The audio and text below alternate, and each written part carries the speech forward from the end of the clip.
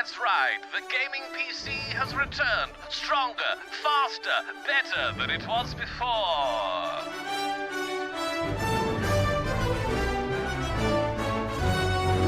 Through the power of generosity of Cipher of Tyr, a new NVIDIA GPU is in the machine.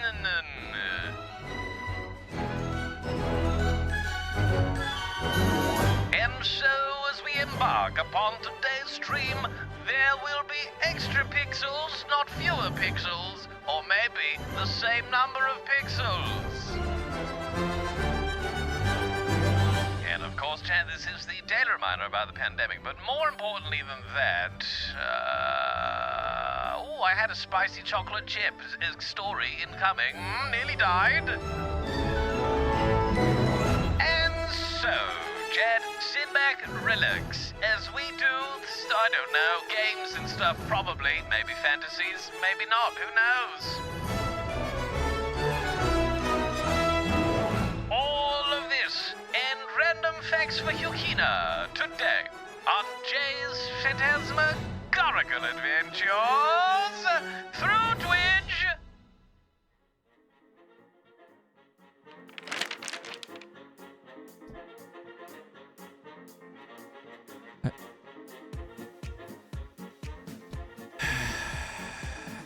It's just my life now, isn't it?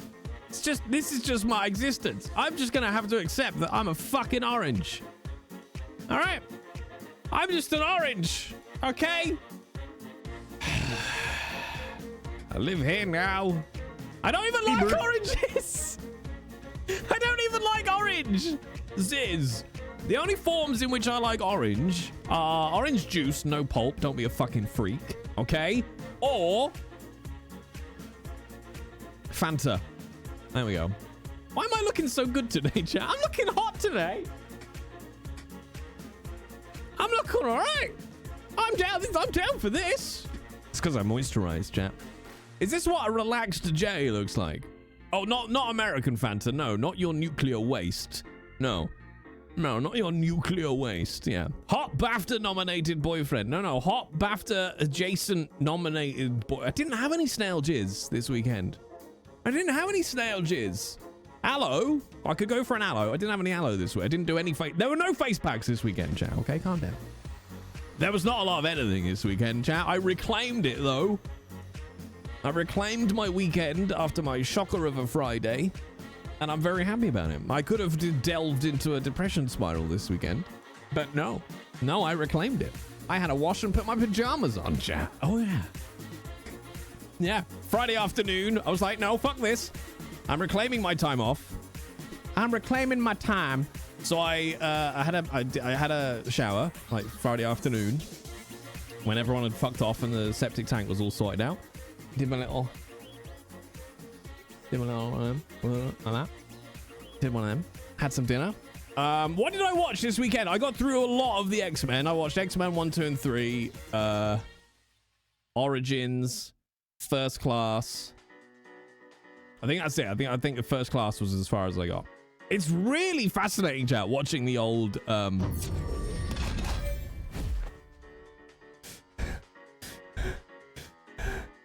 don't know what that was, but I'm scared for my well-being. Yeah, it's really interesting watching the X-Men. The X-Men in particular. From X1 through to you can go to, well, I mean, you can keep going, or you watch all of them if you want, chat. I'm not here to police what you watch. But it's very interesting watching the X-Men, particularly the X-Men, because they're outside of the Avengers, cinematic universe, from beginning to end. Very interesting, because it's the start of comic book movies coming in as a tour de force in cinema, but also it's a young Hugh Jackman, but also it's CGI becoming more prevalent. You can watch the quality of it vary wildly between the films, from where they were using old effects, then trying out new effects, and then going back to old effects. It was very, very interesting. And yes, First Class, image quality wise, looks vastly different. Vastly different. But Wolverine's claws, I think in X1 look really good. And then in X2... No, it's not X2. In fact, Wolverine's claws look fairly good through X1, 2, and 3. But then in X-Men Origins, they look garbage. Because it's quite obvious they're like, oh, I'm going to try something out. And there's the scene where he's in the farmhouse just after he's had the adamantium grafted to his skeleton. And he's like looking at them in the mirror in the farmhouse. And it's so bad. It's just so bad. But you're like, you can see where the technology beats have been dropping across the films. It's really interesting. It's not funny. It's deadly serious. What? It's not funny. It's not an amusing anecdote. But also, I'm on such an X-Men bent now, chat. I don't really know why. But you also get to see all the massive story inconsistencies because they're not written as one universe from X1 all the way through to Logan. So they're all a little bit all over the place. Like in the first film, X1, right? Wolverine and Sabretooth meet, but it's not even mentioned that they're half brothers. And then you get to X-Men Origins Wolverine, and it's like, wait, they're brothers? Why didn't they know that after all of this? And then, like, Wolverine doesn't know who Hank is when they meet in X2 or X3? No, X3. So when Wolverine and Hank Beast meet in X3, they've never met. But then when you go back into First Class, not First Class, Days of Future Past, they have met. Wolverine has no memory, though. Yeah, but Hank would know him. Hank would be like, we've met, dude. We've met. Sort your shit out. So that, but it's not a criticism, but it's because it's not one cinematic universe like, you know, the later stages of Marvel, you just start to get those little oddities that appear through them when they're not written from start to end. It's very weird. But it's fun. I think for First Class, it was kind of a reboot. Yeah, oh yeah, for sure. But I tell you what is really nice, though, like story-wise, is when you watch them very quickly, like I did, from 1 to First Class, is Magneto and Xavier's relationship. It's really nice. It's really nice. Like Magneto and Xavier, when you watch that all in one go with all the time hopping around, it's really nice, man. It's so nice. Especially in X3, Last Stand, when Xavier is killed and then Magneto slaps down the little turd that throws fireballs. He's like, it's my greatest regret that Charles had to die for our dream to live. And then when you go back and see them like in First Class when they first met, and it's just like you get to see all that. It's really, really nice. It's very nice. Pyro, that's it. Wow, thank you. Yeah, he was such a little bitch. Apparently, I have opinions on X-Men, chat.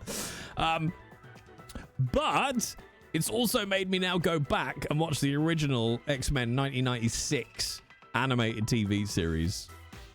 And I was literally watching it on the walkpad today.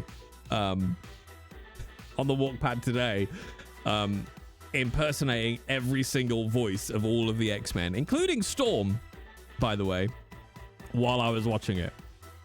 And it's so I mean, obviously it's so 90s. Hello! Don't know who that is, but hello! It's so 90s, chat. It's so 90s. You know, 4x3 format. It's fucking great. So I'm really excited for the I guess it's technically a new show, right? It's a continuation, but it's a new show. X-Men 97, which is coming in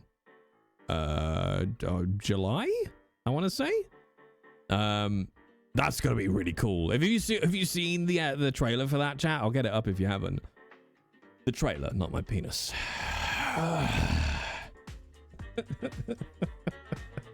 Oh god! Okay, that's a lot earlier than I thought then. Oh shit, I gotta get watching. Oh no, I'm thinking of Deadpool. Deadpool is July, that's why. Deadpool 3 is July something or other. You haven't seen it? Or should we watch it? Let's watch it again, chat. Let's watch it again. Marvel, don't sue me, please. I'm selling you. I'm not literally selling Marvel. That would be weird. And then we'll come back. We'll come back and we'll do the Red Dead Bunchbox. I'm getting so much for my birthday, chat. Again, some Red Dead 2. No, wait. Some Deadpool 3. Some Elden Ring DLC. Let me just grab the trailer because it's really good. What's it called? X-Men 97 official trailer. Yeah, there we go. Like, from what I understand, it's a continuation of the TV show from the 90s. All right, hang on. Y'all ready? I'm really excited about this because going back to watch it on the original series from the mid-90s, it's like my alert didn't work on Discord. Yeah, because I didn't have the bot on, that's why. But anyway, here you go. Watch the series finale of X-Men next Saturday morning. Check your local listings. I'm grateful to have the chance to say goodbye. I am proud of you all, my X-Men. Fate lies in our hands now. Now.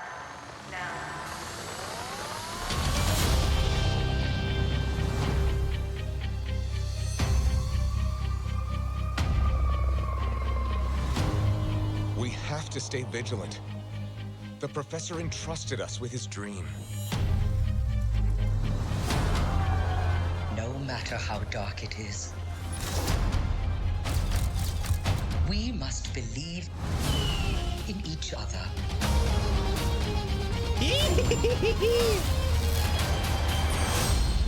We get this done by working together as a team. Jeez, bub. Keep buzzing in my ear.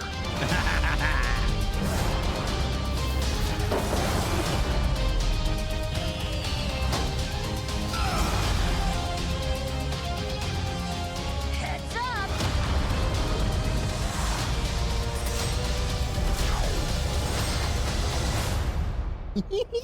To me, my X-Men.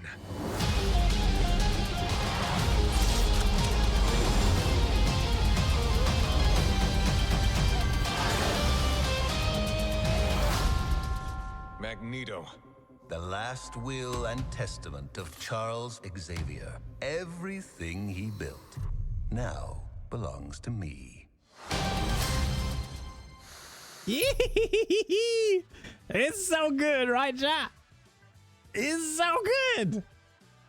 It's so good. My least favorite X-Man is Cyclops. I can get on board with that.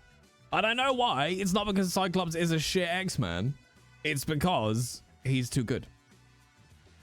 He's too goody two-shoes. That's why. It's the same reason some people don't like Captain America, because it's like he's too clean. Do you know what I mean? He's too Captain Perfect.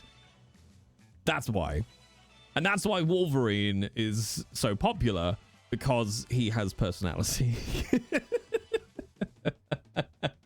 Also, Scott is vaguely toxic. Let's be honest.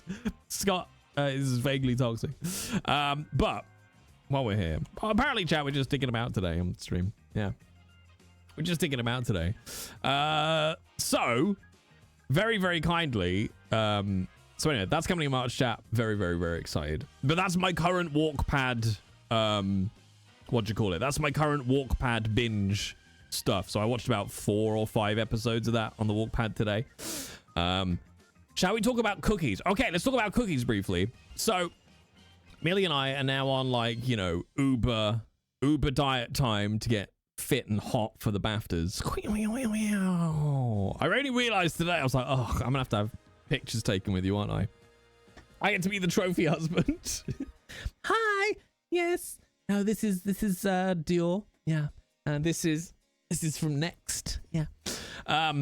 So we ordered, like, we got like a dessert, you know, delivered to the house. There's like an Oreo donut, right? And it has just little bits of Oreo broken up on it.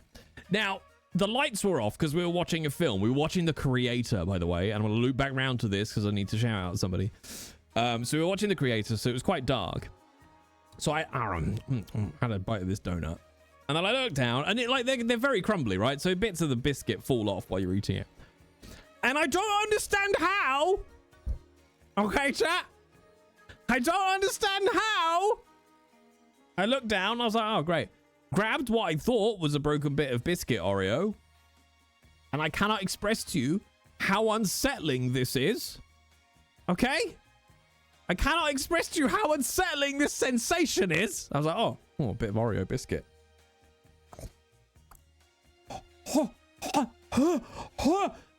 Just spice. Just pure spice. I had to like run to the kitchen. I was just like, it's like I put a fucking jalapeno in my mouth. I don't know how it happened. But we were like, I don't understand. We haven't ordered anything that has any element of spice to it. Where is this from?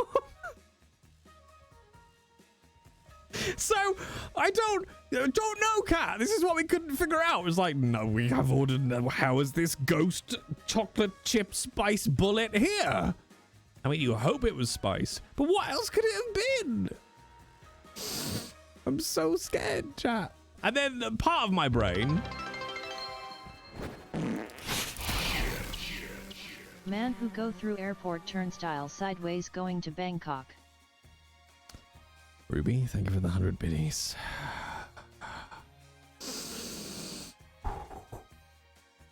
I'm just too distracted now. Probably a nasty bug. Oh, that's it. Thank you, Yuna. About 1% of my brain, though, spent the next 4 hours going, am I going to die? That's it. That's what it thought. That's what it thought. Because I don't know what I've just ingested. I was like, maybe it's a bullet of bleach. I don't know. Am I going to die? That's it. You're all going to die down here. So anyway, what was I talking about? No, before I had to talk about the cookie incident. Talking about X-Men.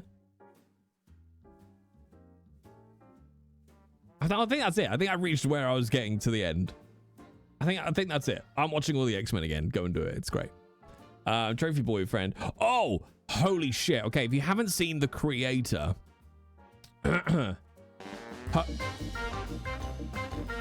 Sake.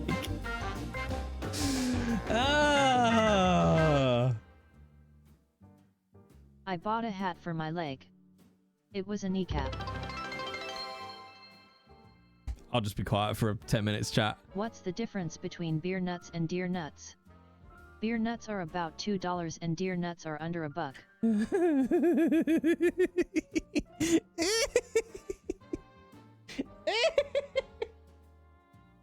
Okay, that one I like. Floods, thank you very much for donating. 11-1. No, once you. Welcome to his show, where he sings like a kid. Clang, clang, clang. Okay. Thank you for the 1T1. Floods. Winifred, thank you very much for the 100 biddies and a joke I actually enjoyed. Yeah.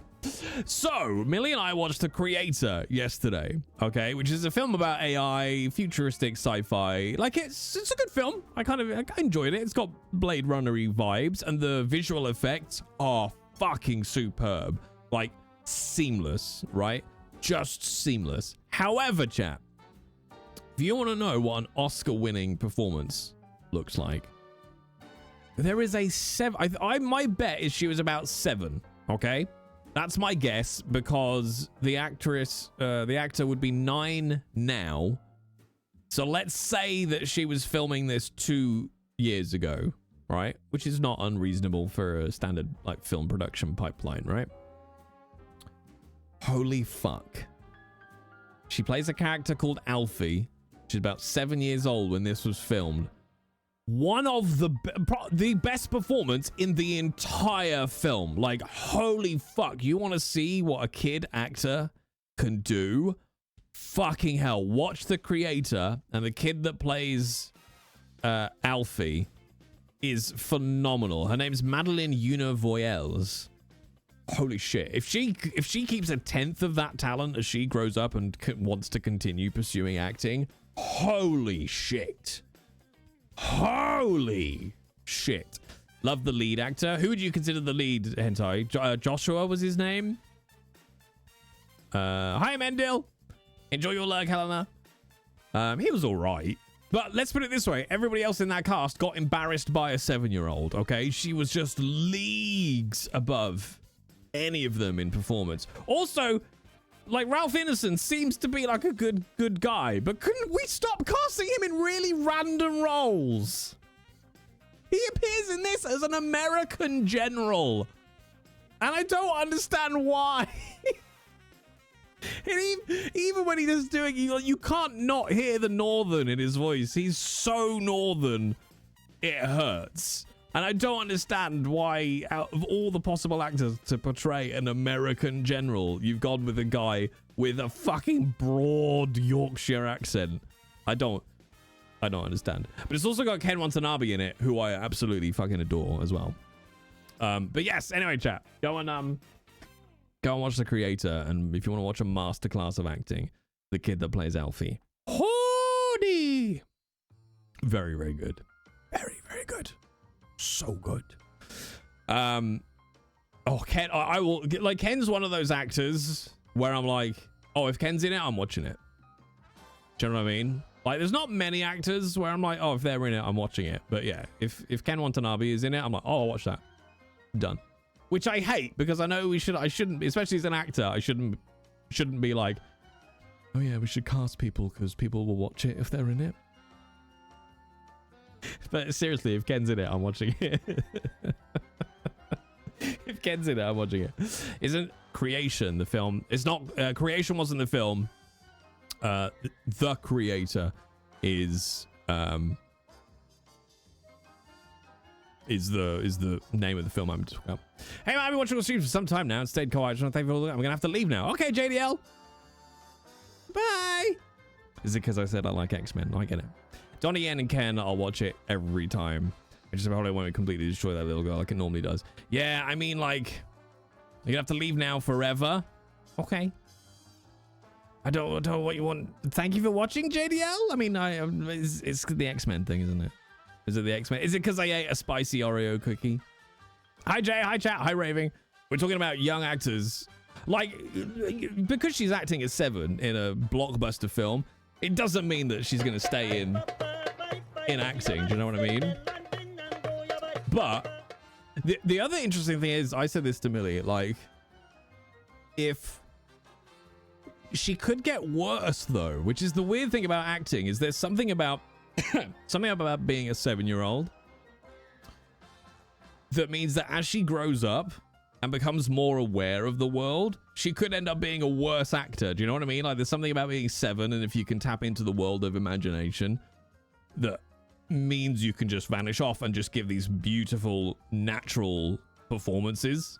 But then when you become self-aware and you're aware that you're acting and you start looking at yourself from the outside, you could end up just losing that skill. Do you know what I mean? So that'll be very interesting. But if you want to see a really good performance, chat, go watch The Creator and watch the kid actor Alfie. Like, just so good. Just so good. Right, I was going to talk about tech for a second and show you all because it's very pretty. So the wonderful Cypher of Tyr very, very kindly sent me a NVIDIA GeForce 4080, which doesn't sound like it's a much of a bump up from my 3000 series card I had, but it's like twice the memory, chat. It's twice the memory because I only had a little 8 gig 3000 series. So I'm gonna run the Red Dead prettiness. So can you see a difference? Oh yeah, like I played what did you call it? I played Helldivers earlier on, which isn't the most graphically amazing game. Like, it's very pretty, don't get me wrong, but it's not, you know, it's not massively intensive. But I flung everything up, like super sampling everything. And holy shit, that ran nice. So, have a look at what Red Dead looks like now. It's so pretty, chat, but it's the frame rate as well. And it doesn't even blink. Like, this is 120 frames solid, not even thinking about it. Now, I know Red Dead is like, what, 8 years old? No, 7?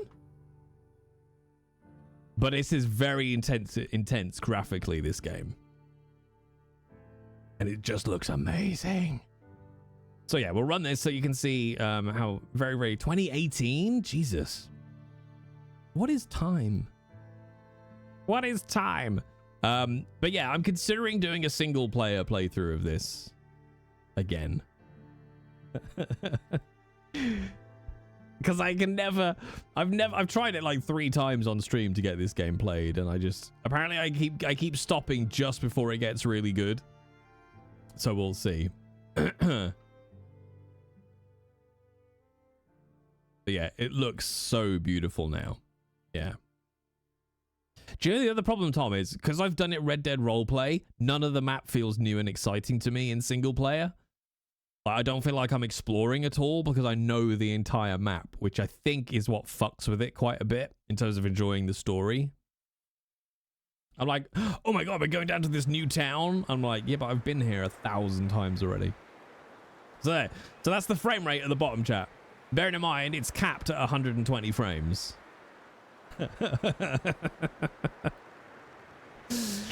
I'm so happy, chat. This is a beast of a card. But thank you for those of you in chat who as well helped me get it installed today. It's big shout to Jericho as well, because they helped me a couple of weeks back before I even had the card figure out what cables I needed to get. Oh, this is nothing. You wait. Like when it gets to some of the daylight scenes. Yeah. Beautiful. Beautiful. I'm going to get rid of those at the top as well. But yeah. Consistent 120 frames. It's insane. And it fits really nicely in my case. Like, it's a big old card. The supports I got for it are really cool. I highly recommend the kind of supports I got for it. Does Red Dead... I don't think it has ray tracing, Tom. No. But I might spin up Alan Wake. Because I should be able to put... I would hope, be able to put Alan Wake up to max now. Da-da-da-ba-doom-down. I think 4080 does. Does what? I mean, 4080 definitely does ray tracing, 100%. Like my 3070 does ray tracing. It's just about whether the game has ray tracing in it, is what Tom means. Like Red Dead doesn't have ray tracing in it. I don't think. Move out the way. Move out the way. I have been riding around as Obadiah a lot this weekend, chat. I may have done a number of hours as Obi this weekend.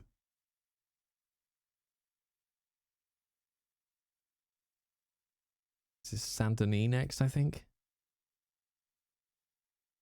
Saint-Denis. Oh no, it's this scene, okay.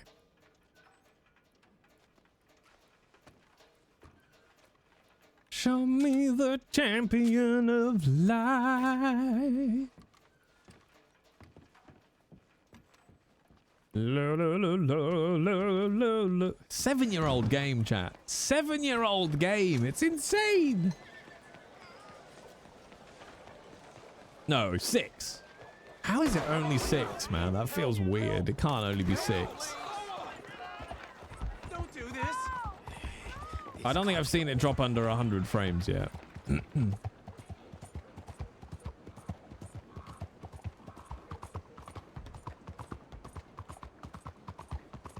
Streaming bitrate ruins it for us. Boo!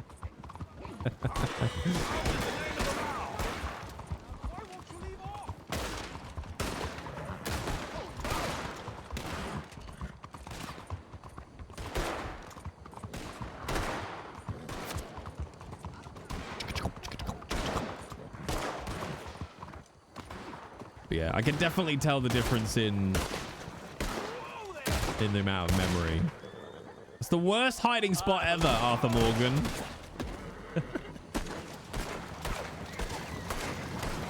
Stop! The law's got to deal with you. Someone kill him already. Oh. Oh, it's so pretty. Oh, why I went boom. I think that revolver had too many rounds in it, do you think? Aw, poor horsey. I think that's it though. I think that's the end of the benchmark very shortly.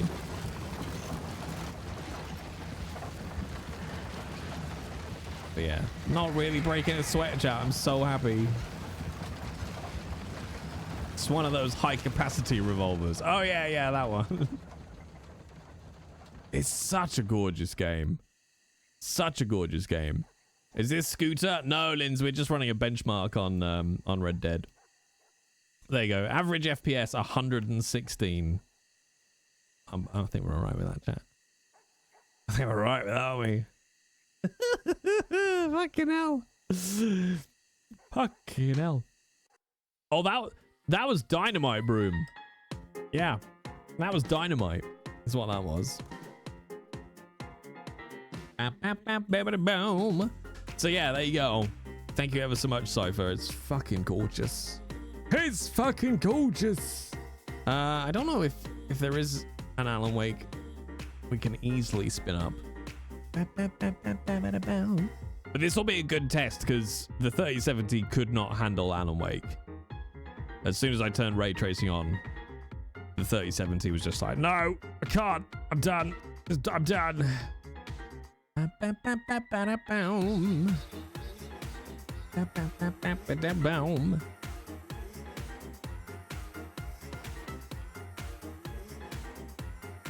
All right, let's have a look. Options, graphics. See, this I don't quite understand. Controls rendering resolution of the world. I mean, I guess we'll just put it on frame generation. What does that mean? Which one's that? Oh, I see. There it is. Yeah. Motion blur will keep off. High, high, high, high. High, high. Let's just do high. Oh, Remedy, I love you, but that annoys me. High. Well, why is that on medium? High. Medium. They're two different words. High. High. High. High. High, high, high, high, high. Ultra, ultra, ultra. Okay. What do we reckon, chat? High for RTX? Medium? High? High. Hi. Low to start. Baseball. Fucking coward. I assume that's applied it. There's no apply button in this, so yeah. Okay. So if I might load in because I think we've got. I mean, we should load into that, really, shouldn't we? Balls deep. Can always lower it, but we might get it one and done. Alan Wake has chapter select now. Oh, look. It doesn't... Look at that. It's not even... It's like, yeah, whatever. Doesn't care, chat. It doesn't care.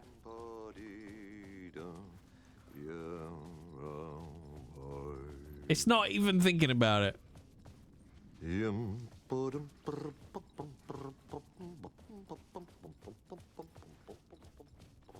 Yes, the forest would be good. Let's see. Oh, so these are all my... Oh, yeah, there we go. Chapter select. Invitation? That's probably a good one. Yeah. This baby will load Minesweeper just fine.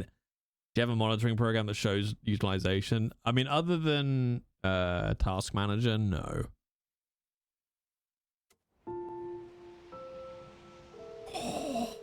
Oh, look at. Although I should imagine this is pre-rendered cutscene, right? How are you? I'm good, Mom. You have to slap the side of the PC at the time, though, Polestar. Might take a little longer than I thought. I'm sorry I've been gone so much lately, Logan. Oh my God, Mom, it's not your fault. People get all murdery. What happened? Just work stuff. Right. Well, Dad and I are just watching the latest episode of Night Springs here. Mom, it's so good. No spoilers. I'll let you get back to the show. You were supposed to wait and watch with me. I love you both. We're still sponsored by AMD, gang. Go and grab yourself a Ryzen processor for a limited time only. They're on deal and discounts and shit. Tell Do him to it. Stop brooding so much. Logan? Huh? I will. Bye, kiddo. Yeah, that's it. Hang up on your child. Supposed to be here to show us to the crime scene. There's the car. So where's the deputy? Look at it. Look, chat. It doesn't even. I'll check out that map. It doesn't give a shit, does it, chat? It just doesn't give a shit. You're the one. Hey, over here. Nope. Hey there. Josh is about his new Intel graphics card. I don't have an Intel graphics card, baseball.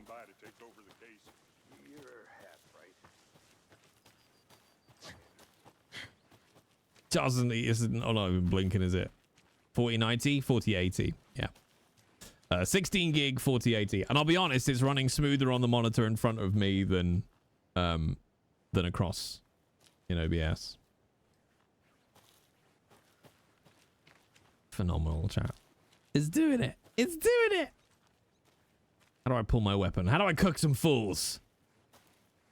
No hate here. I'm an AMD fanboy. I mean, I've got an AMD processor. I've got a Ryzen in this. It's fucking phenomenal.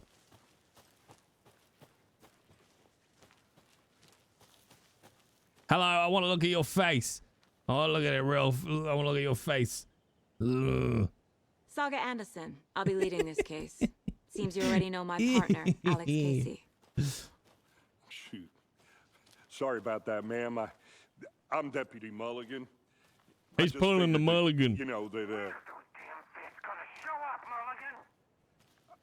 Federal agents. Look at these leaves, chat. Can you see? Is it as crisp on stream as it is here? Crime scene. He's not what you call the sharpest axe in the shed. Look how crisp they are. What if you got?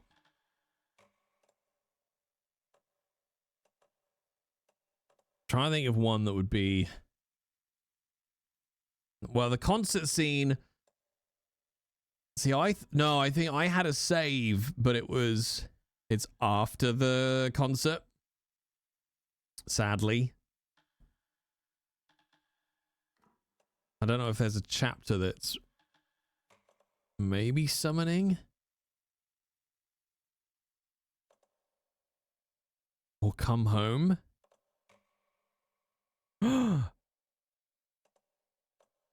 Oh. Wait. Wait. Yeah, we sing, I think. Just because that has loads of lights as well. Be interesting to see what the city looks like, too.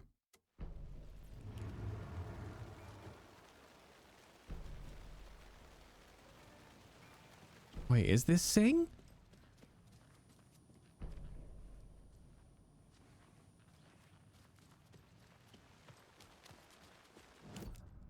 Huh?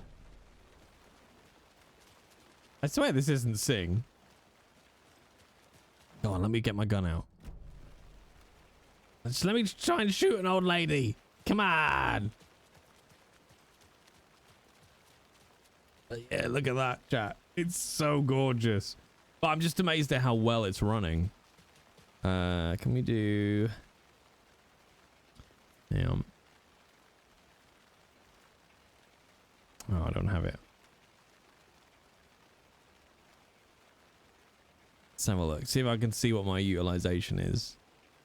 GPUs currently at 85%. No, 70%-ish. Yeah, 70%, 60 degrees, the card. Oh, hang on, chat. There's another game I want to try now. This is it, by the way. This is the stream today, apparently. I don't think I've never had a card this high spec before. Never had a card this high spec. Hey, Worm! I bet this one will look good. I bet this will look good. Do you know I've never played Cyberpunk, Sales? Never played Cyberpunk.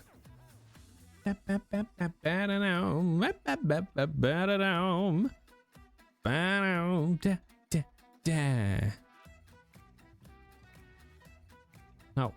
no, not Discord.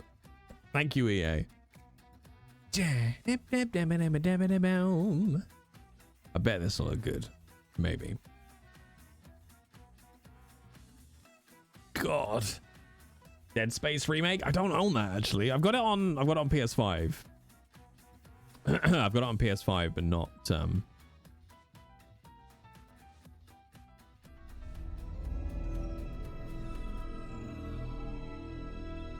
Oh, well, that's the poor start. Come on.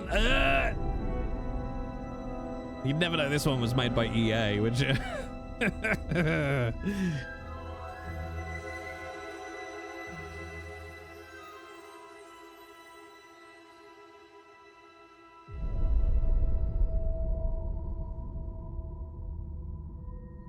don't remember it struggling this. Did I finish this? Survivor? No, I've barely started it, to be honest.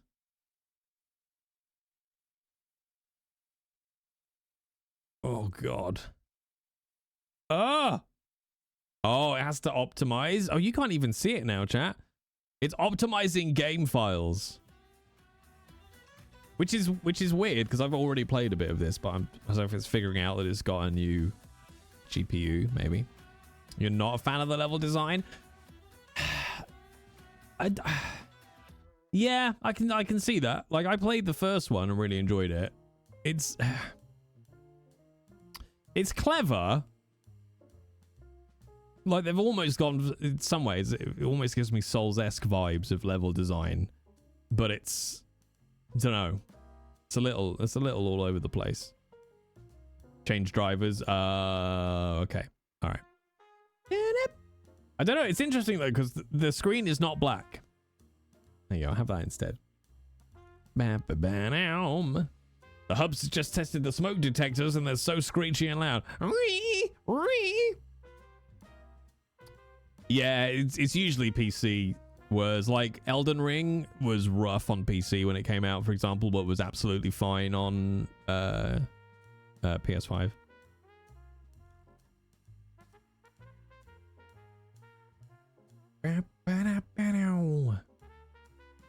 There's a place when I have the kids down South Cap, we stay in a little Airbnb thing. It's only like a little, not bed sit, but like a glorified static caravan. And don't know why, anytime I use the oven, that's it. Those smoke detectors are going off. And I hate it so much. Dap. I also hate games that change my mouse DPI. Don't be messing with my shit. Also, why are there no cats in here? Why don't they love me? The fuck is up with that? Oh, good. So it's not just me then, Tom. I thought it was just me. Oh, I made the mistake of alt tabbing out. There's a cat in here.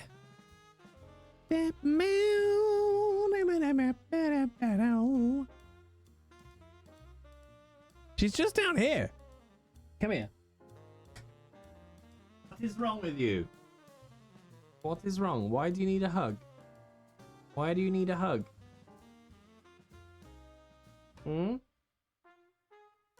Why do you need a hug? What's wrong? Why are you so needy? Yeah, Mum. Ow! There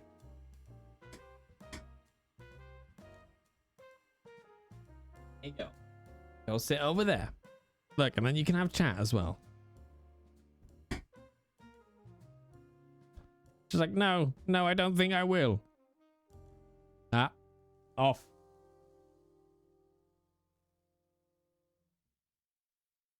She's looking at me like, I walk across to your chair now? No, you don't. That's it. Open the bakery. Oh, okay. All right, let's have a look at this now.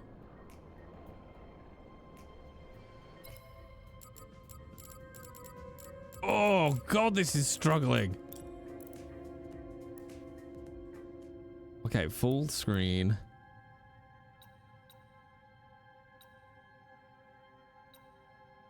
Oh my god, this is really struggling, chat. Oh. Okay, go back. But it's intriguing to me that you can't see it. Let's change it to... Oh. There we go. Windowed full screen. Oh. Oh. Yeah, that's weird. It's one of those ones where if I change it to full screen, you guys can't see it. How bizarre.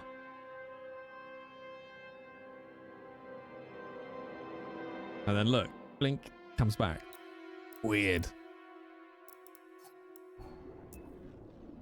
Like here it doesn't feel too bad. So I'll be interested to see how this actually runs though.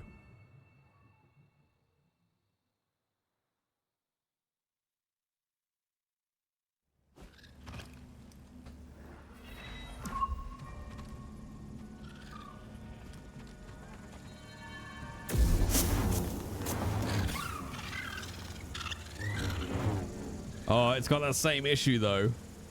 Ah! I need to figure out why some games do this and some don't. Is there a... You know when it's like lock mouse to VSync ray tracing? Oh god. Oh, we made a mistake, chat. Oh god. Oh no. No, we've made a mistake. Okay, there we go. Yeah, I want the option that lets me lock it to... See, do I want frame generation? Is that even more? I was looking for the one that's like lock mouse.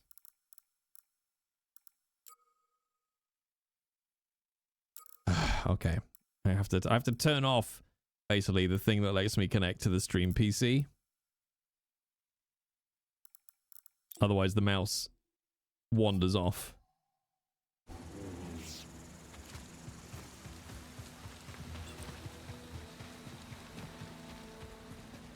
See, I can't figure out if that's... Eh.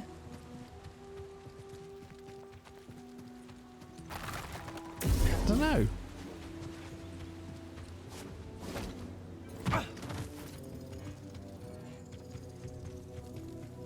Yeah, I'm just trying to figure out. I think it's... Honestly, I think it is still loading in some of the resolution, in all honesty. Okay, that looks a little better. I mean, it's running smoothly, though, I'll be honest. Come here, tumbleweeds.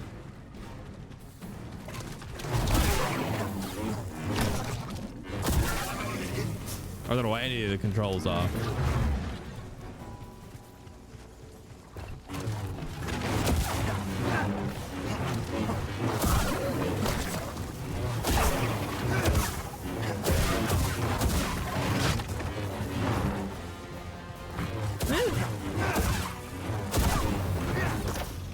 I mean, you know, like, it's smooth. It's running perfectly. Like, zero lag on my side of things.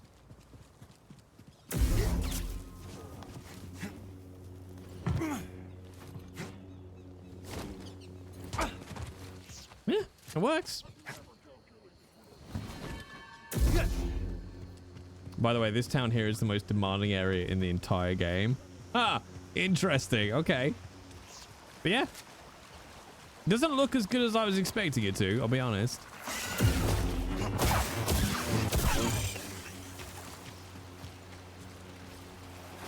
Jedis don't have knees. No! Come on! Can't I force jump up a thing?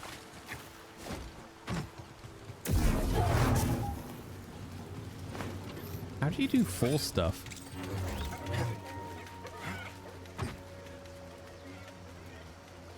No idea. But anyway, that's running nicely. 1, 2, 3. Ah, yeah. Thanks, Tom. Yeah, I used the controller as well myself.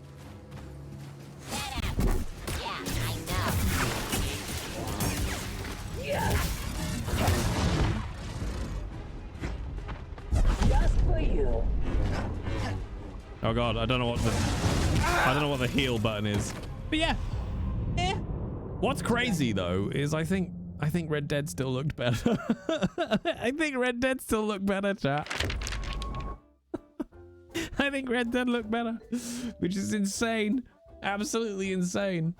Quit to desktop. Yes, we will. But there you go, chat. Sorry, I just wanted to give you a little, you know, little new tour of the 4080. So hopefully now, whatever games we want to play, they're gonna be super pretty. I love droids. Roger, roger.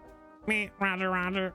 But yes, there you go, chat. New 4080 installed, and all it cost me was one boo-boo. One boo-boo. One boo-boo. And in fairness, that was from opening the box. So it's fine. It's fine. Worth it. I know, right?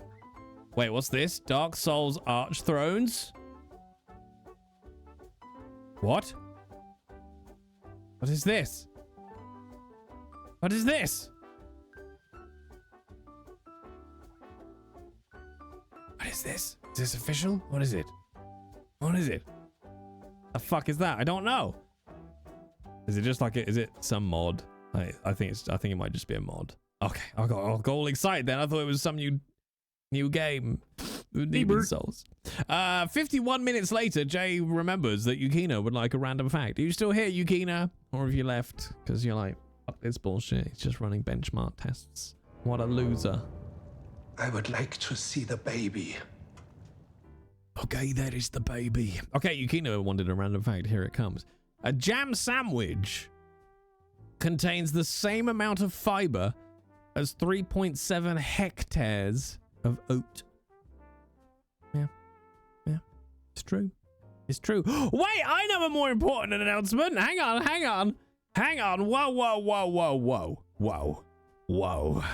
Whoa. Okay, chat. So, you know, Millie and I have been role-playing Lucius and Violet. Can't believe I forgot this. This is much more important. The Jesus Christ Violet t-shirt is now available to order from Etsy.com with 5% of all sales going to special effect. There you go. Spaghetti Day kindly sort it out. So I have nothing to do with this chat other than creating the saying, I guess. So Spaghetti Day is listing that, making those. Have at it, chat, if you want a Jesus Christ Violet t-shirt. Yeah. Jesus Christ Violet! They're very nice fitting t-shirts. I kind of want to ask Spaghetti just like, where are you getting the base t-shirt from? Because I just liked them as a t-shirt. It's a good fitting t-shirt. My thing about I hate short t-shirts, chat. Right? I like long t-shirts. Next up, Scooter's one plum's better than none. Wait, Ghouls, did he say that? It sounds like the sort of thing Scooter would say. Well, don't forget, one plum's better than none. XL will get the fuck out. Did he? Did he say that? One plum's better than none. Welcome to my show where I sing like a cactus. Hi, nice channel. I'm quite new to Caribbean steel bands, but I have to say you're very talented at encapsulating the sounds and feel of spicy island music. Wow, Englander, thank you for... Oh, sorry, wrong channel. Oh, Englander, I thought someone had finally got the vibe I was going for. I thought someone had finally got it right. Englander, thank you very much for 47 months. You lovable rogue, you lovable rogue. I was gonna have a quick look, chat, and see how many Partner Plus points we got going on. I reckon we're probably pretty much there already, would be my guess. Let's have a look. 88. So yeah, we're pretty much... Wait, that's 88, but that's an hour and a half ago, so that's nothing included from this stream. So I think we're probably there, I'll be honest. We gotta be pretty fucking close. We're also at now 1,800 subs on YouTube.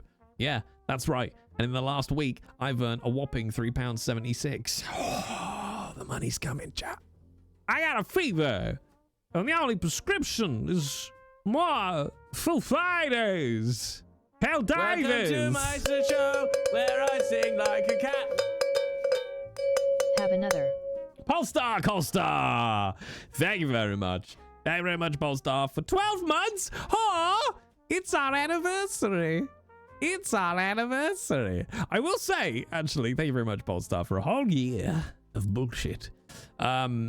Scooter Brown's gone down quite well on YouTube. I say quite well. Like, in comparison to the other VODs, Scooter's in the triple digis, with a couple of, you know, good few comments on it as well, which is, you know, always nice, always nice. Yes. 3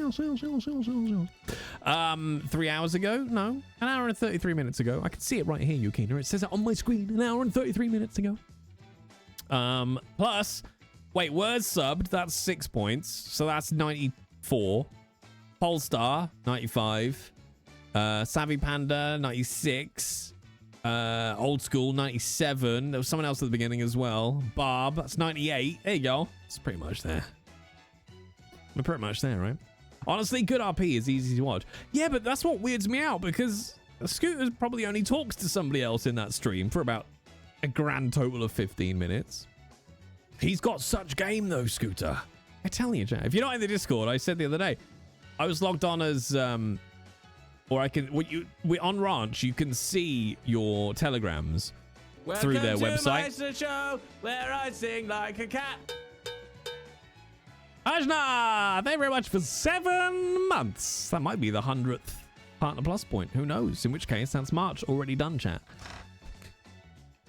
Like that.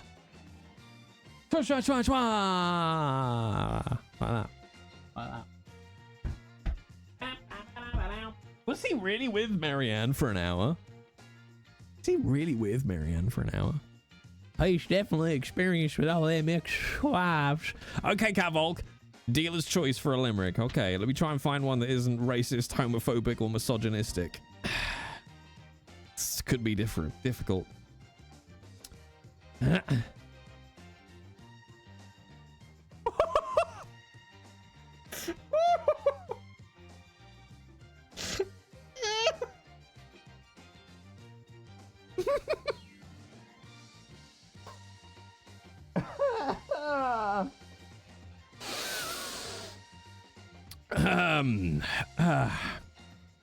Okay, here is your limerick.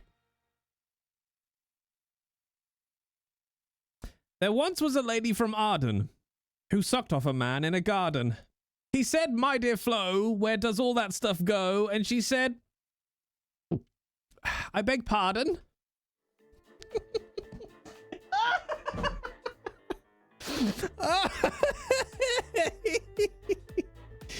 Ooh. That wasn't a limerick, that was biographical to you. Hey, look, art imitates life. All right? I like that. Which number is this? Oh, I don't know. 1907. I don't know. There's a lot of limericks in that book. I got such a boo-boo, chap. I got such a boo-boo on my finger. Hold. I'm so happy the card... Chat, you don't understand how happy I am that that card just went in bish bash bosh and just worked. I'm so happy about this. I'm so happy about it. 379. Well, it's from... In fact, I think it's the first limerick in the oral irregularity chapter. It is! Yes, Polestar, exactly. 379, yeah. Get a band-aid? Why? Blood clots, it's fine. Show where I sing like a cat. Oh, look, a button. Cypher!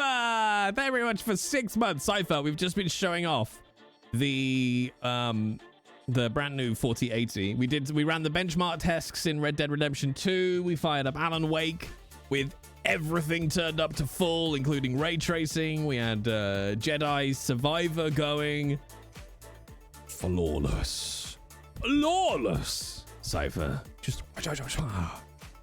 But yeah, the install went fine. It was literally just the power getting... Not even the power, just getting the power cables. That's the biggest problem. Because what if you have never looked in your PC, at the bottom of it, there'll be the power supply unit. And they usually have about 12, let's say 12 ports on the back of the PSU, which is where all the power goes. But once the PC is built, it's such a ball ache to actually get to it. There's a lot of this, and like with a torch, like. So I had to unplug 2 cables out of the PSU, feed in the new cable for the new GPU, and then plug those 2 back in again. But because of the way it goes, I had to unplug almost everything else from the PSU in order to get the new cables, in order to get to where I could see the new cables, and then plug everything. So I had to unplug everything from the PSU, plug in the 2 new ones, and then re-plug in all the old stuff. Such a pain in the ass. Such a pain in the ass. But yeah, it's working so well, Cypher. So well. I'm so happy. Red Dead's just like 120 frames? Sure, why not?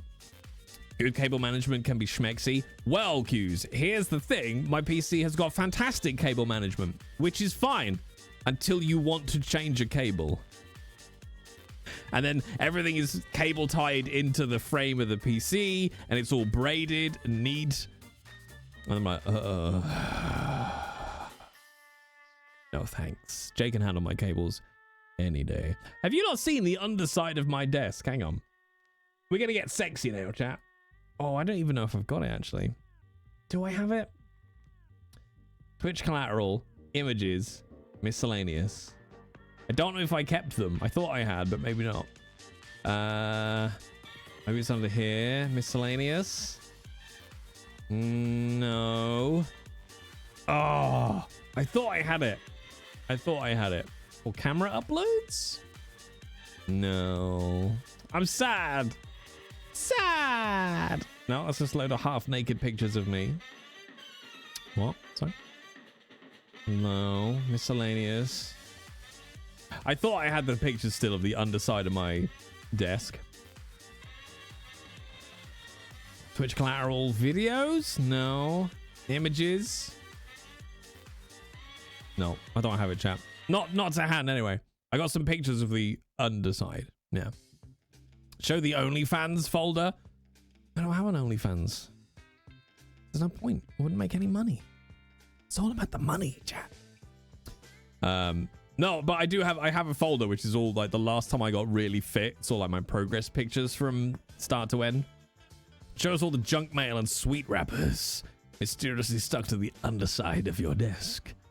I'm annoyed now where those pictures have gone. Are they on this PC? Wait, where's my cursor? There it is. Chat, it's turning into a just chatting stream. It's turning into a just chatting stream. Do I have one called Office Renovation? I know I've got them somewhere though. That's what's annoying. Warhammer. No. All right, let's try Windows search. And whose fault is that? Wait, whose fault is what? Good thing too, we're in the right category. Pew pew pew pew. Renovation? I might only have them on my phone actually. Did you uninstall or change driver? Well, sweet cap. The 3000 and 4000 series cards share the same driver. And because my current driver was about 6 days old, it's fine. It just works. It just works. Okay, work. Twitch. Don't tell me I accidentally deleted them. I would be so sad. Well, I'm not sure I'd be that sad. Oh no, there we go. I have an entire folder called Office Renovation. Ba-dam-bam. Ba-da-ba-bam-bam. I'm just realizing you've got so many new people here that would have no idea what the new or what the office looked like before. And I remember when I did the office renovation and I explained to Jack, look, it won't make a blind bit of difference to you. It won't make a blind bit of difference to you because you won't see half the stuff. All right, there we go. I'm Googling them myself. No, I'm Discording them to myself. Talking of that digital assistant, Englander, okay? I came across a TikTok yesterday that was calling it Alexa instead, which she does listen to. Alexa, stop. But they were saying, Alexa, play Pirate de Caraboon. and it plays the Pirates of the Caribbean theme tune. And I was so happy about it. Play Pirate de Caraboon. And it's like playing Pirates of the Caribbean. And it's just some dude in his bed going, Alexa, play Pirate de Caraboon theme. Alexa, stop. But yeah, so that's my new way of talking to that digital assistant now. Yeah. Avocado. I went on Pirates of the Caribbean. Tell me everything. I love that ride. It's such a good ride. Oh God, no wonder it's taking so long. My phone was not on the Wi-Fi. Damn it, Jay. What did I do, Worms? I am but an innocent young child.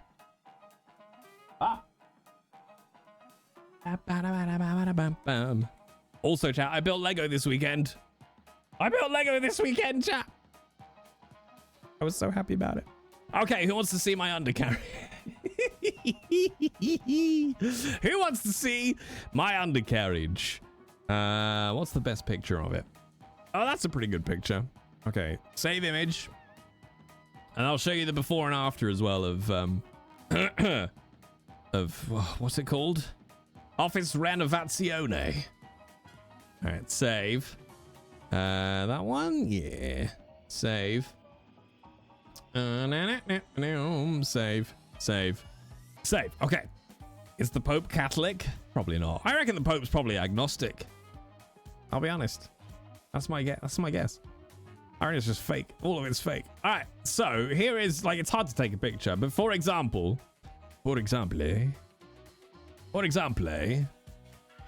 that gives you a rough idea. Like, that's when it was first in.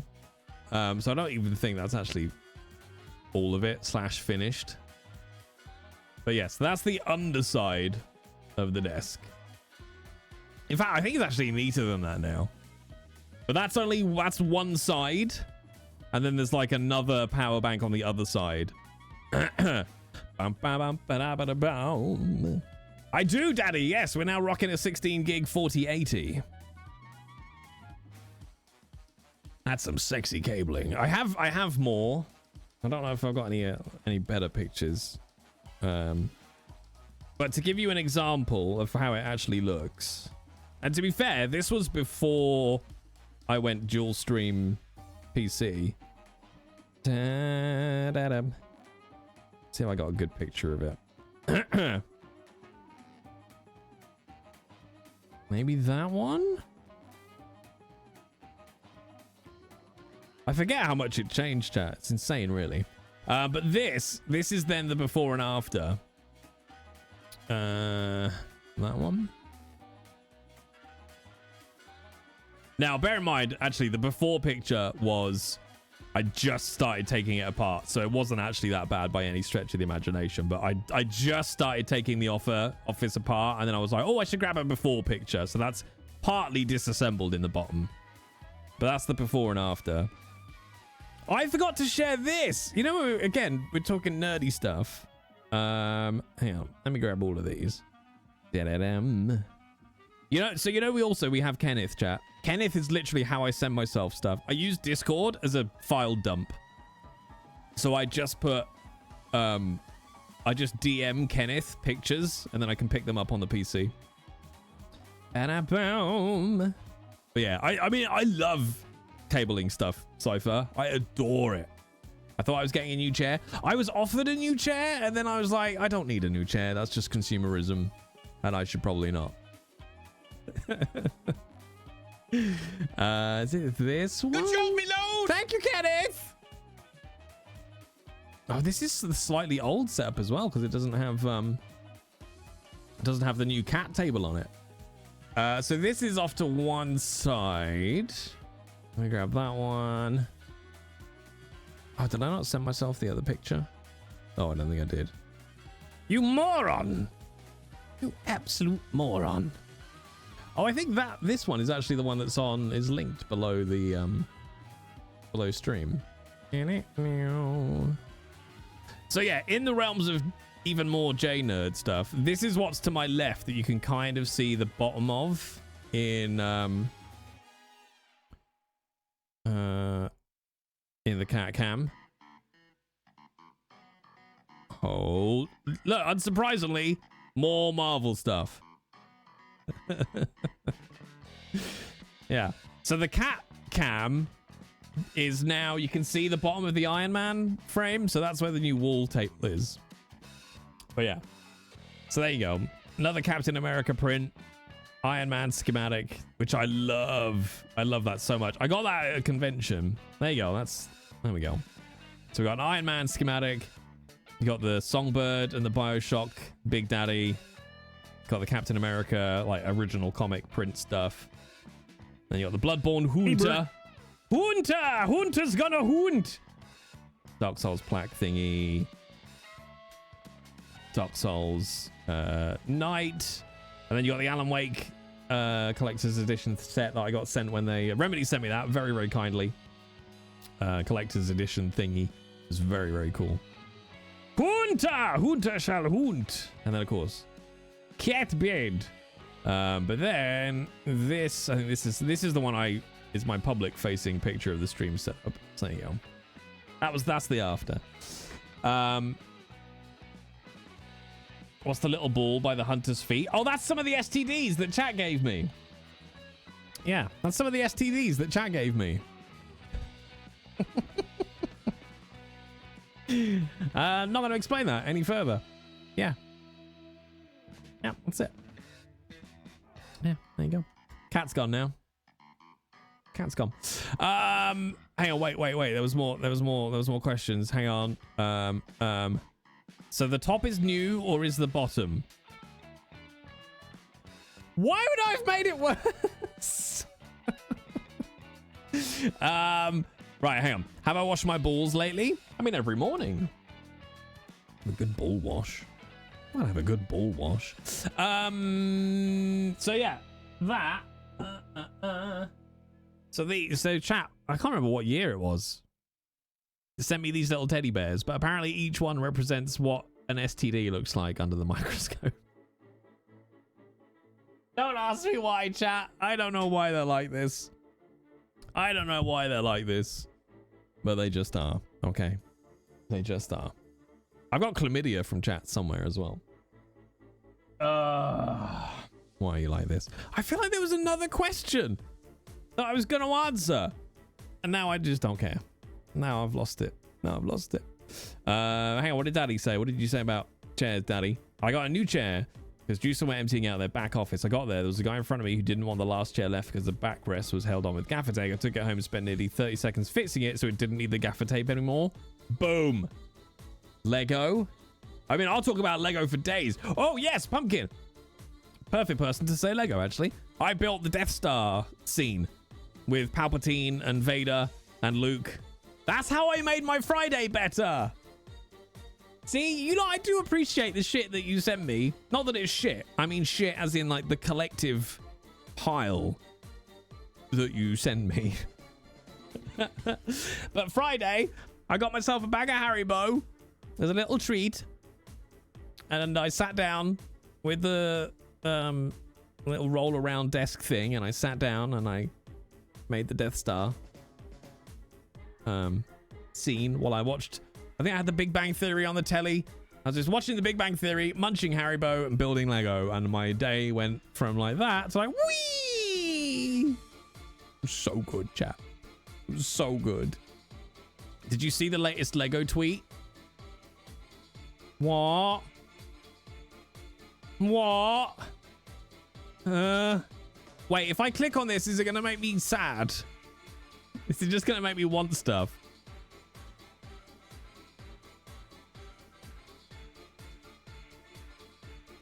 Come on, load faster.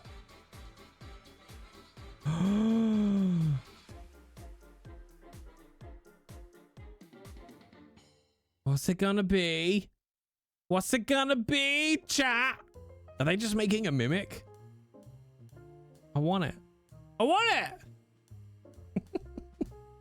I want it, chat. Oh no, I can't trust. It's for those of you who haven't looked, it's Lego D&D, but it's just a tease about something that they're gonna make, and it's a little mimic chest eating a dice animation, but with the hashtag of Lego D&D. But what are they gonna make? Like, what would be some of the like famous locations from D&D that they could make? And Dunk would like a random fact. Okay. The story of Napoleon being short is actually true.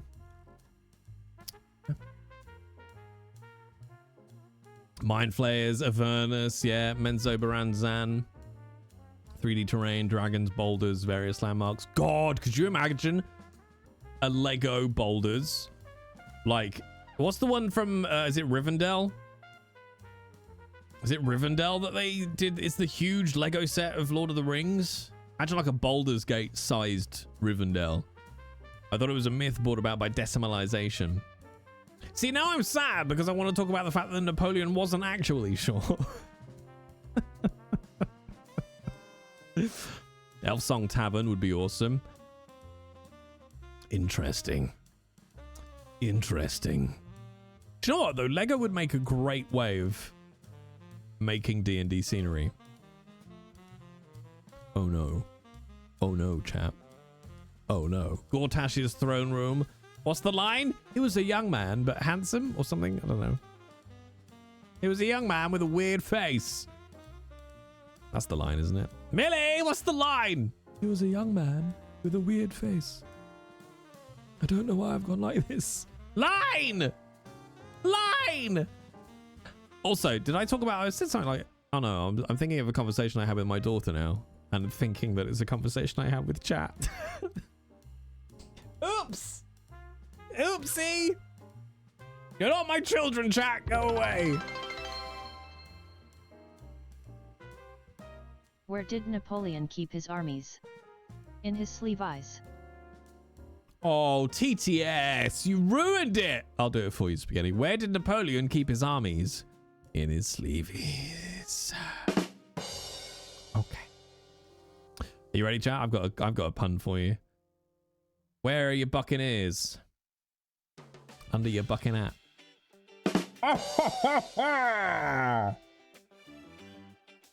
Why have you forsaken us, Father? Why not? Father! Hey, Dreadwaffle, how you doing? How's our Monday been? My Monday's been great, because I've just put a brand new GPU in my gaming PC. And it's fucking mint. It's fucking mint. Ooh, hang on, we've got nerds in the chat, haven't we? There's got to be nerds in the chat. Who wants to really nerd out with Jay? I'm gonna do it. Twitch miscellaneous? No, Twitch collateral, images, miscellaneous. I don't even think this is true. Okay. I don't even know if this is the most accurate version now. There you go. That's my stream setup. Yes, I made a diagram for it. And you just reminded me about this, Aracor, because when you were like, wait, your stream PC doesn't, your game PC doesn't do the encoding. And I was like, no, dual PC setup. And then I was like, oh yeah, I remembered. I got a whole diagram which walks it all through. Yeah. You'd never guess I used to be a network architect, would you, chat? You'd never guess I used to be a network architect. You're so organized. To be honest, I had to do it. Because it was just getting so complicated and I wanted to know exactly where I was running all the cables and doing what. But there you go. That's the stream setup, chat. But also, I'm a picky bitch and I wanted things to work exactly how I wanted them to work. But there you go. That's how this stream is cobbled together in a ramshackle way. There you go. It's exciting, right? It's not exciting at all. It's not exciting at all. But I had a lot of fun making that diagram. It's out of date now, though, to be fair. Because, well, again, Cypher, are you like my unofficial sponsor? Because thanks to Cypher, that it's not an Elgato card in the middle anymore. It's the Ava Media card. And I don't think I'm using... is it still on this diagram? Let me have a quick look. Let's expand. Yeah, see, I'm not using this HDMI matrix in the middle anymore with EDID emulators. I got rid of that because it was unnecessarily complicated. Enhance! Enhance! Enhance! But yeah, anyway. Nerd! Nerd! Am I what? I was asking if you're my unofficial sponsor, Cypher, because obviously we've put in the 4080, which kindly came from you tonight, and then looking at that diagram, and I was like, oh no, wait, that's now the Ava Media card, which you kindly donated heavily towards as well. And then there's Torgal back here. Yuck! My daughter is so in love with Torgal, chat. It's adorable. She was like, send me pictures of Torgal in various different places. I was like, okay, I'll send you pictures of Torgal. How tall was Napoleon, though? 5'8", I think, wasn't he, chat? He was basically average height for the time. He wasn't short at all. Hi, Shez. How you doing, Shezza? Chat, it's also 7:30 and we haven't started a game yet. Haven't started a game yet, chat. I don't know what to tell you. I don't know what to do about this. But I'm gonna hide now, Cypher. Cool. That's gonna look at me. I can hide behind this. I can hide behind that. It's fine. It's fine. Lies of Clive. Lies of Clive. Oh, hello, Clive. What are you doing here? I don't know, Otto. I must go on my airship. Give yourself credit. You've started at least 3 games. Chat, I have been riding around as Obadiah a lot this weekend. I'd say a lot, but an amount, okay? An amount. He's done a lot of fishing and he's got himself a long arm. And I've arranged his law interview for tomorrow now. I was like, we'll see. We'll see. I don't know. I'm nervous, chat. I'm nervous. I have a wee toggle. I only have a space for an adult toggle plush. I mean, it can just go in the bed. Cypher, it's fine. It's fine. I am the law. I don't know what I love about Obi so much. He's just such a pleasure to play. He's my favorite character I have ever been, well, both created and played.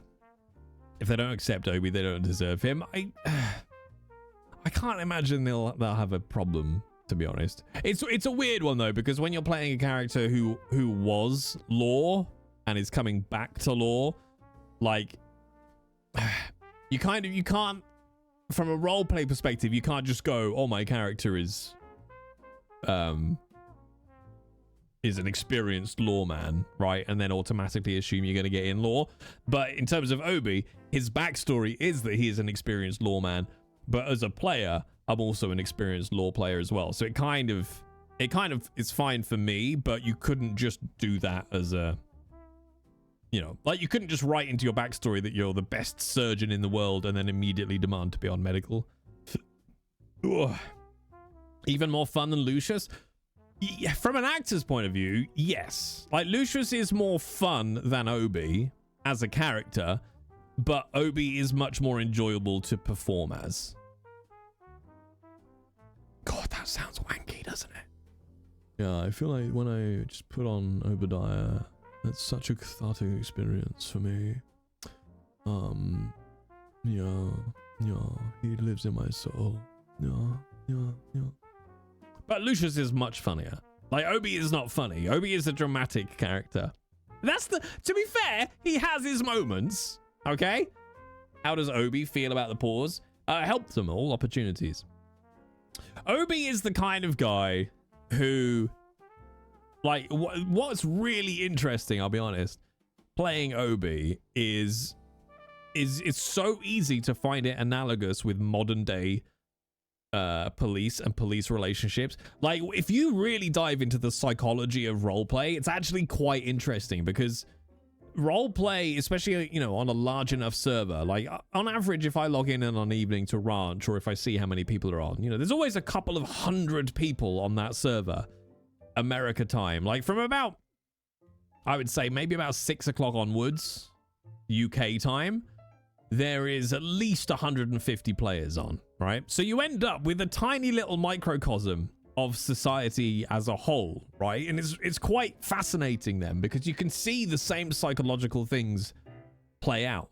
But because it's a society on top of a society, it kind of gets a little bit more interesting, because you absolutely get people who join law in roleplay who are just shit. And I don't mean they're shit role players. I mean they're shit law officers, right? Because they join law in their role play because they want power. And shockingly, that doesn't make for good lawmen.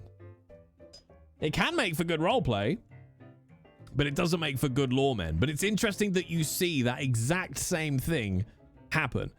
And one of the reasons why Obi was generally quite a popular law character when he was on Wild is because he wasn't like that at all. He was like, look, I'm not going to arrest you for stealing a loaf of bread. Like, Obi was always a bigger fish guy, and he was always a, my duty is to the public first and foremost. Like, he just talked to people. He never saw himself in a position of power against the civilian populace. He was just like, I'm here to serve you and what you need, and I'm here to protect people and to protect life. That's it. But what was fascinating with Obi was it meant he was a fucking great detective because people would talk to him. And that made him so good at finding people, at finding killers, at getting witnesses to give him information and to make statements because they respected Obi as a person, not as a lawman. I could go off on one, chat, but I won't. I won't. But no, I will. It's because you put a full stop in it, Aracor, with no space. And then Twitch automatically assumes it's a link. There was just a moment, right? So on Wild, the west, so New Austin, so the west-hand side of the map, was literally the Wild West, right? And one of Obi's last moments on the server before I got banned, he was hunting a serial killer, and he had managed to get information out of people that he thought she was out west. And the rest of the department had been trying to track her down for ages, but Obi had his contacts because he'd found these informants. Like, he got to be really good friends with the leader of the main gang out west, who were constantly wanted and constantly in fights with law. But Obi didn't give a shit. He didn't give a shit about them robbing some gems from some miners. He was like, you're the power out west. I'm tracking monsters who torture and kill multiple people for the fun of it, right? If you're robbing some gems, that's not really my fucking concern. Like, that's the kind of line Obi was taking, right? So he basically managed to find out that this serial killer had a new identity and was out west. Now, one of the things, again, was interesting about Obi was nobody else used to ride around alone if you were a lawman. Obi would ride everywhere alone. It's how he preferred it. It's how he liked to work. And it's how I like to work. But he would ride everywhere alone. And I just remember that, like, one of the last things he did was he rode out west on his own. He rode into the town where this main gang is in complete control. He spoke to some of the people there. He mentioned that he was looking for this person. And he was just sat outside the saloon having a perfectly civil chat with one of the characters. And they walked off to the train station. And by sheer fluke, and you couldn't have timed it better, by sheer fluke, when they were talking, this other character goes, "That's her." And nobody's like, "What?" And in the back of the camera, back of the shot, you see two other women walk into shot. And this other character goes, "That's her. That's Diana." And Obi just goes, "Okay." And he walks around the other side of the train station, comes around the front of it, where this Diana character is, in the middle of this fucking gang town, bolt action rifle up into his shoulder, gets her to stop, cuffs her, gets her on his horse, gets surrounded by the gang, and is able to talk his way out. He's like, "I understand she's one of yours," because this character had joined their gang. She's like, "I understand she's one of yours, but I need to take her with me. But because it was Obi, and because the gang leaders were kind of aware of Obi and what he's like and what he does, he rode out of there. Not a single shot fired on his own, and he rode this character back to Saint Denis, booked her, took her across to Sisika, and she was a serial killer. Not a single shot fired, not a crossed word, not a punch thrown. Nobody arrested but the person who was a fucking serial killer. And he just rode out of there. And I was just like, that's good policing. And that there was another scenario, a really intense gang who hated the fucking police with a passion, right? And they hated Obi because I was quoted in the paper talking about being civilized, right? About us all needing to behave with respect and being civil towards each other. And then I was pure fluke on the back of a train riding into Saint Denis, and this gang rides up. There was about 4 of them, I think. And they're like, "Hey, you Obadiah?" He's like, "Yeah." "Why do you hate us?" And they had their rifles out and they were pointing their rifles at him. Didn't fire a shot. And we got into town, and they took the train driver hostage and started wailing on him. But again, Obi put himself between the train conductor and the gang with like him on his own, 1 rifle, and then like 4 of them all pointing their guns at him. And I remember as soon as he got all the guns pointed at him, I forget the train driver's name. Let's just say it was Smith. Obi was just like, "I don't think it's about time you leave, Mr. Smith." He's like, oh, okay. So he gets on his train. He gets to drive off with all these gang members still pointing their guns. I'm getting so excited just remembering this scene. Pointing at Obi. And you think, well, I'm fucked. And they're like, "So you think we're not civilized?" And Obi's like, but the thing is about Obi, which made him so fun to play, was he so very rarely got angry or noisy, or, you know, he was the constant de-escalator, which was what made him such a good or interesting lawman, let's say. Constantly de-escalating. So he's like, "Well, it seems to me we got a chance to prove to everybody here today how civil we can all be. Now, we can all leave this town. Nobody needs to fire a shot, and nobody needs to get hurt today." And I think I'd have to find the VOD, but I don't have it anymore. I think Obi puts his gun away first. And then they all kind of still keep their guns out, but then they like move away a little bit, drop their guns, and they leave town.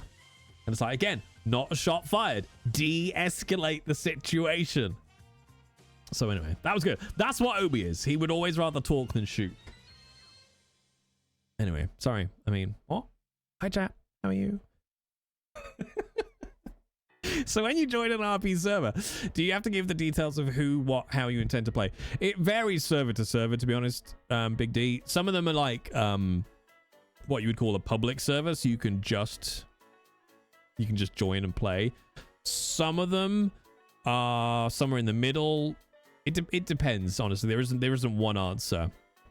They all have their own different applications. Too much effort. Shoot, then ask questions later. The other thing as well, yeah, there's a time and a place for shootouts, and Obi definitely had some. But my kind of goal was, or not my goal, my mindset when it comes to roleplay in the Wild West is the second the gunshots start, the roleplay stops.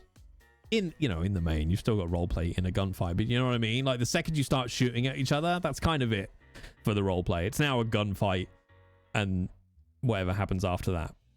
And there's absolutely a place for gunfights, but it should never be your go-to. It should never be, the first thing that you do is turn up on scene and start shooting. Unless an acorn falls on the ground near you, in which case, absolutely dump 2 mags indiscriminately into a car and shout that you've been shot. Definitely do that. That's good. That's very good policing. It's well done, police. Yes. Yes. And definitely call onto your colleague to also just dump a mag indiscriminately into a car as well. Yeah. Yeah. Yeah. Wait, did they get a medal, Hammy? Don't. I'm here. Don't tell me they got a medal. I don't know. But that's the thing, Hammy, is I could absolutely believe that that was accurate. Holding the line against the Acorn Scourge, you're awarded this meritorious Medal of Valor. Oh, thank you. My big dream for America is that no one ever gets slightly scared by an acorn ever again. Yeah, that was weird, chat. Your cops are weird in the States. I don't get it. At this point, I just assume they got some sort of bravery participation trophy. The squirrels. To be fair, don't trust squirrels. I mean, I'm just saying. I hope that somewhere there was a squirrel and his mates just sat at the top of the tree like... Got him. Which I always like. My cat really loves you talking about RP. She's been watching with Raptor. I mean, I could talk about acting in RP forever, chap. Oh, it's fucking boring, though. But I could. I can talk about what makes good roleplay and what makes shit roleplay. Baum. The evil laugh with the orange was Chef's kiss. Oh. I was just about to go to... You know where that goes, don't you, chat? What's the 2 words that follow that laugh? And if no one in chat gets this, I'm going to be fucking furious. I'm already angry. Also, this is a bracelet I made with my daughter, just in case. That was the conversation I thought I had with chat. It was about this bracelet, but it's not. It's just my brain. Scooby-Doo? No. No. No. Come on, chat! I'm going to do it in a minute, and you're all going to be like, wow, wait, what? You're either going to be like, oh, no, of course it is. Or, what's Jay on about? That's all, folks. It's not the Porky Pig! Okay, hang on. What are the 2 words? I'm going to do it in a second. Joe, I'll give you a 30-second countdown, and then we're going to do it. Yeah. This will get the VOD copyright struck, but it's the perfect tune. Is this a British thing? No. I could be completely wrong, and you're all going to be like, what the fuck is wrong with you, Jay? This is totally not the right thing. It's not Muttley. No. That's Muttley. Is it an old person thing? Fuck you. Okay, you ready? I find it really hard to get into it now. Hello, bats. Come on! Come on! Hello, bats. What's wrong with you? Daddy was right, though. It is the Joker. No? What do you mean, no? Sorry, I'm not into David Attenborough. And here we see... All right, it's the Penguin. Gotcha. I hate you all so much. Oh, Hamill's Joker is fucking sublime. The weird thing is, like, the Batman animated series, I know I hold it in high regard and I have some nostalgia around it, but I can't remember it. Does that sound weird? Like, I know I've watched it and it's in my head as something important. And if I see any of it, I'm like, oh yeah. But then I don't remember like what I watched or when I watched it or which version of it was. Hamill. Oh, Hamill's amazing. I got a lot of respect for Mark Hamill, massively. Because Mark Hamill could have easily vanished. Do you know what I mean? Like, he could have easily vanished after, you know, obviously he did Star Wars, and then, you know, let's be honest, then nothing from a TV and film point of view. And he could have easily just gone, fuck it, and like left showbiz. But his work as a voice actor is fantastic, absolutely fantastic. Hamill is the Joker in my mind. Yeah, same. Yeah, very much. I watched the Batman animated series a couple of years ago. It holds up very well. See, I think that must be what I watched.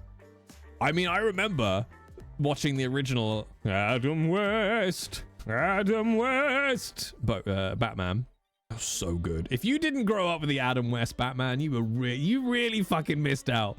The Adam West Batman is so good. This is pure 100% American Adam West. Sometimes you can't get rid of a bomb. It's so good. It's so good. Oh, no. I feel like I could probably do an Adam West impersonation. But I love Adam West going into Family Guy. Like, do you know what I mean? Show where I sing like a cat. Mendel, thank you very much for 5 months of prime content. Thank you very much, Mendel. But yeah, when like Adam West turns up in Family Guy, and it's when Mayor West, and he's like, he's just shouting at the town. Oh, so it's a shouting match you want, is it? Ah! Ah! Ah! It's so good. See now the Michael Keaton Batman's, that's my Batman.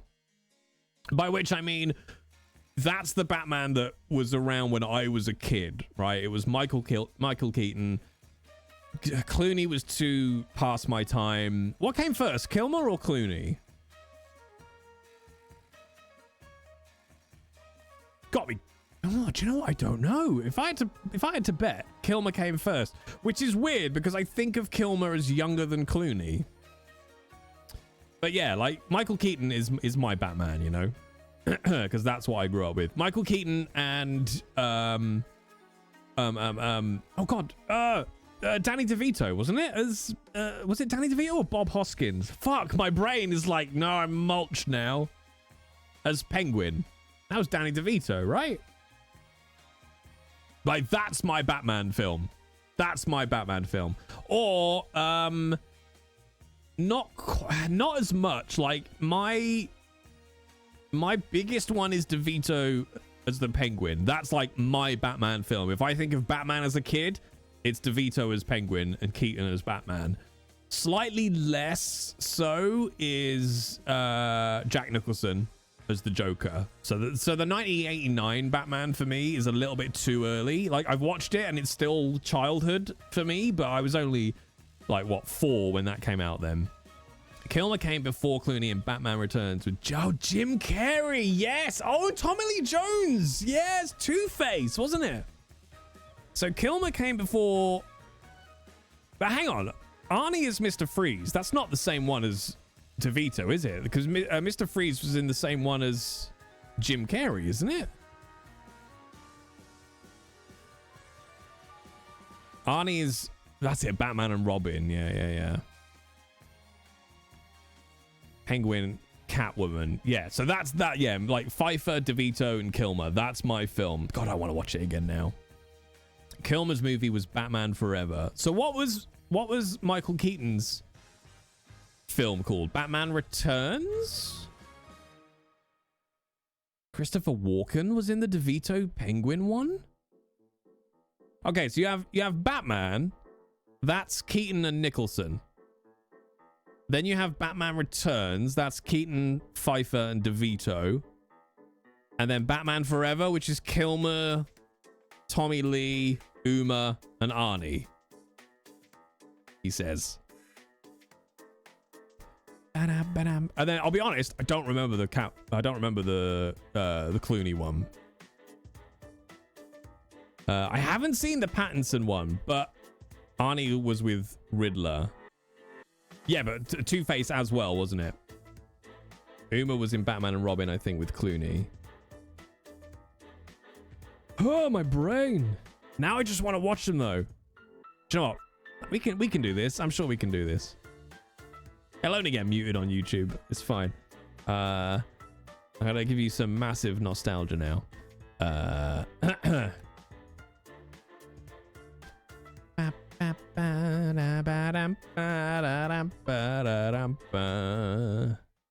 Hang on.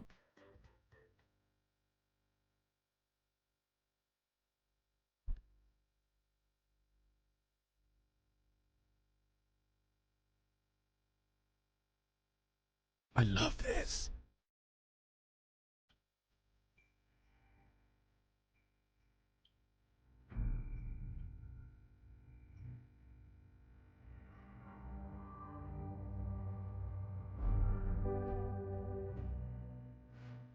Yeah, Danny Elfman, yeah.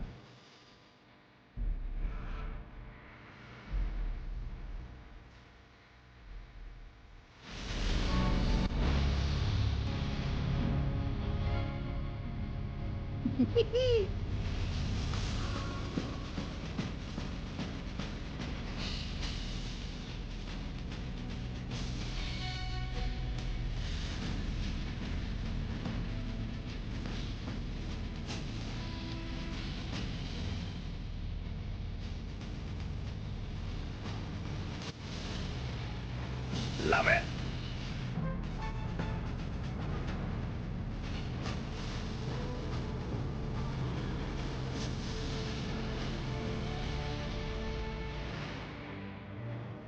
Oh. Yeah, I need to watch this now. You can see the Batmobile, right?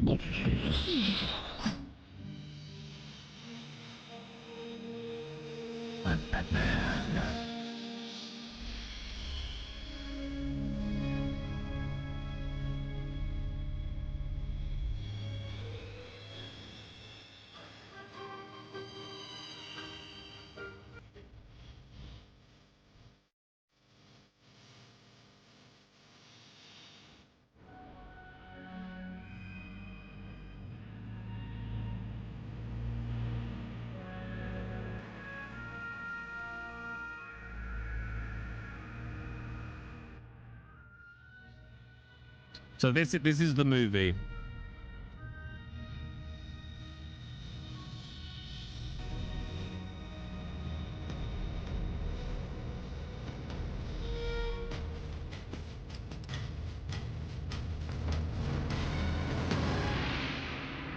Ah, it's so good. It's so good. Yeah, bizarrely, all this talk of Batman. The reason I brought that the theme song up is I just literally randomly scrolling through TikTok last night, and Danny Elfman was there. By the way, Danny Elfman looks absolutely nothing like what you think Danny Elfman looks like. I'm just gonna put it out there, by the way. If you've never seen Danny Elfman, looks nothing like what you expect Danny Elfman to look like. But they were talking about how, you know, they got bought in for this. What I didn't realize, actually, they got bought in for the soundtrack, and what they said was, you're gonna be writing this with Prince, right? And he was like, you know, I love Prince as a recording artist, but I thought if I worked with Prince on it, like, I already knew what the soundtrack should be in my head, and I thought if I work with Prince on it, it's just gonna turn him into, you know, his music, and I will be orchestrating it. Like, I will be a glorified arranger. So he actually tapped out. He said, I don't want to do it. If I've got to do it with Prince, I don't want to do it. And he tapped out, and he said he felt absolutely sick. He was like, oh, this is a stupid decision. Have I just ruined my career? And then about a month later, I think he said, 2 months later, he got a call saying, it's all changed. Yeah, you can come back and do it by yourself if you want. I was like, yeah, let's go. And then he said he was like, I can't remember what they call it. It's not a pitch. I think they just call it the presentation, where you know, the composer shows some of the ideas around the music to the, you know, film execs and producers, directors, etc., etc. And they, you know, he was playing all of this crazy kind of off the wall music for various bits of the film, and he said that Tim Burton then just went, like, Danny, show them the march. And he was like, oh yeah, I'll show them the march, because he didn't know that you were like, oh, you're supposed to show them like what the core theme for the film is supposed to be. And he said, like, he played them the march, which is what, you know, the theme I just played you. He played them that, and they were like, okay, yeah, this is good. We're going.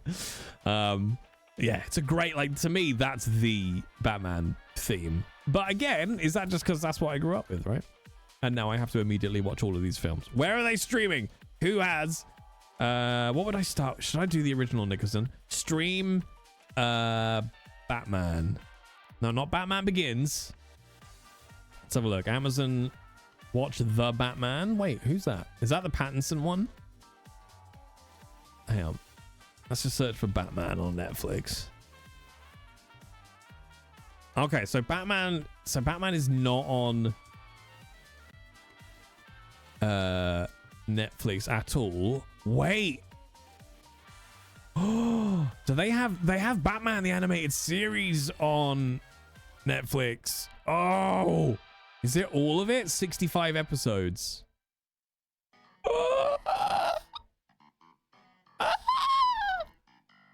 Batman the animated series episode 1.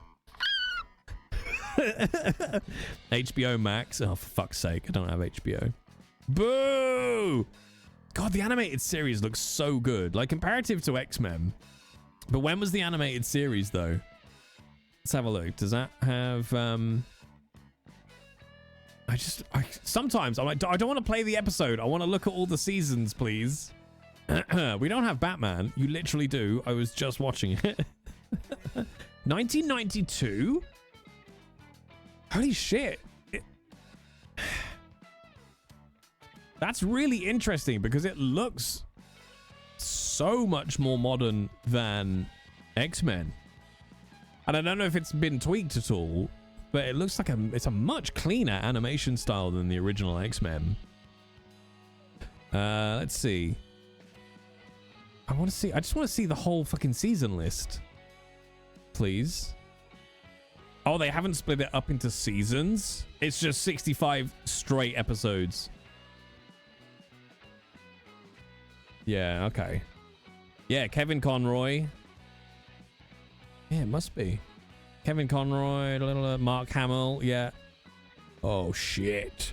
Oh, shit, chat. Okay, well, I've got 65 episodes of Batman to get through. I mean, Kevin Conroy again, like, A, what a loss. And B, what a phenomenal Batman he was. What an absolute phenomenal Batman. I don't even know if you can get HBO in the UK. No, I can't get HBO Max. So it looks like I can't actually stream Batman. I'd have to buy it.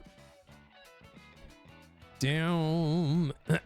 Let's have a look. Stream Batman Returns UK. Yeah, it's on Prime Video for £9. Look for Max, not HBO Max. Okay. I don't know what to Max the one to watch. Yeah, it's just not available in the UK. Boo! Boo! You suck. Why would you not make your library available globally? Just sort it out. For the love of God. For the love of God. Is there any like box set? Oh God, chat, this is so good. Oh, there's Robin Pattinson's Batman, which I've never watched. See, this is what's insane, right? The Robin Pattinson Batman, which is 2 years old, let's say, is £8. Okay? Is £8. The original Batman from 1989 is £8. How? How does that work? However, Batman Returns is £9. How are they more expensive? It's because they're better and everyone wants to watch them. God damn it. Welcome to my show. God damn it. Where I sing like a cat. I'm Batman. I'm Batman. I'm Batman. All right, so hang on. So I need £9 for Batman Returns. £8. Okay, £17. What did you do? I don't know. See, I don't think Batman Forever is good. And it's still like, you know, in my head as one of my childhood Batman films. Okay, so there's Batman Forever, Two-Face and Enigma. Oh, and then there's Batman and Robin, which is Mr. Freeze. And that's Clooney. And that's... So they're about £8 a piece. So that's like 24 quid to get all of the original Batmans. See, well, is it? Is it? That's the thing though. Like, I bet you can't even buy it on like disc anymore. I'm sure I just felt myself turn to dust, chat. I just felt myself turn to dust. Fuck's sake. Batman 1989. Let's see if you can even get it on disc. I mean, not from Amazon. You can't get it on disc. VHS cassette. Yeah. I just turned to dust, chat. There's a Blu-ray collection set. God, I remember when Blu-rays were going to be all the rage. Let's see if I do. So let's search for Batman. I don't want Prime TV. I don't want Prime Videos. I don't know. Like, literally every result on Amazon is for streaming. We have a file for it if you know a good way to transfer it over. I mean, we transfer. See, look, The Dark Knight from 2008. Oh, no, to be fair, that's £3.50 to rent. That's £8. Why are they all £8? Dark Knight, £8. Batman Begins, £8. Dark Knight Rises, £8. The Batman, £8. Right, now, Batman from 89, £8. Batman Returns, inexplicably, £9. Batman Forever, £8. Batman and Robin, £8. Why is Batman Forever £1 more? I'm so aggravated about this, chat. Why is only one of them £9?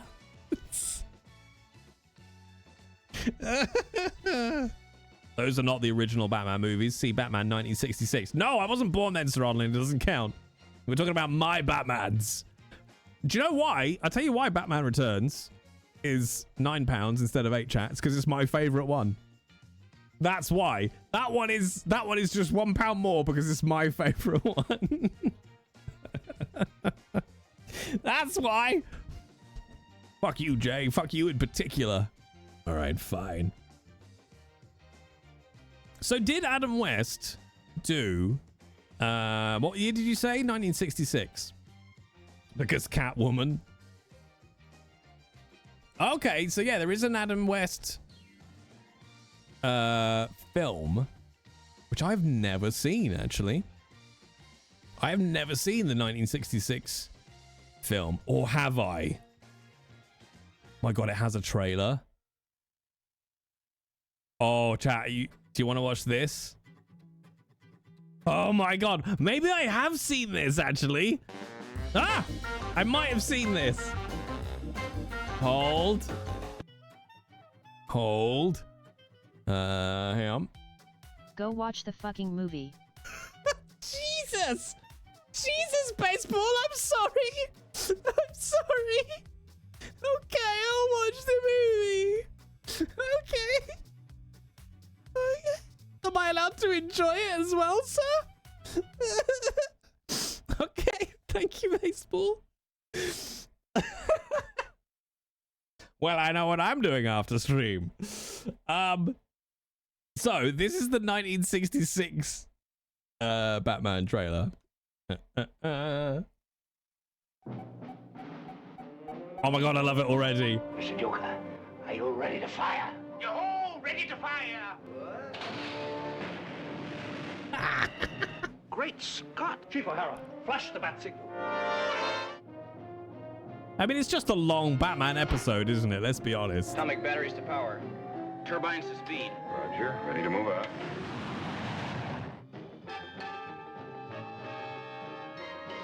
Nothing can stop us now. Holy bikini! That was close!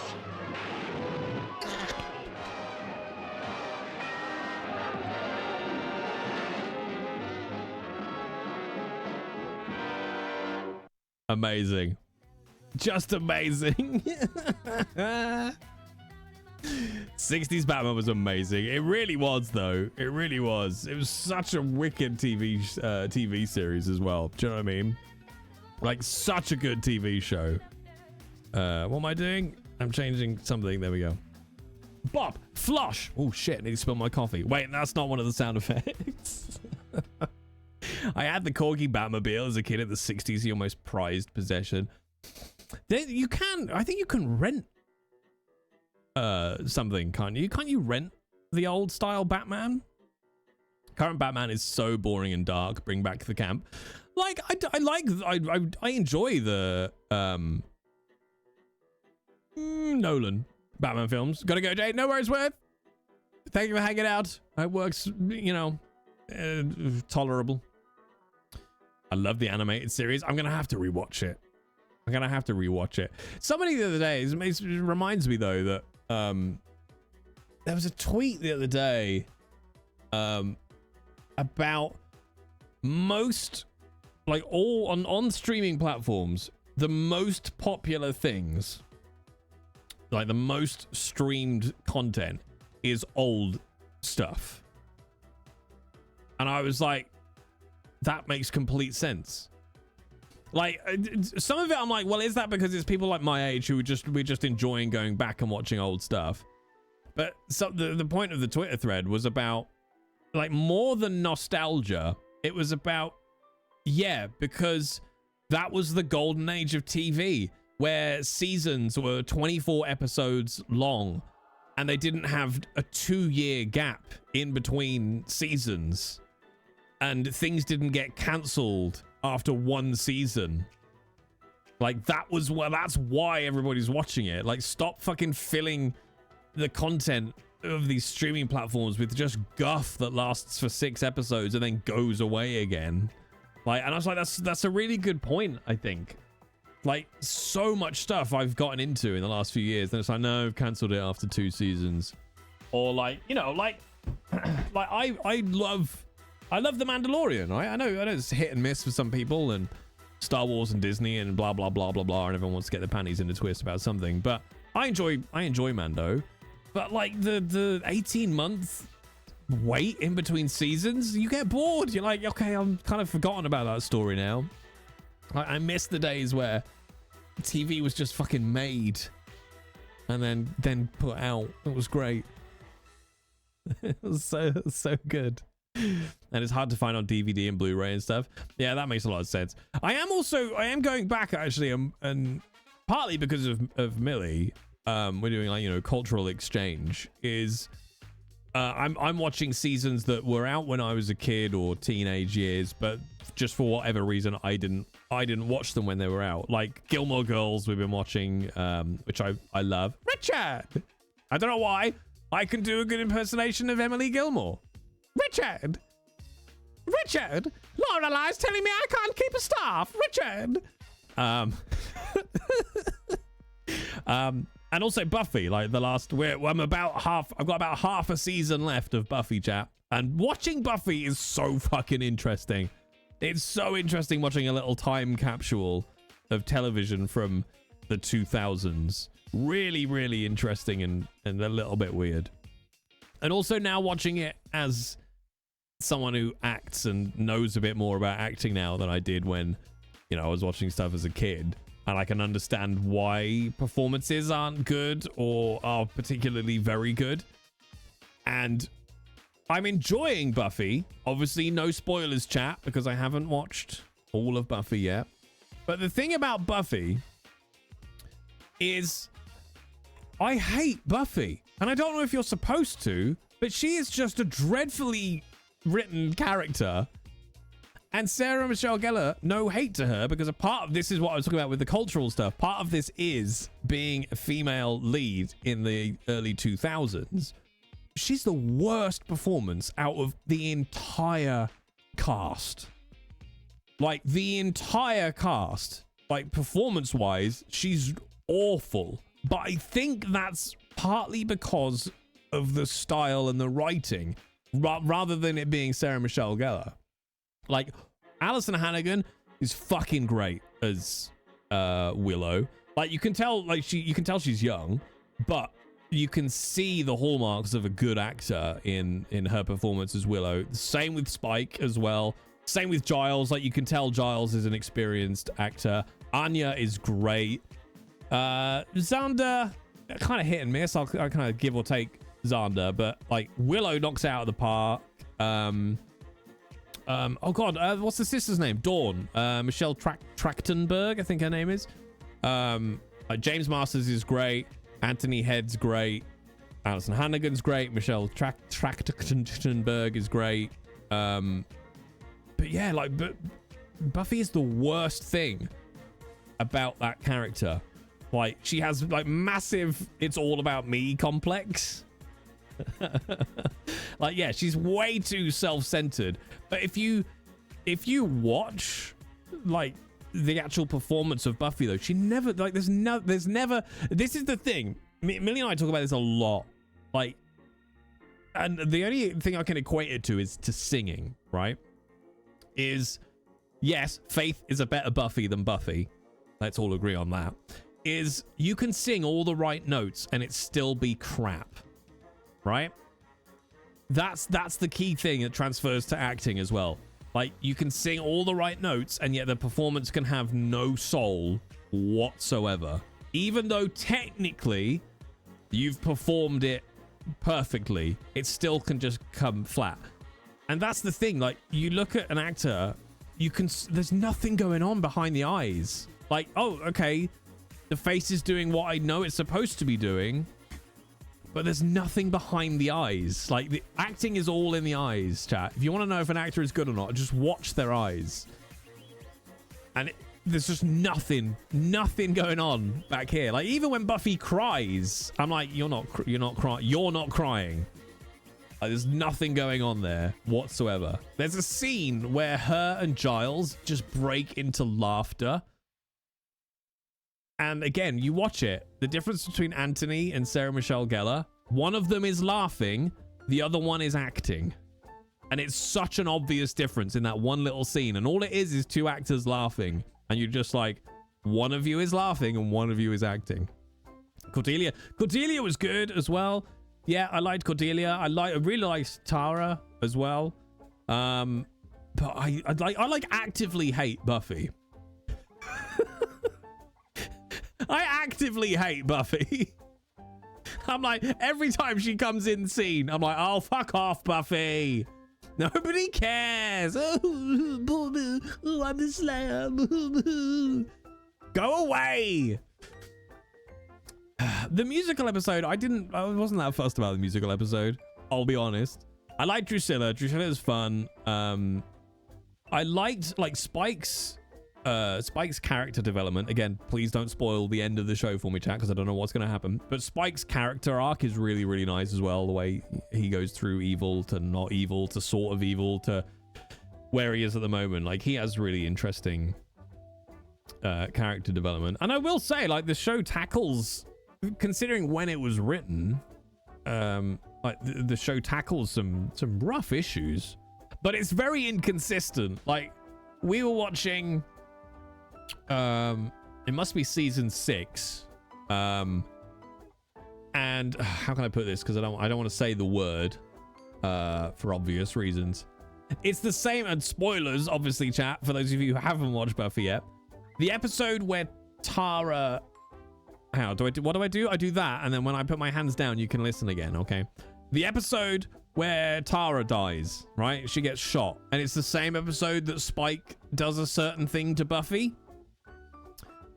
We were watching that, and we were like, why is it just like that? It's gone suddenly super fucking dark. Like, for no reason, with no ramp up whatsoever.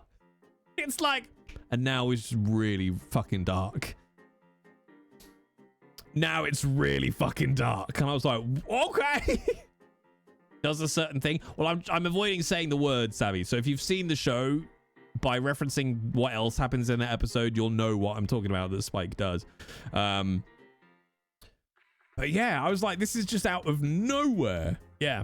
Didn't Joss, Joss, by all accounts, hey, funny enough, say that, Savvy, I was watching an interview with James Masters only a couple of weeks ago, and he was talking about exactly that Spike was never supposed to be in it for as long as he was, but was such a fan favorite. Like, Joss had written Spike so that he would have died relatively quickly into being in the show, but he was such a fan favorite that the studio was like, no, you have to keep him in because he's really popular. And Joss just hated that because he was like, no, he was supposed to die, and now what the fuck am I supposed to do with this character that that I had no plans for and isn't supposed to be involved in any way? So I think that pissed him off. Oh, Spike is infinitely better than Angel. Angel is like staring at the back of a cupboard door. It's just like...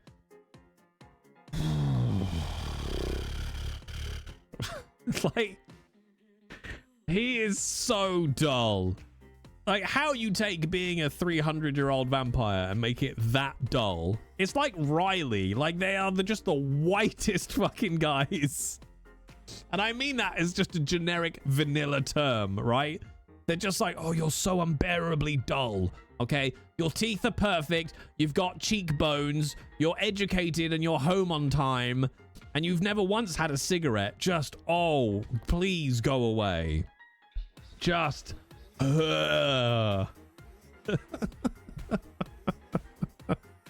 it's just so boring.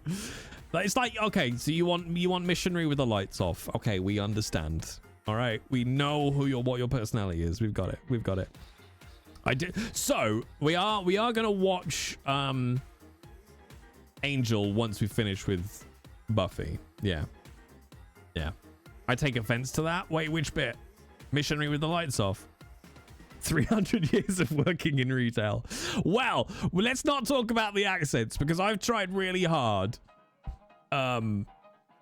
I've tried really hard to be okay with how bad the accents are. I keep going, it's the early 2000s, Jay. It's the early 2000s, Jay. It's the early 2000s, Jay. Let it go.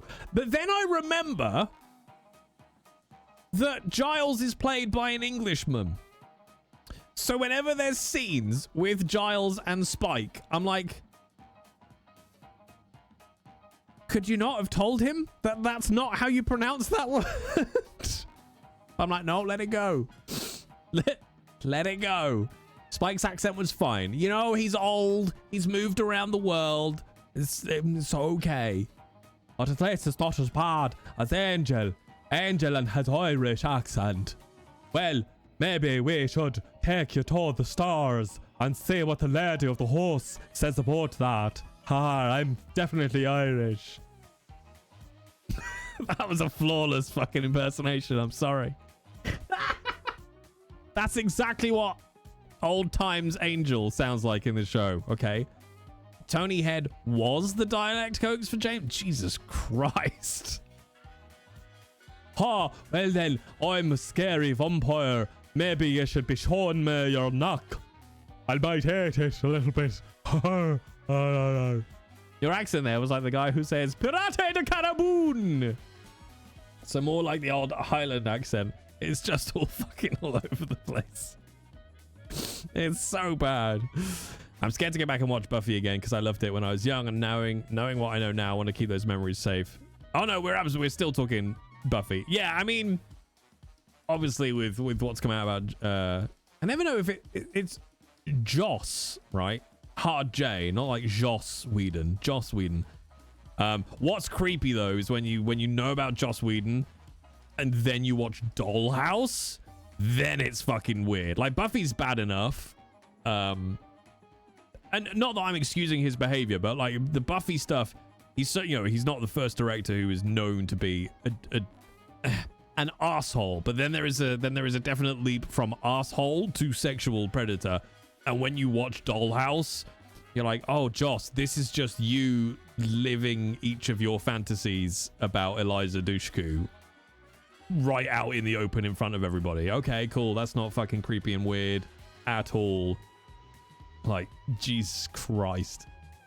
Yeah. Not good. I mean, it's like Chris Nolan. I've heard various reports from people I know who's like, oh, Chris Nolan is a fucking asshole to work with. But there's asshole to work with and, like, you know, strong, pig-headed, creative director. And then the whatever the fuck that is. That's just like, dude. No. But yes.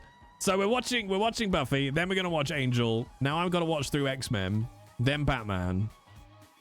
There's so much. But this leads nicely to the fact that, yes, I'm now watching all the things I'm watching are like pre-2010, I would say. Then there is Creepazoid.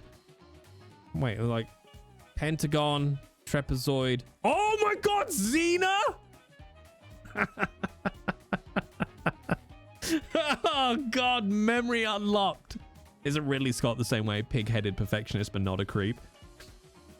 I mean, I don't know much about Ridley Scott, I'll be honest. Yeah, but the thing is, it is very interesting, and I don't really buy into the whole tortured professional or tortured creative. Like Quentin Tarantino, for example. Like, you know, you watch him in interviews, and you would definitely think, okay, that guy's a bit of an asshole. But I'm trying to think how I can phrase it. Having done some direction and having worked on a lot of creative projects, I can absolutely see how if you're a Nolan or a Ridley Scott or a Tarantino and you get a certain degree of success, or you start to get success, like there are a lot of shit people, chat. There are a lot of shit people, and by shit I just mean just not good at their jobs, right? And sometimes I think you can see how you can get into a mindset of like, if you end up being that kind of director that's like, no, I want it done this way, because there's a lack of not even necessarily trust, but like you have the creative thing that you're trying to accomplish, just fucking do that, please. I'm adding the please at the end, but do you know what I mean? I can understand wanting to work like that, and I'll be honest, sometimes with stuff on stream, I'll be like, no, I know exactly how I want this to fucking work.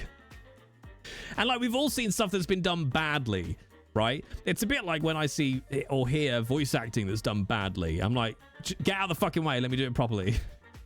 And I don't necessarily mean from a performance, like from a direction point of view.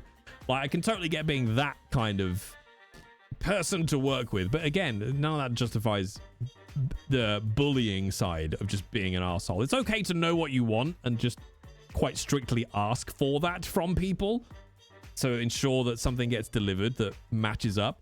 But then you go into the I guess it's like if it tips across into where there's sadism involved, that's almost like, the way I would equate it, right, is like military. And I know I'm not saying you should run a set like a fucking army camp, but personality wise, right, you can be the military leader, which is like A, B, C, I want X, Y, Z now, let's go, and just being quite stern and straight down the line. That's one type of leadership. Like I studied this quite a lot when I was doing, you know, officer training, and then when I kind of got interested in it afterwards, the sort of autocratic versus democratic, right? You can have, and there's, you know, that's a line on a graph of varying degrees. But if you go down the autocrat, you could be an autocratic director where you're like, here's what I want, here's how we're doing it. Any questions? Let's go, right? And that's how you run your set. You could go the more democratic route where every day starts with you around the table and be like, here's the shot list. What do we think about this? That might work. Not quite sure about that. Maybe. You could work it that way. Both of those are fine. Right? And to be honest, somewhere is the lovely mix of the two where you have that democratic meeting and then the director goes, okay, right, here's what we're going to do. Bam, bam, bam. They're both fine, right? The autocratic guy is going to get called an asshole more, for sure. But neither of those involves any element of sadism to it, or a lack of care for the people in your let's say employ. It's not the right word particularly, but you know, there's not a lack of care there. There's not a sadistic power tripping going on. And the second you get into that, that's where you get your Joss Whedons and your Harvey Weinsteins and all those kind of really fucking you know, that's where you get your Thanks to you, I'm now finding myself critiquing voice performances in games. That's my goal, is to ruin voice acting for everyone. I heard part of an interview with Joaquin Phoenix the other day saying how actually terrified he was working in Gladiator because it was his first huge movie. Apparently Scott really helped him ease into it. See, that's nice. That's nice. Yeah. In my personal experience, military commanders are often really awful. I knew a lot who were great. See, now I'm going to stop there because what you've really said there, Broom, if I may, is that humans exist. Like, that's not an issue with the military, really. That's humans. And I think often we have this thing where there's no cat cam. to see the baby. There's no cat cam. But okay, there you go. Like, I think we have like certain professions where we just assume everybody is good at their job. Do you know what I mean? I feel like there's a degree of assumption that everyone is good at their job, and then we come across it daily. We're like, no, you're just shit at your job. Like, if you have a military commander that does X, Y, and Z, they're just shit at their job. If you have an office manager who does X, Y, and Z, they're shit at their job. If you have a director that does X, Y, and Z, they're shit at their job. I think when we think of like, oh, I don't know, movie production or surgeons, we're like, yeah, they're good at their job. No, there will be shit surgeons out there. There will be surgeons that stayed up drinking till 2 a.m. before their finals. And then there will be the surgeon who studied all the time for their finals. They're both surgeons. But a lot of people are either hate or shit at their jobs. Myself included. I'm lucky. I hate and I'm shit at both of my jobs. Yeah. Yeah. Complications sometimes just means the surgeon fucked up. Yeah. But I think there's definitely a psychology of humans where we're like, we sort of have an implicit expectation of competence, which is fascinating because we have no evidence to support that intrinsic expectation of competence. Like, you get in a car with a taxi driver. Most of us would expect that they are a good driver. Whether you consciously think that or not, I think subconsciously you're like, their profession is driving. I am a passenger in their vehicle. I have an expectation that they will be a good driver. Like, you don't get on the plane going, I wonder if they're a shit pilot or not. There's just there is some base level expectation of competence, I think. And it varies from profession to profession. But there is this kind of weird base level. Just because you're famous doesn't mean you're good at your job. Oh, 1,000%. 1,000%. Yeah. I know. I nearly said something that gave it away. I know very well-respected actors who are not good actors.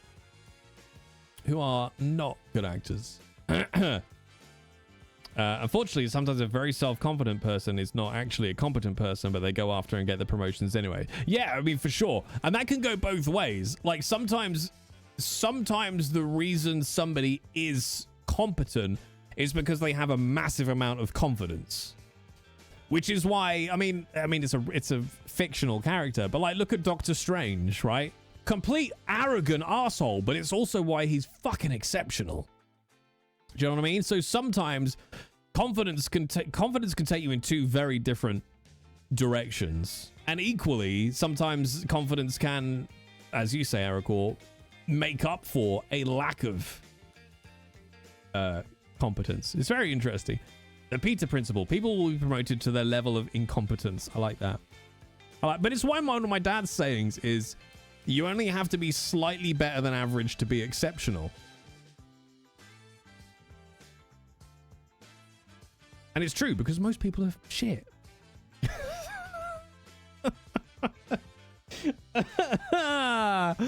It feels mean to say that, but it is true. And if you doubt me, chap, think of all the people you've worked with in your life. Think of all the people you've worked with in your life, and then tell me that the majority of people are just not actually very good at any of their jobs. Yeah.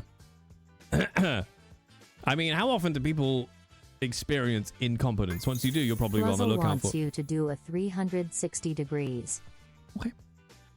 I would gladly, Flazelle. Here it comes. Whee! Whee! Whee! Ow! Whee! Whee! Yeah.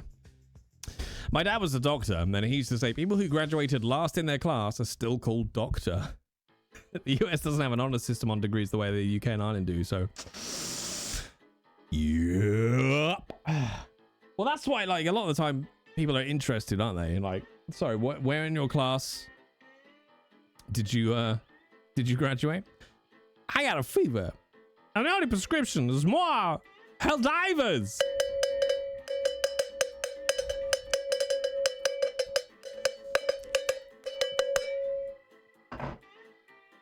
And the Dunning-Kruger effect. Incompetent people overestimate their own abilities because they just don't understand that they're doing anything wrong. Well, it's like, I can't remember who said this. I want to say it was Ricky Gervais, but I think he was quoting somebody else anyway, is that stupid people aren't clever enough to understand how stupid they are. And that makes so much sense when you think about it. Stupid people aren't intelligent enough to know how stupid they are. And it's so true. I love the what?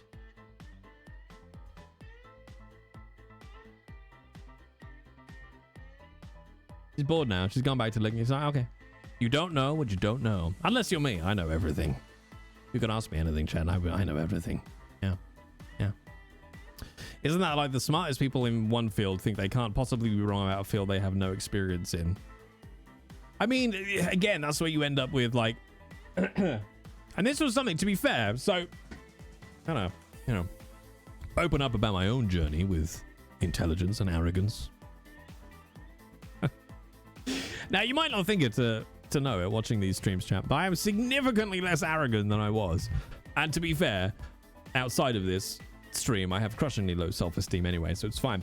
But, because I was bullied at school before, you know, I don't really know why, actually. I think it was because I had a long head.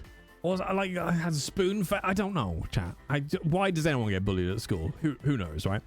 But part of it was because, you know, I definitely felt... Not that I even really was that much of a SWAT. You know, like, I wasn't an A-star student. Like, I did well at school. I certainly wasn't, you know, top of the class or anything. But, you know, I was pretty much bullied throughout my entire secondary school experience. So what's that for Americans? That's from like 12 to 16 years old, 12 to 17, depends where dates fall. So I got bullied for pretty much all of that. The interesting side effect of that for me through my 20s was, in order to sort of have a defense against the fact I was being bullied, was to essentially lean into a belief that I was better than them. Welcome and that's, to my show, you know, that's why that's where the bullying came from, right? I was being bullied because I was intelligent and I was better than them. Now, creating a defense mechanism to help with that is not necessarily a bad thing, like, because, you know, again, I will be blunt with you and honest with you, chat, you know, around 16, you know, trigger warnings, we're talking about bullying and all that kind of stuff. You know, at 16 years old, I tried to take my life from the bullying. So I don't necessarily begrudge myself coming up with some kind of defense mechanism about it. But the actual end result of that was that after that period in my life, from,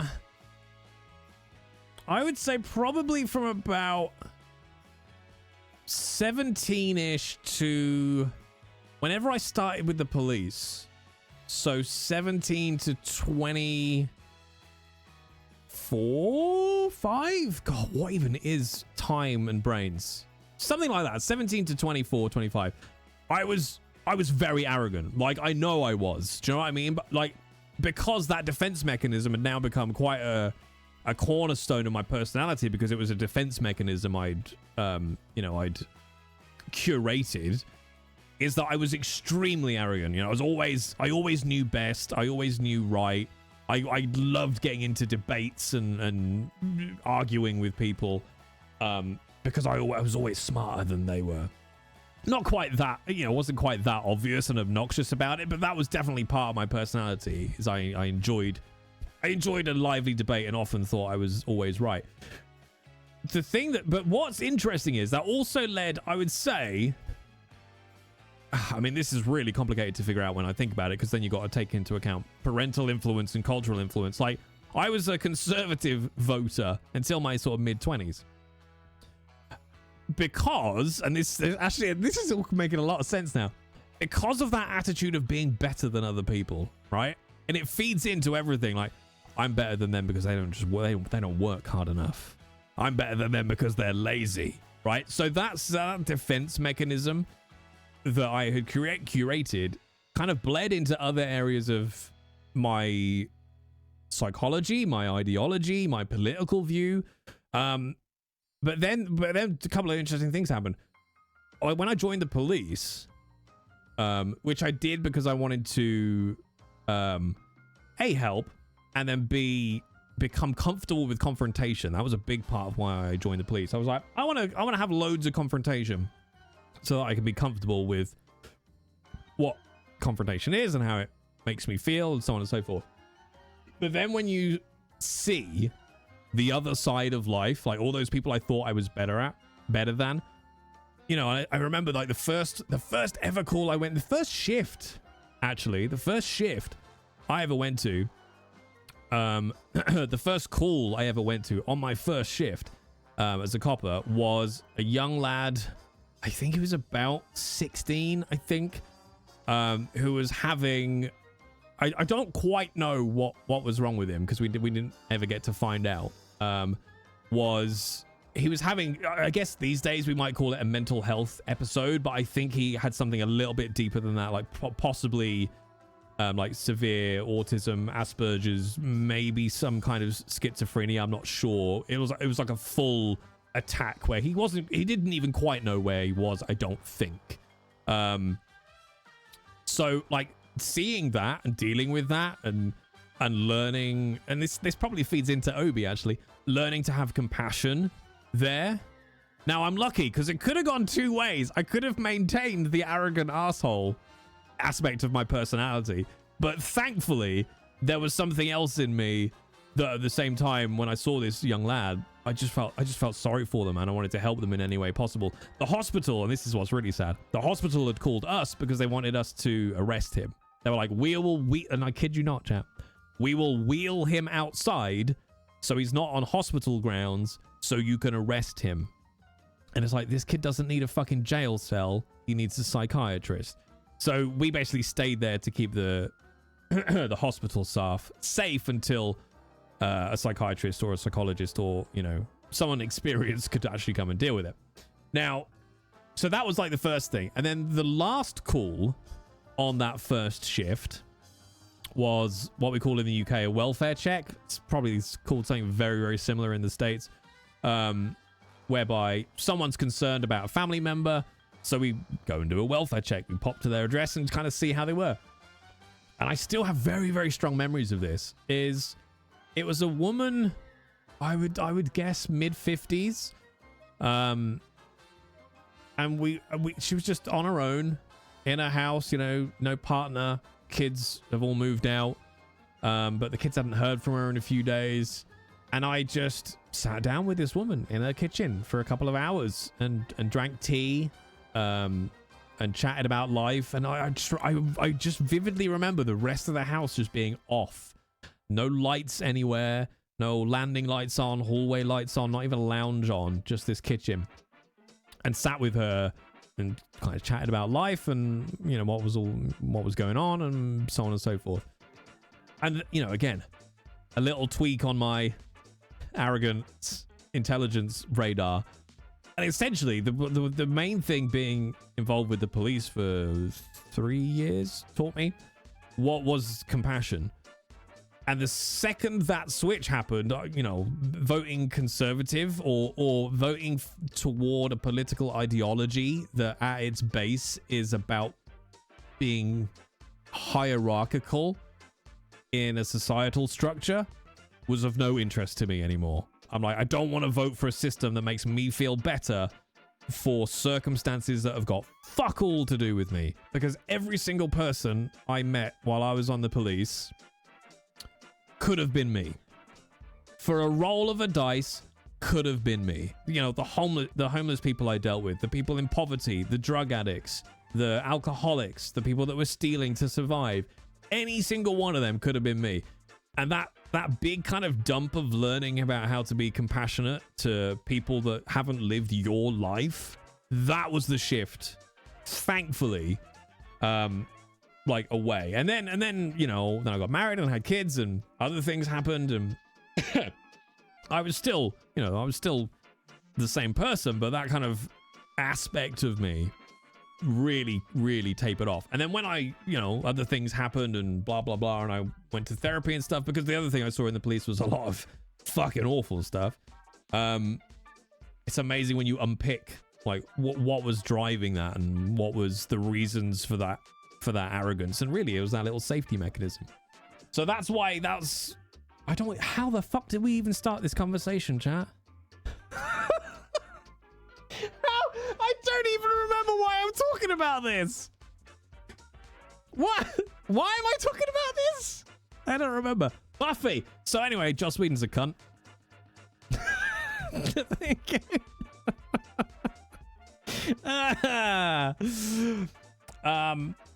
Yeah, full circle, chat.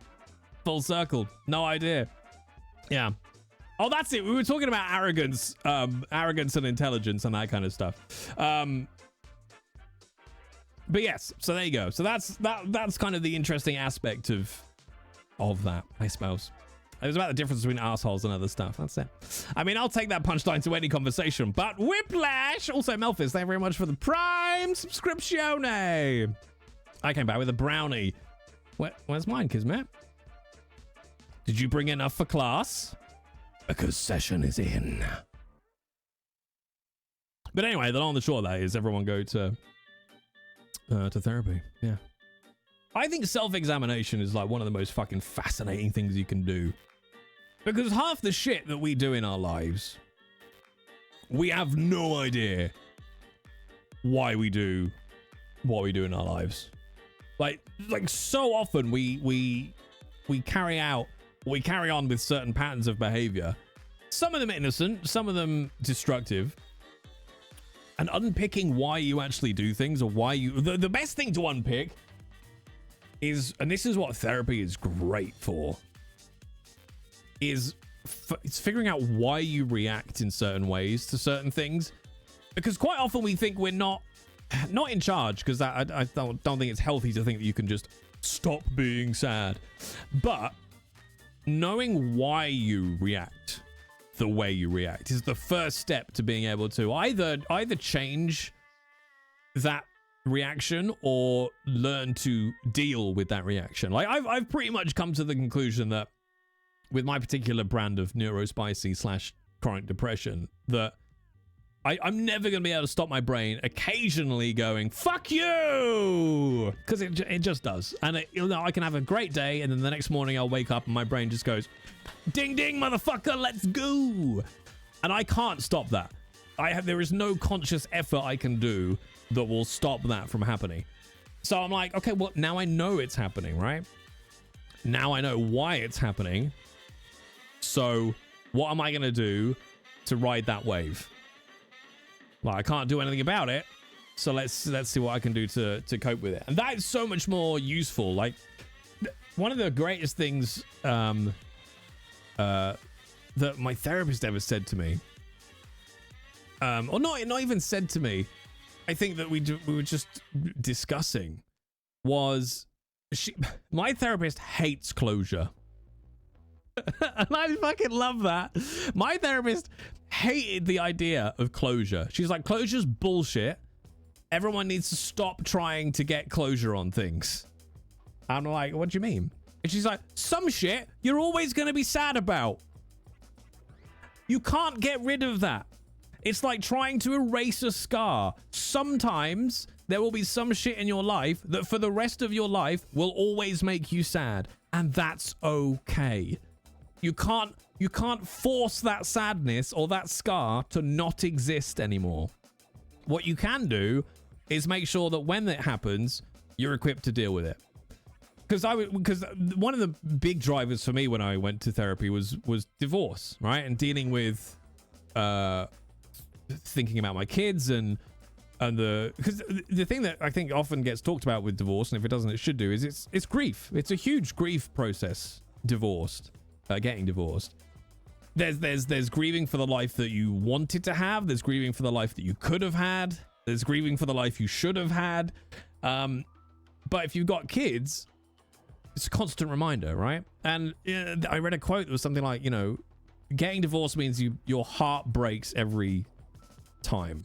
Like, your heart just keeps breaking. And it's true. Like, every time I see my kids and then I have to say goodbye, my heart breaks again. Like, that is never going to change. Like, 50 years from now, hang on, how old will I might still be around in 50 years. That's fine.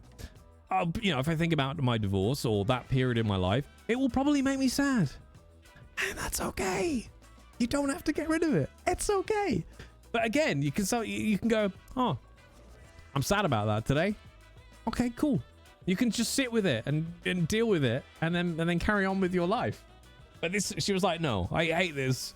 I hate this idea that we can just get magic closure on issues from our past and they will just magically never bother us again. It's such bullshit. I'm like, no, that's actually good. I like that. Because you spend so much energy trying never to be sad about something again. You're like, that's just not gonna work. That's just never gonna work. I'm still sad about Last of Us 2, okay? And I'm still gonna be sad about it in 50 years' time.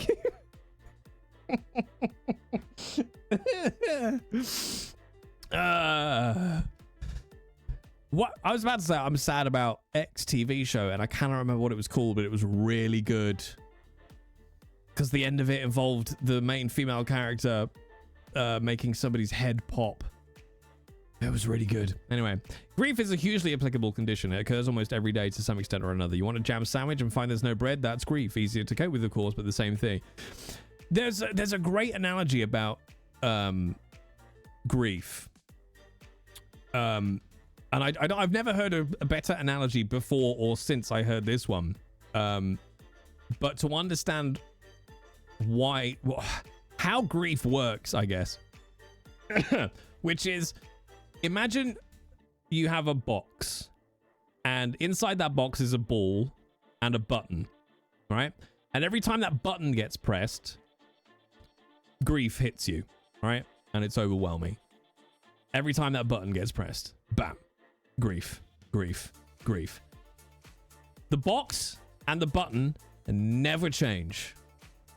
All that happens over time is that the size of the ball in the box slowly gets smaller, which means the button doesn't get pushed as often because the ball doesn't hit it all the time.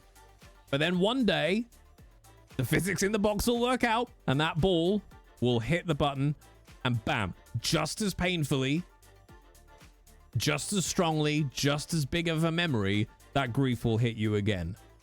But the ball slowly gets smaller and it won't happen every day. It'll still be as painful, but it won't happen every day. And I love that kind of analogy of grief. That it's not this thing you can get rid of. It will always be there. I mean, like, Jesus, I still get, I get hit occasionally with a vague memory about Robin Williams or my Uncle Mike, who was a fucking legend. And you're like, oh, yeah, I remember. But the ball gets smaller. The ball gets so much smaller. So much smaller. I don't think we grieve the person as much as the potential we lost with them. Yeah, I mean, grief is such a complicated thing. And the weird thing is, I don't think, like, grief wouldn't be any easier even if we knew what happened. Do you know what I mean? Like, if we knew, I will, like, if I knew, I can sit and have a chat with my Uncle Mike in 50 years when I shuffle off this mortal coil, it wouldn't make it any easier now.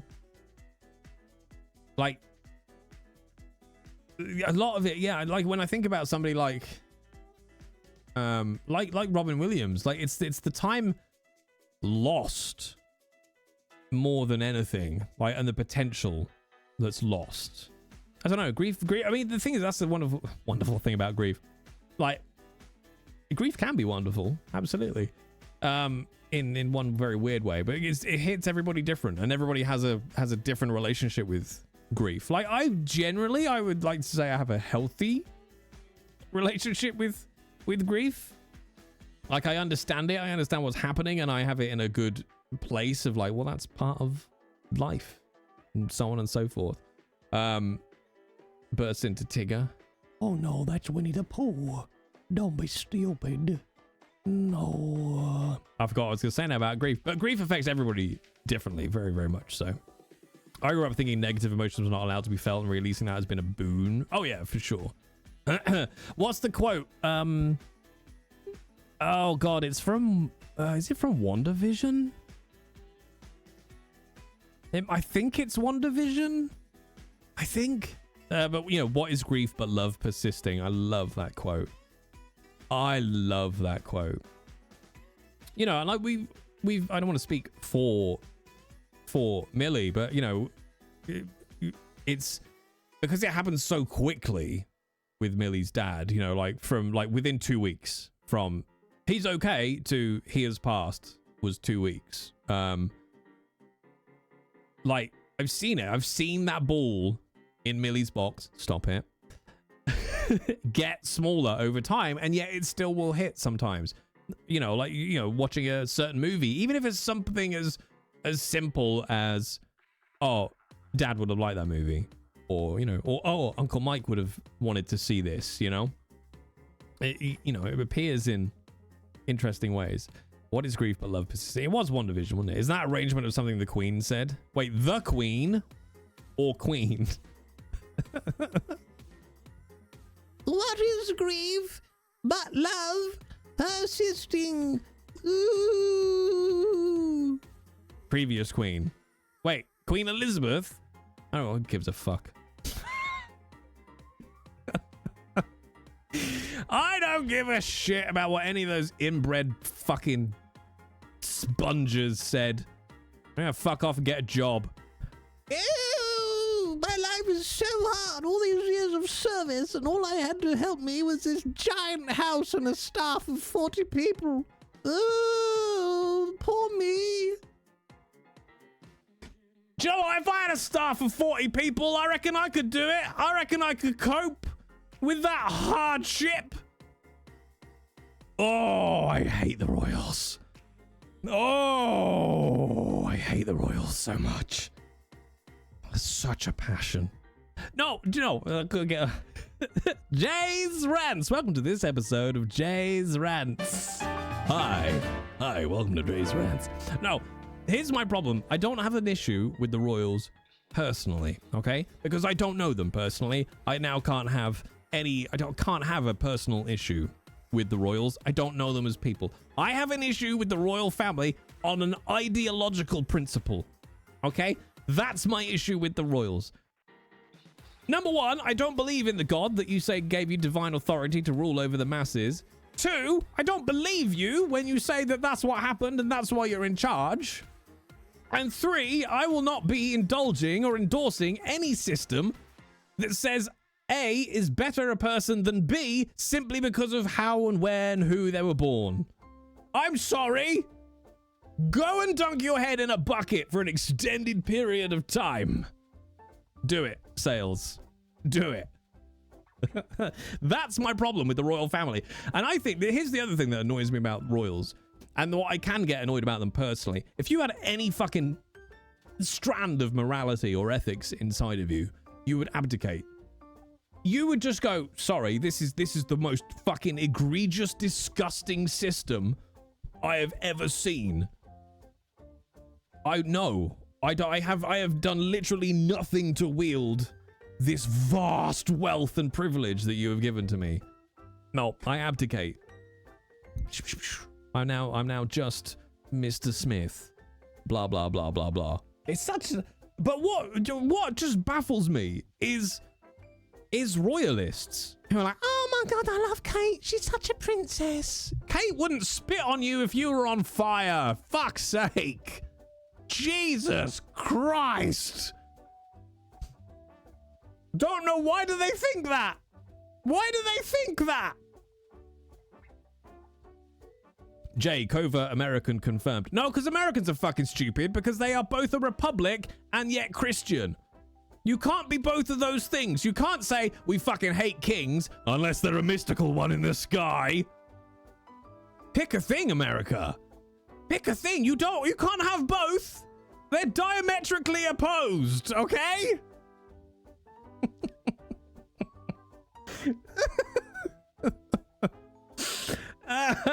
So, Jay, do you think Kate is dead? I couldn't give a flying fuck what is happening to any of them.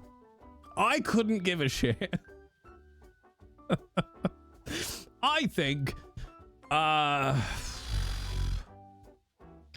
don't know, maybe she's got bored of being rich and fed on. I don't know. That's the level of fucks I give. Can't believe that's your first issue with America. No, it's like 622nd on a long list. But the two-party system, yeah. You could care less. Cat, right now, okay, I am ranting about the royals. Do not try to segue me into grammar, okay? Do not try to segue me into grammar. But I like this, chat. I like it. I like you asking me for my opinion on things and me giving you just terrible advice. Terrible advice about things. I also don't get the attraction to them, but I don't get the attraction to American political dynasties either. Well, humans are idiots. This is the thing, and bear in mind, this is coming from a man who says he has ditched his obsession with intelligence and arrogance, right? The majority of humans are thick as shit. And again, like coming back to that assumed competence that we have about various professions, or any professions, to be honest. I think we have a desire to believe that the human race is vaguely as intelligent as we are, right? Like whoever you are, you like to think of like, I'm pretty sure all humans are probably about this level of intelligence. No, I'm really not. Really, really not, chat. Really not. No. Sounds like a well-rounded Monday. But the royals are so related to grammar. The national anthem is about the only time we ever use the subjunctive voice. America. No, wait, that's not the American national anthem.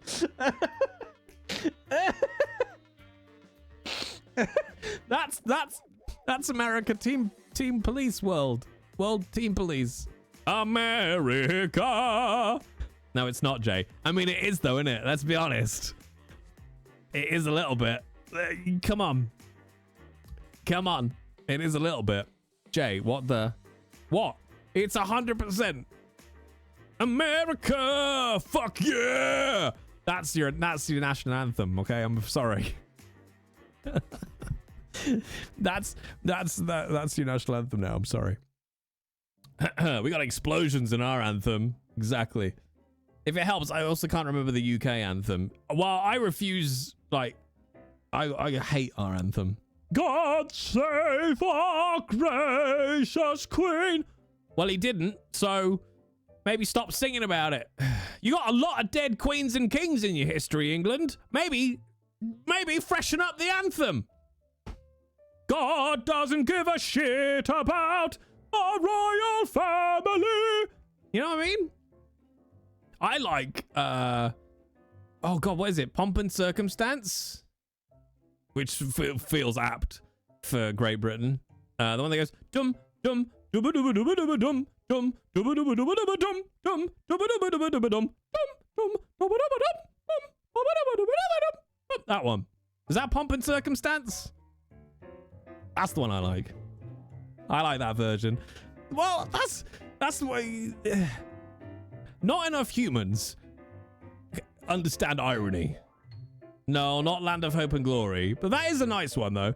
Land of Hope and Glory. Brum, brum, brum, bum, bum, brum. Brum, brum, brum, brum, brum, brum, brum, brum, brum, brum, brum. Let's see. Oh, yeah. This is Pomp and Circumstance.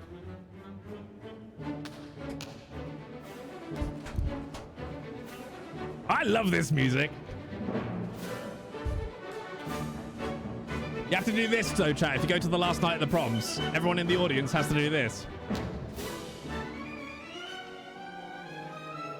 Don't know why. This is what English people do. This is our Super Bowl, bitches. All right?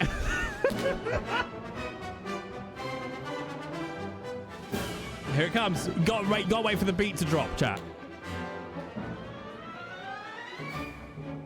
That's it. This is like 4 hours long. I've never felt so English. I love the Queen!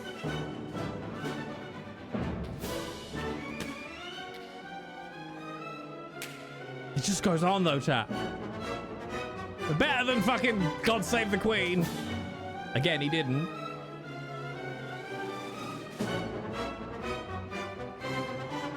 Come on, where's the beat drop? My quads are getting to work. Oh, wait.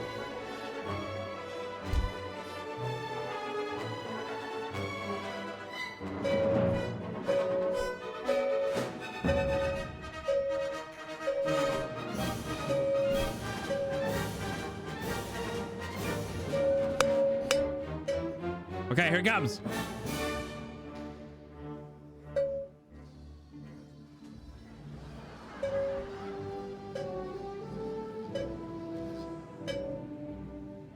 Is this your graduation music, America?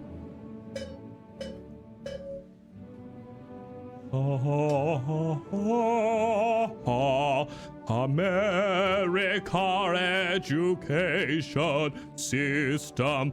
I've paid so much money. Now I won't get a job. The economy's fucked. I'm in so much debt.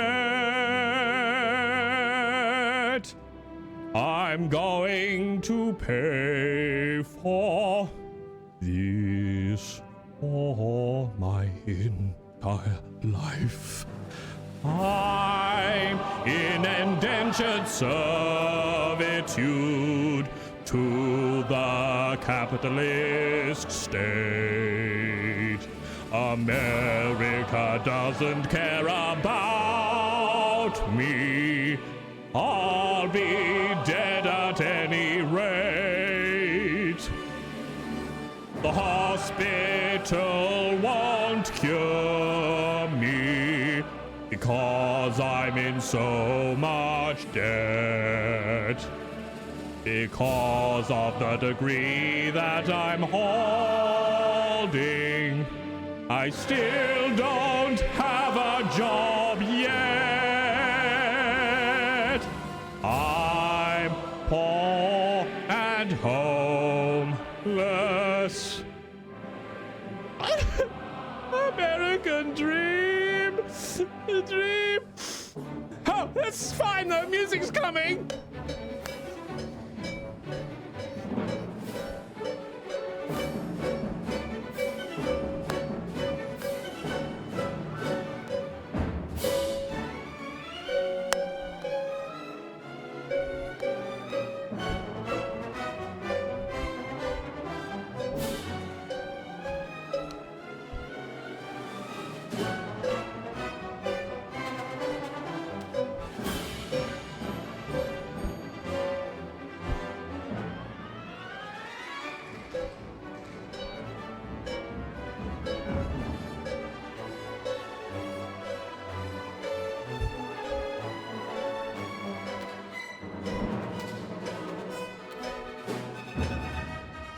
It's so fucking long, chap. Why is it so long?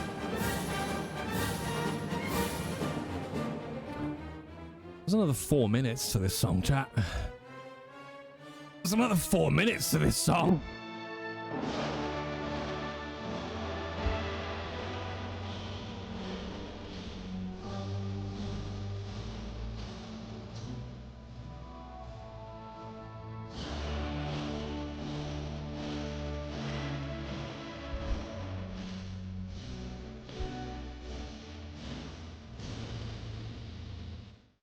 So yeah, anyway, that's why I hate the Royals. Yeah. That's why I hate the Royals. I'll clarify that for you. Pirate de Caraboon! Play Pirate de Caraboon! Lola! Lola! Lola! Oh. Lola does not want to play Pirate de Caraboon. Why? I would like to see the baby. The baby is over there. I don't know why he's suddenly turned into Arnold. You idiot, get out, Lola! Lola, get out! Le Pirate de Carabun. Le Pirate de Carabun!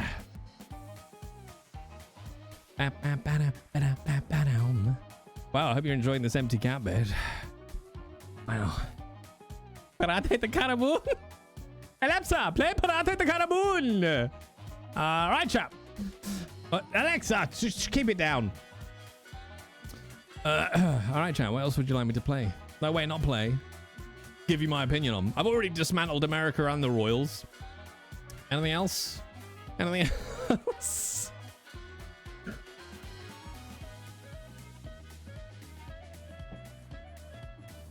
I mean, I've just written America's new national anthem as well. Was that alright? I just wrote a whole new national anthem. Now, why are you emailing me? I've already told you that I can't do auditions for you anymore on account of my new awesome LA agent. Oh. How about capitalism? Don't even fucking get me started on capitalism, okay?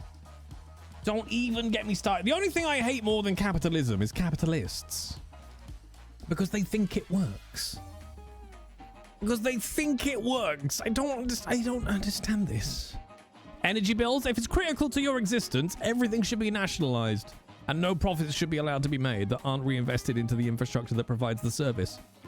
How is that? It's not a complicated thing, is it?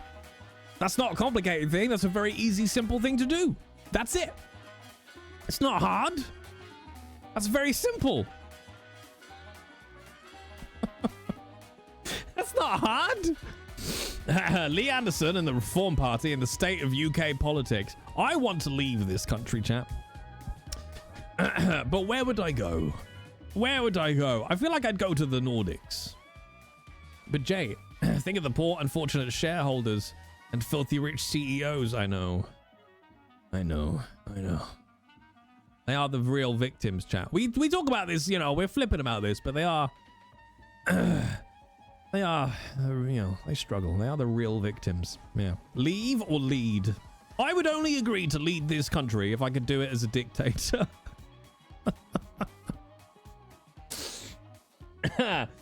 Some countries, though, no, this one wouldn't be any good. Well, I'm trying to think of countries that...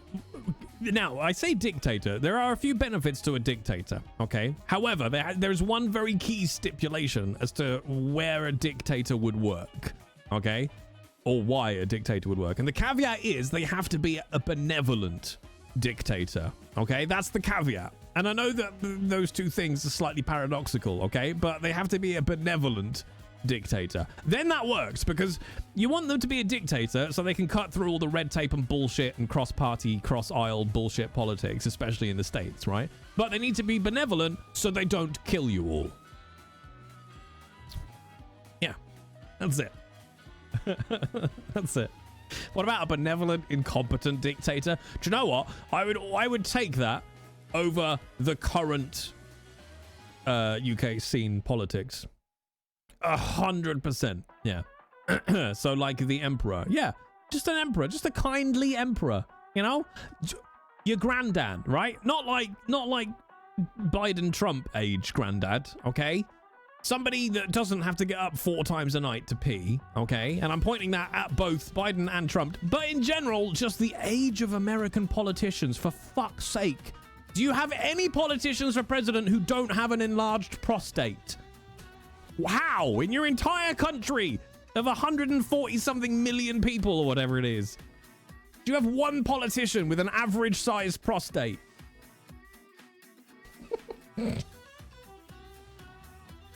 That's apparently my marker for the suitable age of a politician. Ready, set, Ben? Well, Ben, you walked into me discussing a lot, actually, on this stream. We've been through a lot. We've talked to... I've bared my soul. I also wrote a new American national anthem, which I thought was pretty fucking banging, if I'll be honest. I've destroyed the royals. Yeah. Yeah. I'll take an American politician that isn't mayonnaise white and filthy. Mayonnaise white. Holy shit. That's a great phrase. I've never heard that before. Mayonnaise white. Fucking hell. Do you know, I mean, I don't know enough about it, and I'm sure somebody in chat's going to be like, no, he was dreadful. But from outside America, like, Barack Obama is like the guy that broke up with us that we're just never gonna get over. Just never gonna get over it. Just like, he was great. Miss my old boyfriend. I miss him so much. Iraq did kill a lot of civilians with drone strikes. Yeah, but the sad thing is, Big D, I'm like, yeah, but isn't that standard for an American president? Like, isn't that, like, I'm not saying it's good, right? But isn't that pretty much like in president bingo, everybody's got a cross in that square? Do you know what I mean? I'm not saying it's good. Let me be very clear about this. Dead civilians, not really what you're going for. But yeah, just at least from outside, I'm like he had probably an average sized prostate. And he could speak in full sentences. That's it, chat. That's all the rest of the world wants from an American president. Those two things. That's it. Speaks in full sentences, normal prostate. We don't ask much. We don't ask much, okay? Lincoln never killed someone with a drone. You're right. That's a conspiracy theory. Fuck. Holy shit. I think we've... But here's the thing about President Lincoln. Why isn't there any video footage of him? If he really existed, why have we not got him on video? Think about it. Think about it. And actually, to be fair, Omo, yeah. I nearly said Bill Cosby. He would be a terrible fucking president. Bill Clinton, I was like, he was great. Well, here's why America just doesn't make sense, okay? You kicked a man out of office for getting a sloppy in the Oval Office, right? But you're letting a literal criminal run for president again. He didn't get kicked out. I thought he got impeached. Clinton took us out of debt and into surplus, for fuck's sake. He was kind of renowned as a good economic president, wasn't he? In Canada, we need to bring back William Lyon Mackenzie King. Home dude used to do seances to help decide national policy. I mean, that's kind of... These days, I would take that. I'd be like, look, if it ends up with a good socioeconomic policy, I don't care how you got there. Seance the shit out of that bitch. So you can be impeached without being removed from office. Okay. Does that mean you can't run again, though? Impeach means it goes to Congress to decide if they get kicked. Got you. Okay, got you. Only president who left early was Nixon. Oh, yeah, that was the whole, what do you call it? Watergate thing. So hang on. So what's the point of getting impeached? You might get kicked out, but there's no inherent punishment for being impeached.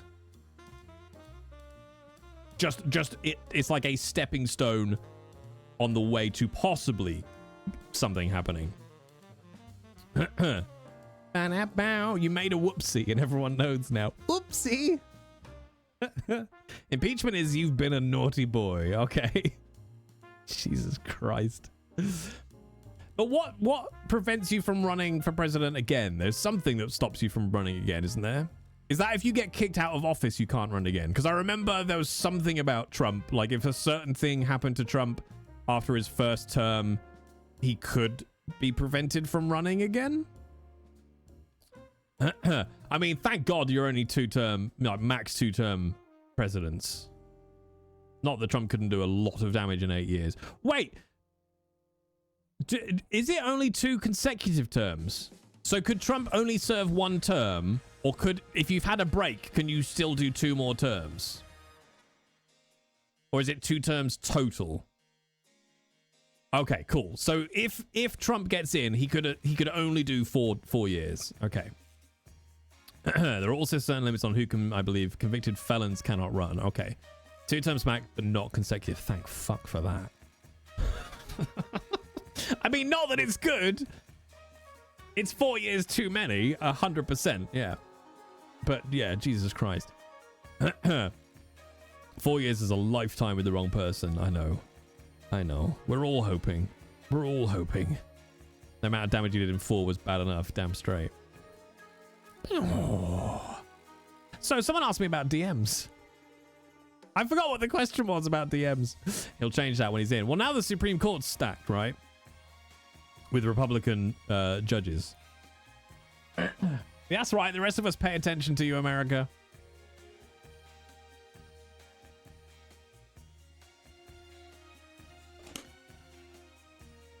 What makes a good DM?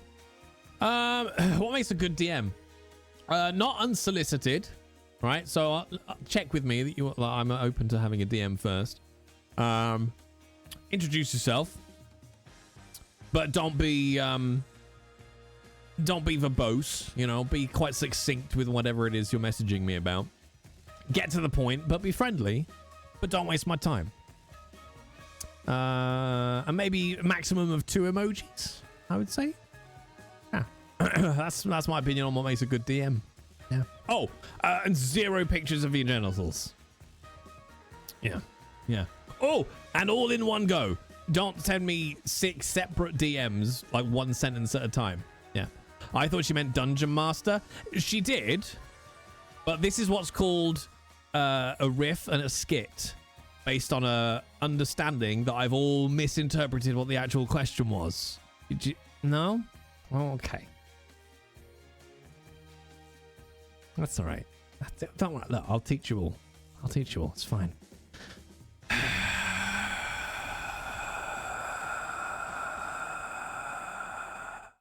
But what if I provide pictures of someone else's genitals? So, do we DM you to ask if we can DM you? No, you have to ask us. You have to ask me here or in the generic Discord channel. Yeah. Don't anybody fucking DM. I don't. Do you know what, Jack? I don't. Well, it's very funny. Thank you. I don't care about unsolicited DMs at all. But I'm a white middle-aged man on the internet. I get to have that privilege. Okay. But I don't care about unsolicited DMs because here's what I do if I get a DM that is unsolicited and I don't want to deal with it. That's it. That's how much effort it takes, chap. That's how much effort it takes. Can I DM you at some point, Jay? Also, you're not middle-aged. I'm 40 years old, nearly. Here's the thing about the internet, chat. If you didn't know about this, I've found this, right? I have found this out. And I don't know if anyone else on the internet knows it because I see everybody getting really angry about things, okay? I see everyone getting really angry. You're 42. Yeah, so Scotty, if we assume we're both going to live to about 80, that's middle-aged. I hate to break it to you, buddy. We're on the downward slope. Here's the thing about the internet, okay? But don't tell anybody. This is just between us, okay? This is just between us, okay? You can block people, which is amazing. And you don't have to reply. Oh.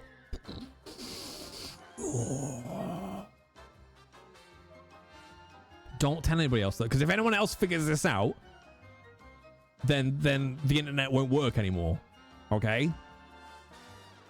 The internet won't, but shh. Just fucking keep it to yourself, okay? Yeah, if you, like, wherever you are, right? When you hit block, they can't message you anymore. And wherever they keep messaging, you can just do it again. It's great. Just, easy peasy, isn't it? Easy. And when someone says something that you don't agree with or you find vaguely hurtful, you don't have to reply. You could not spend any energy on it whatsoever. Keep it secret. Keep it safe. What's great is that the people in chat are not even the oldest people here. Wait, Saronlin, I've just outed Saronlin as a pensioner. Sorry, Saronlin. We have a real wide age range here. I don't know who the youngest is. Worm. I don't know if Worm's still here, but you're pretty young. I remember Worm. And I feel like Saronlin is one of the oldest. I know Horny's pretty fucking old. Daddy's, well, Daddy. I mean, the clue's in the name. Also, for old time's sake, Daddy. Hi, Daddy. There we go. Yeah. Yeah. But talking of blocking people, hey, Infamous Devil, welcome on in. I got the cutest text from my mum this weekend.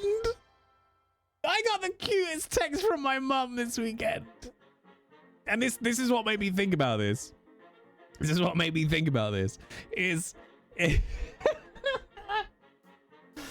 Right. Don't tell my mom I told you this, okay? But this is just a welcome to the internet, elderly people kind of text message, okay? She sent me a message basically saying, I said this on someone's post, okay? And this is what she said on the post.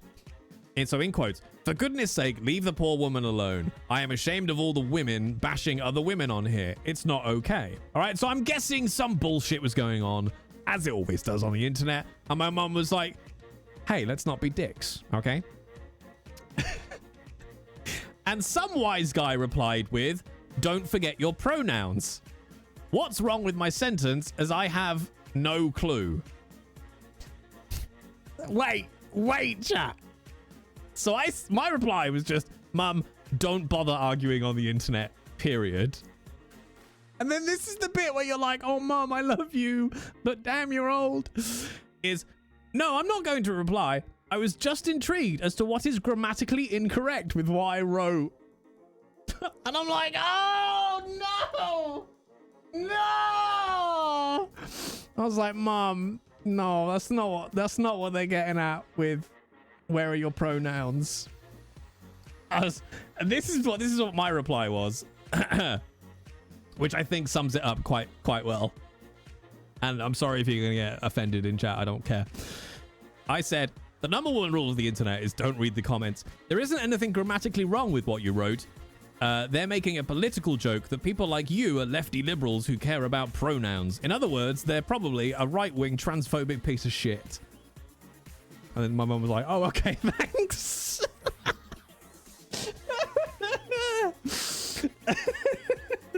But it was just that, I was just like, Mum, bless. But also, right? You know what I'm talking about? You don't have to engage on the internet. You don't have to block. You don't have to respond. Like, there's something beautiful about being that outside. And don't get me wrong, chat. I know, like trans rights and the way trans people are treated and the way we all just treat each other generally on the internet is an important conversation that needs to happen. And social change is all driven from those conversations. It's very, very, very, very important. But it is all a lot of energy that it drains from all of us at all times. Being constantly aware of that.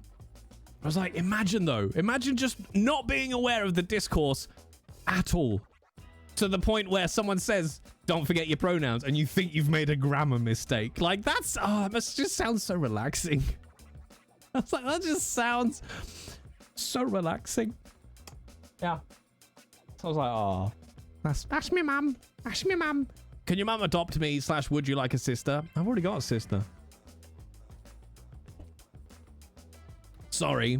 And look, I'm not saying my sister and I are super, super close, but we do trade about 3 WhatsApps a year, okay? So, all right. I'm just saying we're pretty tight. Ignorance is bliss. Ooh, who's the eldest? What do you think? I'm not gonna say. I want you to get. I just forgot the end of the word there, chat. Sorry. I want you to guess. There you go. Hang on, chat. Shut up. Someone is talking to me. Have some praise, Jay. I've immediately dropped into sex lizard voice. Okay. I finally got to your DOS 2 sex lizard yesterday, and my God, I was genuinely so impressed with your performance. Like, genuinely, that was such a phenomenal performance of seduction. I immediately fell for him. Hat off to you. What you're saying is, Catherine, is I've turned you on, and you've just admitted that in a room full of people on the internet. This is now uncomfortable for both of us, and I'm not really sure where we go from here. Okay, you have younger brother energy. Okay. That's healthy. Got 3 brothers and probably don't even do that much. Okay, she is. I can't. Were we guessing who the older one is? I forgot what the question was. No, you intrigued a lesbian.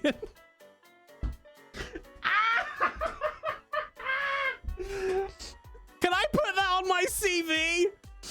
Such a good actor, I intrigued a lesbian. I want to put that in my Twitter bio. That's amazing. Ah. And winning the BAFTA for intriguing a lesbian, it's Jay Britton as Zerat. Oh, I fucking love that. Thank you very, very much, Catherine. Oh, Jesus Christ.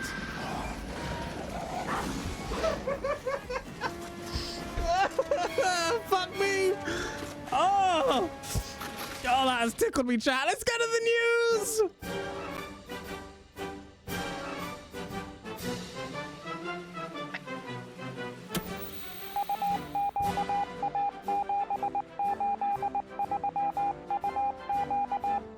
Hello and welcome to this breaking news with me, Arthur Sleep. Welcome in, Raiders. We've just discovered that Jay is such a phenomenal actor that he once intrigued a lesbian.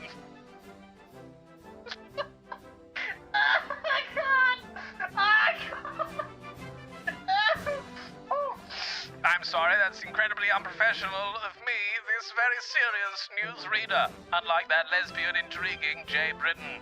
Welcome in, Raiders. Please do sit down, be quiet now. My intern, Kenneth, will be along any moment now to offer you a selection of tea, coffee, and hot chocolate. And if you're very lucky, he might lean in and intrigue a lesbian. But now it's time for the weather with Connie Lingis.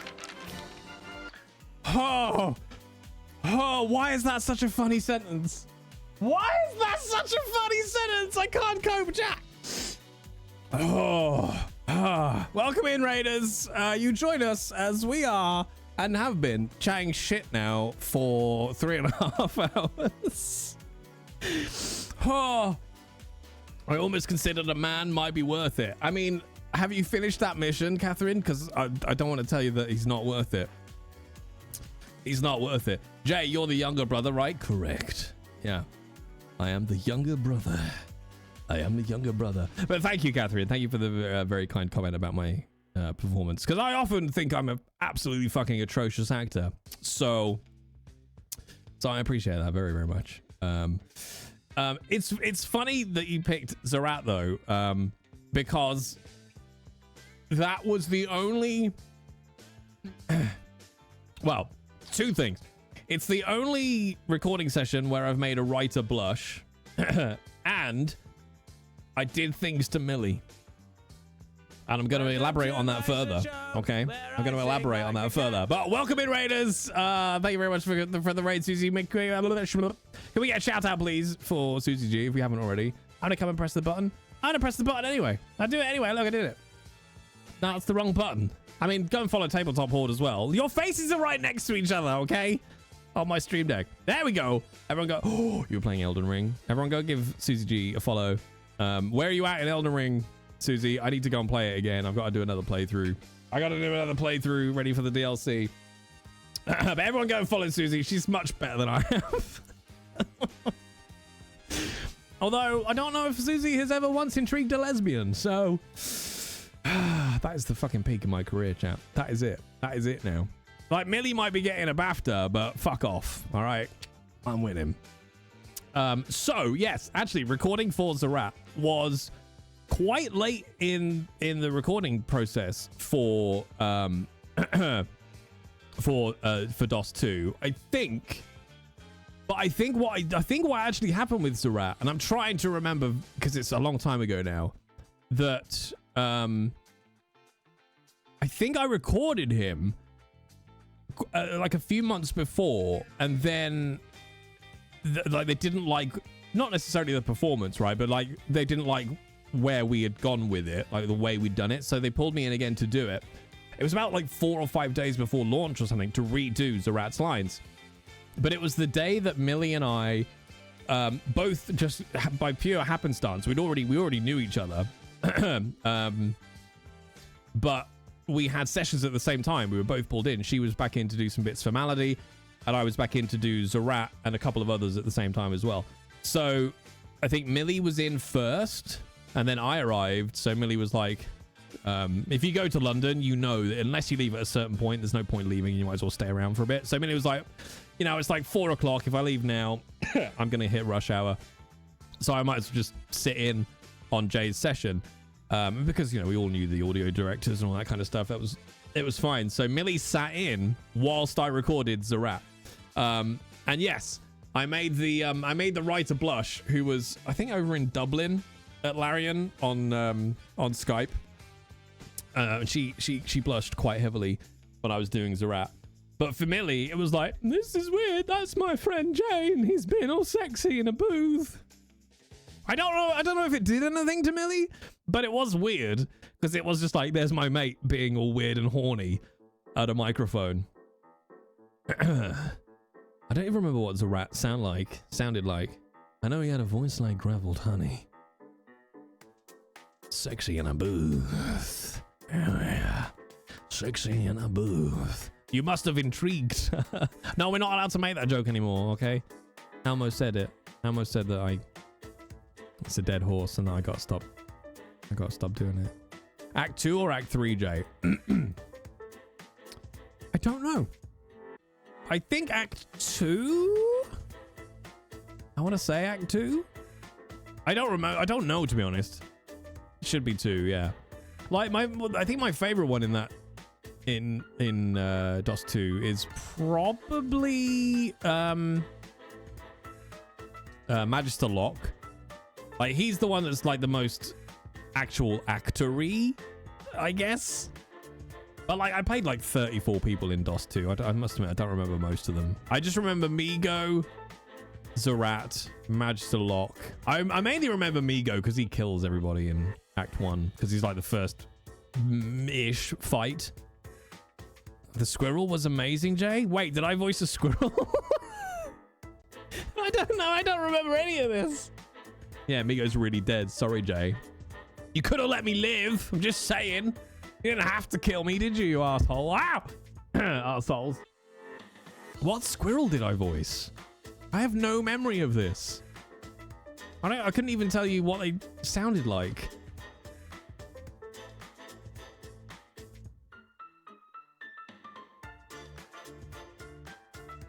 Are you sure it was me? I'll look it up now. I'll look it up now. It was easy to spot. They sounded like a squirrel. Wait, did they have a name? Were they a named squirrel? Where's my DMs with words? Do you know what? I hate Discord so much in terms of its search function, okay? Time for a rant is, bearing in mind, Wurs and I have shared DMs, okay? So when I go to search for @WER, why are the first 400 suggestions people I have not DM'd? And what's worse is when you see the person's name that you want pop up and then just disappears down a list of 3,000 people that you don't even share a server with. The guy dying in the dungeon was really good. I don't know any of these. Are you recording it all? Because half of these I've never even heard. Let's see. I played Birdie, Brayton Barnes, Bull, Dead Civilian, Deer, Dot, Drundane Feed, Airhan the Saboteur, Elf Stormchanter. Oh, have you met Imperio yet? Have you met Imperio? I loved Imperio. Farmhand Carlavan, Featherfall. I played a character that's named after a D&D spell. Fuck. Fletcher Corbin Day, Lizard Skeleton, Magister Grunt, Magister Locke, Magister Swordsman, Masked Servant, Migo, Nicholas, Orc Priest Ghost, Painting of a Man, Paladin Protector, Pile of Corpses, my best credit ever.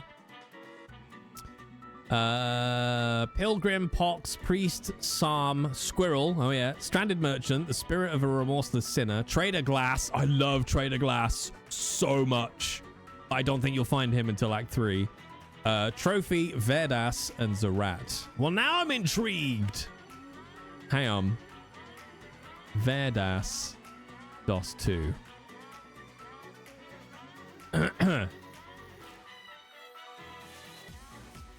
Hold. Chris Fraud, how you doing, my man? I am super into hourly chunk. Go where she does not lead. You're loyal. You need. I'm Talking sneak. to me. Could be. I'm just scooting through. Alright, well, the lock. Actually, quiet. If you're not. What am I called? If you're too loud, the VODs. masters Okay. are gonna come and we're both gonna be in. Yeah. He was I gonna like give skipping you the, through, yeah, finding all the He bits. told me. Doesn't sound familiar even. Keep our eye out for Virtus. I don't know which. Oh, it's got to be towards the... Oh, no.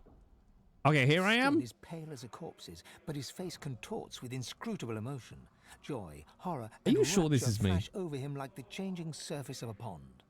His eyes lock onto yours. It's you. It's you. Oh, it is me. I like that we don't have to voice act it anymore. You want to though, don't you? I kind of, you know. Yeah. I don't remember any of this, chat. He's saying it's me. Have we met before? He spasms suddenly. They're eating holes in my mind. They're making tunnels. This is how she makes them. This is how she does it. But you... A single tear rolls down his cheek. Aww. I'm not the last. The bishop doesn't count. No, he doesn't count.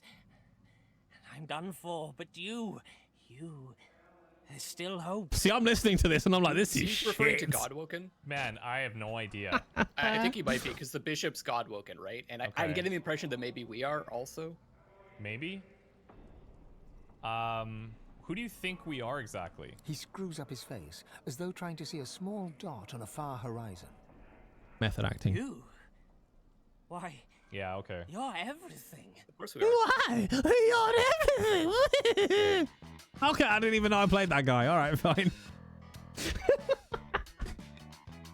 I remember it. I remember. Is that no? That's different. And how could you not hear that? That's me, Yukina. That's 100% me. He's kind of here. This is quite good fun for me because I'm like, how did I do that voice? I don't even remember. He's kind of here. Yes, you. You're everything.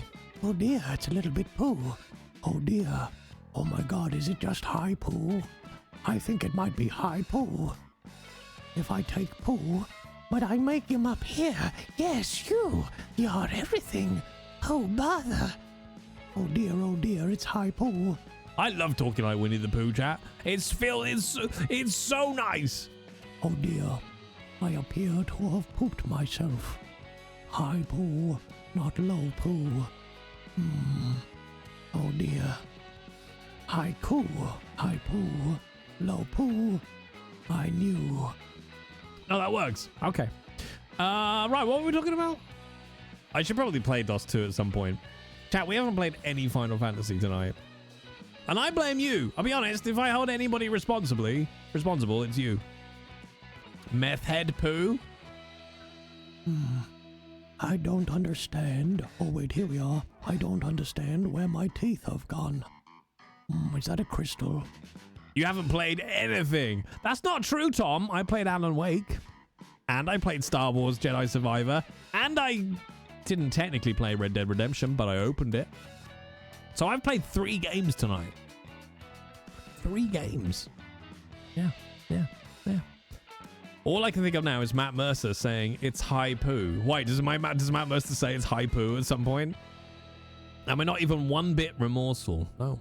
We looked into my soul, chat. We looked into the soul of the world. Ooh. Wow.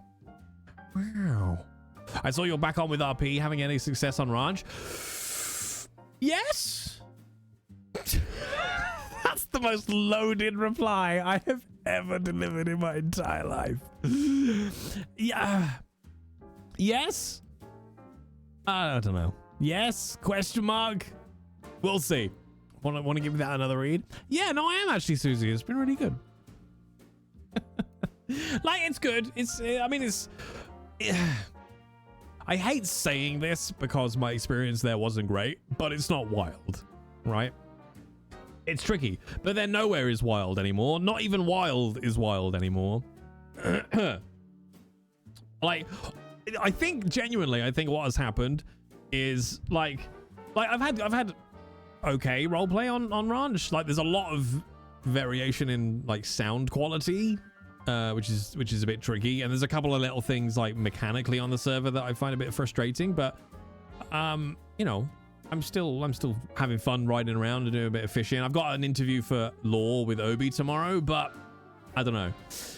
But I think what happened was, like, and people I know who are still on Wild now, like, say this, that the time around when I was playing, which was what, December 2021, like November 2021 through to pretty much, I hate to say it's all about me, but to when I got banned in May 22 was Wild at its best.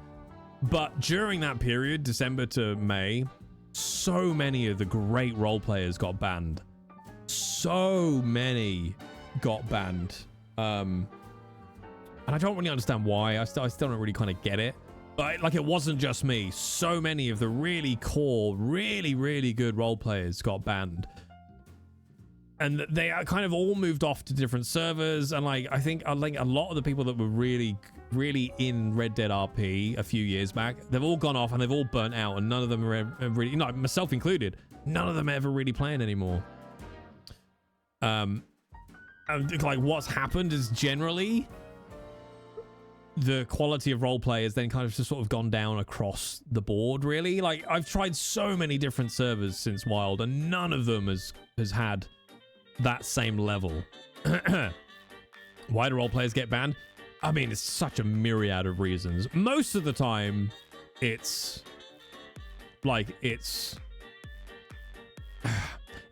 cultural, for sure. Sometimes it's just like admins just being dicks, or being scared, or not wanting to be challenged. I think if I could say one thing, and I'm talking across every single server I've ever seen, is they're not a fan of context. Do you know what I mean? Like, and I hate to do the whole "do you know who I am" thing, but I don't mean it like that. I just mean, like, you get players that will do what would be in black and white rule breaks, right? And you can either come down, it's a bit like Obi, right? You could either come down to them and be like, that's outrageous, or you can be like, do you know what? You're a good role player. We know we can trust the choices that you're making, and that you're not skirting the edges of these rules in order to be a dick or to game it, or because you're not a good role player. Like, context kind of is never applied anywhere. So I think that's often quite a problem with it. Is this like, no, this is black and white, that's a rule break. But what's worse is when it's like, this is a rule break, and the player will go, okay, but here's what I was thinking in the scene at that moment. Here's what my character motivations were for it, and so on and so forth. And that's like, well, it doesn't matter. Yeah, but it should. It really fucking should matter. So I think that's what happened. I think in general, like in the Red Dead roleplay scene in the last 2 years, there's been a lot of burnout. So much burnout. Like, I remember in... I can't remember what it is. Oh yeah, they had a rule that always seemed a bit weird to me on Wild, which is basically if whoever pulls the gun first, right, is in charge of the scene. Essentially, that was kind of the rule. Like, if you've got a gun on you, you're not allowed to draw your weapon. And I was like, that doesn't make any fucking sense. Because then whoever draws their gun first gets to control the scene. And like, but that's not good roleplay. And like, I remember, like, that was one of the things I got pulled in for, because a lawman who didn't identify themselves as law pulled their gun on my merc, right? And I pulled my gun around back in the same way to have a standoff with them, because my merc doesn't give a shit if he gets shot. And he doesn't know that this is a lawman. He thinks it's just somebody trying to hold him up. So he span around with his rifle up, didn't shoot. I was just like, right, well, now we're going to have a fucking standoff because I've got a gun too, sunshine. And I got pulled in for that. But then the good example is, the scene earlier on I was talking about, actually, with the train coming into the city and the gang following the train. Like, Obi had his rifle out and was pointing at the head of the gang, who I think, were they running? Yeah, they weren't on their horses. They were running behind the train, I think. And he pulled his gun back at me. So we ended up with this like standoff coming into the city. Now, in theory, I could have written a ticket in and be like, no, that player pulled their gun on me when I had their gun on them. That's a rule break. But it wasn't. It was great fucking roleplay. And the two of us as role players, like the guy who role played that character, the head of that gang, was really fucking good, really experienced role player. And the result was a really wonderful scene that was like, what do you call it? Tense as fuck, right? And standoffy as fuck. And it worked, and it was beautiful, and there was no issues with it because they were both good role players. And when I bought that, I remember bringing that up in the meeting and being like, but there was this scenario where that happened, and it was great, and it was fine, and it worked, and it was brilliant. I was like, well, it doesn't matter. It doesn't matter. So I think that's a lot of it. I think a lot of it is, you know, there's a lot of you must role play a certain way. But I think it's just so much of it is burnout. So much of it is burnout. But it's not even something consistent to role play. Like, I think you see it in a lot of community groups, regardless of what it is, on the internet. You know, I think. And to be fair, like, I could do it in our Discord. I could like go, here's a bunch of rules. You break that 100%, you're out. But it's always counterintuitive. It never really works out the way you want it to. It's hard to have consistent rules when you have to go person by person, but we did hear people and adapt the punishments or none to the situation itself, not to the rule break. Yeah, I mean, I think, like, absolutely pull players in to be like, what's if you can give a decent justification, like either for character motivation or role play, or actually, do you know what? I knew the other player who was in this scene with me, and I knew that I could trust that this wasn't going to be an issue or ruin role play or something. Then be like, okay, cool, fine. No worries. Like, do you know what I mean?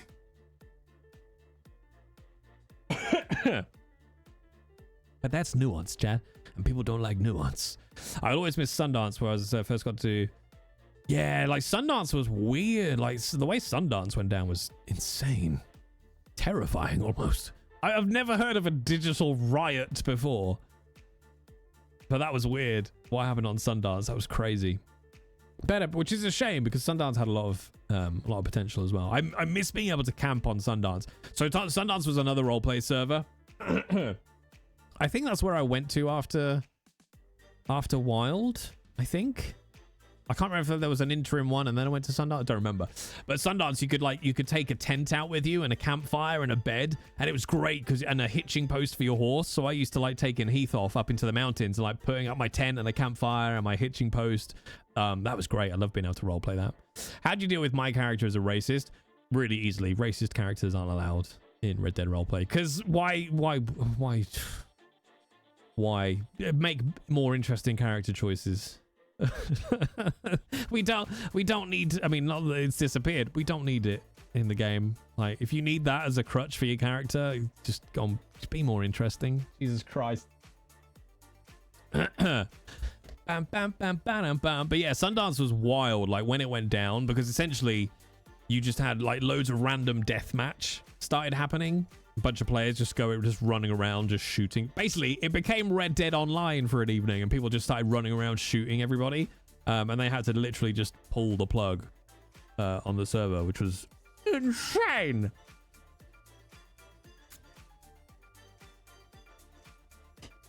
And especially, I think, with like the racism thing. Yeah, like Tom says, it's $18.99, but it's a fucking video game. And if you're, I mean, any minority really, in 2024, the last fucking thing you want to do, possibly having had to deal with racism IRL that day, is go onto a video game and have to deal with it in your escape from reality. Like, fuck that. Nah, mate. People stopped caring the way the admins announced the server closure was really petty. Yeah, it all went a little bit sour. But it's so common though. Like, I wish I could say that like Wild and what happened on Sundance was you know, isolated, but I know like Twitch RP has had its own issues. What's funny, to be honest, is every single Discord I join, because every single roleplay server pretty much has its own Discord. Every single one I join, you see the same arguments happening, you see the same conversations happening, you see the same moaning about mechanics, moaning about criminals, moaning about law, so on and so forth. Like, it's not unique. It's just what happens when you get a big enough group of humans together, pretty much. But what I was saying right at the back at the beginning is the people I know who are still on Wild now, so nearly 2 years since I was playing on it, are like, it's not the same. It's not the same. The quality of RP is has never been as good as it was when I was there, basically, because I'm the best role player ever. Yeah. But no, like now they're like, you have to kind of go and find the really good role players on Wild now, because generally across the board it's kind of dipped. You know, nature of the beast to some extent. Nature of the beast. Coming in on pure humility. That's me, half-assed. Oh yeah. It's okay, half-assed, because I once intrigued a lesbian.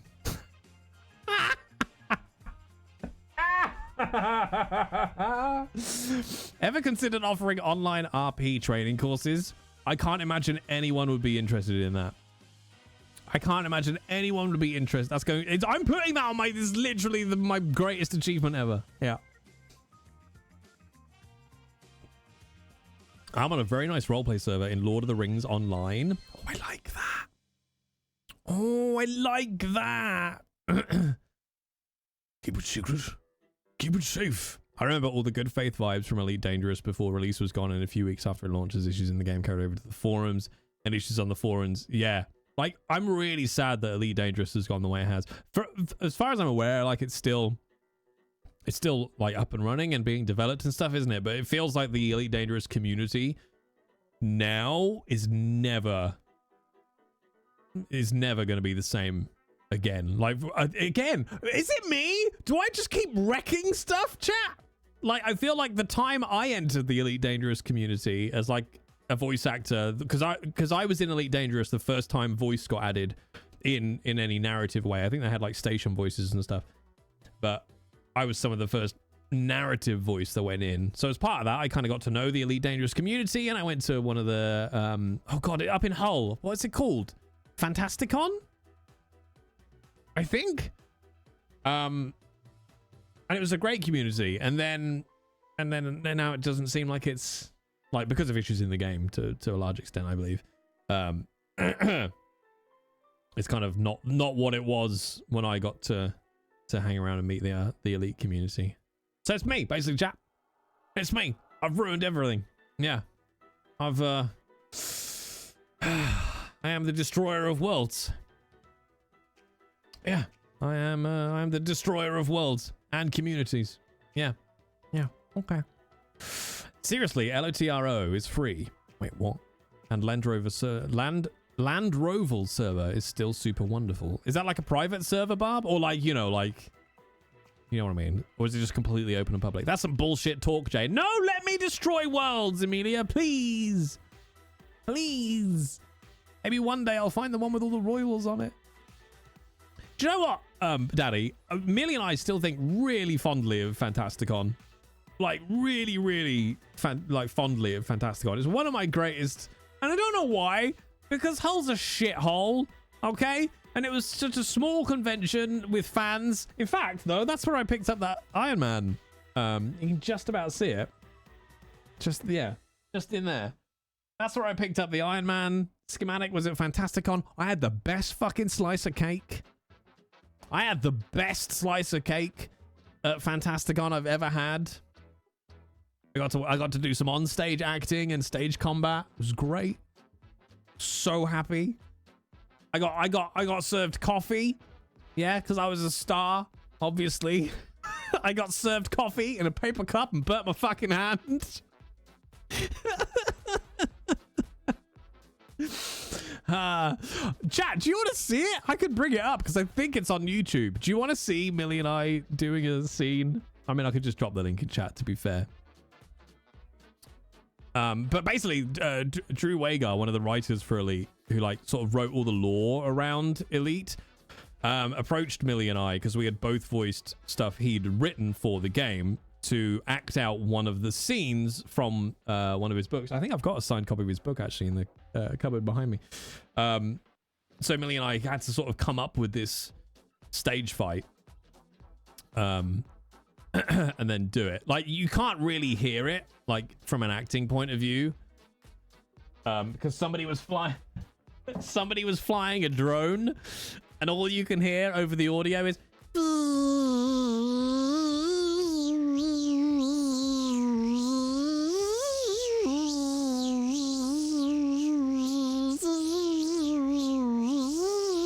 That's it. That's all you can hear. I don't even know how to fucking. I don't know how to find it on YouTube. What do I even search for? Fantastic. I don't know. It happens if I spell it right. Fantasticon.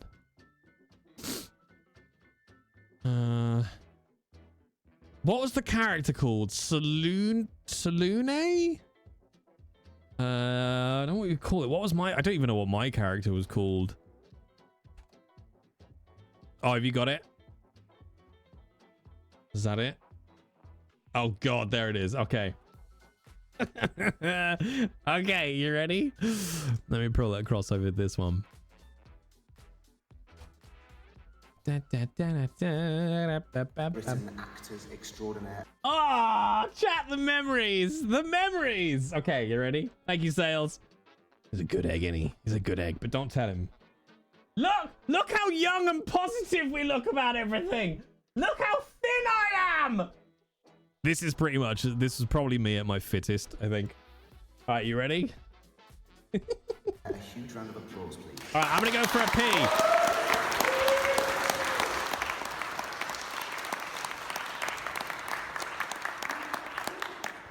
So as you may know, I've written a book recently for a certain computer game known as Elite Dangerous, and the book was called Premonition.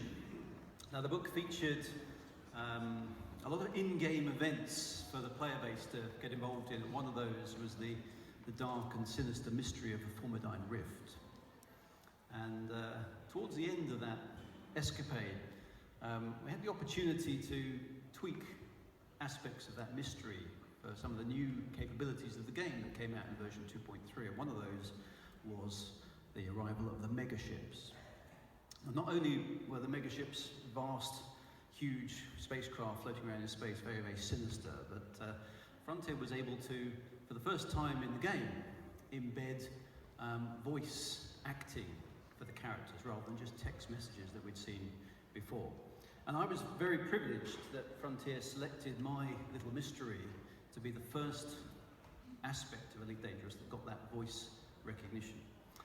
And if you go and visit the Zurara, which is a spaceship deep in the heart of the Formidine Rift, you will hear the logs left from the long-abandoned crew of that spacecraft. And those logs were read by none other than Jay over here on the left. And he was the unfortunate chap who died a horrible death in the depths of space, freezing to death as the spaceship ran out of power. A few hundred years later, however, the Zurara was discovered again by a certain Commander Rebecca Weston of Elite fame, and she left a message for us in the depths of space, and Rebecca was voiced by the wonderful Amelia Tyler. Now, so impressed was the Elite community, sorry, quick chair, go on. So impressed, actually, both was I and the overall Elite community at the reaction to those voice messages that I had a chat with the actors behind those voices, and we cooked that were us for you based on Premonition itself. So what I've done is I've selected chapter 10 of Elite Dangerous Premonition, and we've given it a little treatment. So this is not a book reading, it's not by me. Are you holding a katana? Maybe. Something else. So I'm just going to introduce a scene, and we'll go on from there. He's just going to introduce the scene, chat, and then we'll go on from there. Where we'll go on to is here. I want to find out who flew this drone, though, so that we can do a murder on them. So we don't have the introduction for the scene, but essentially the character that Millie is playing is in jail, and I'm playing some asshole who's come to torment her while she is in jail.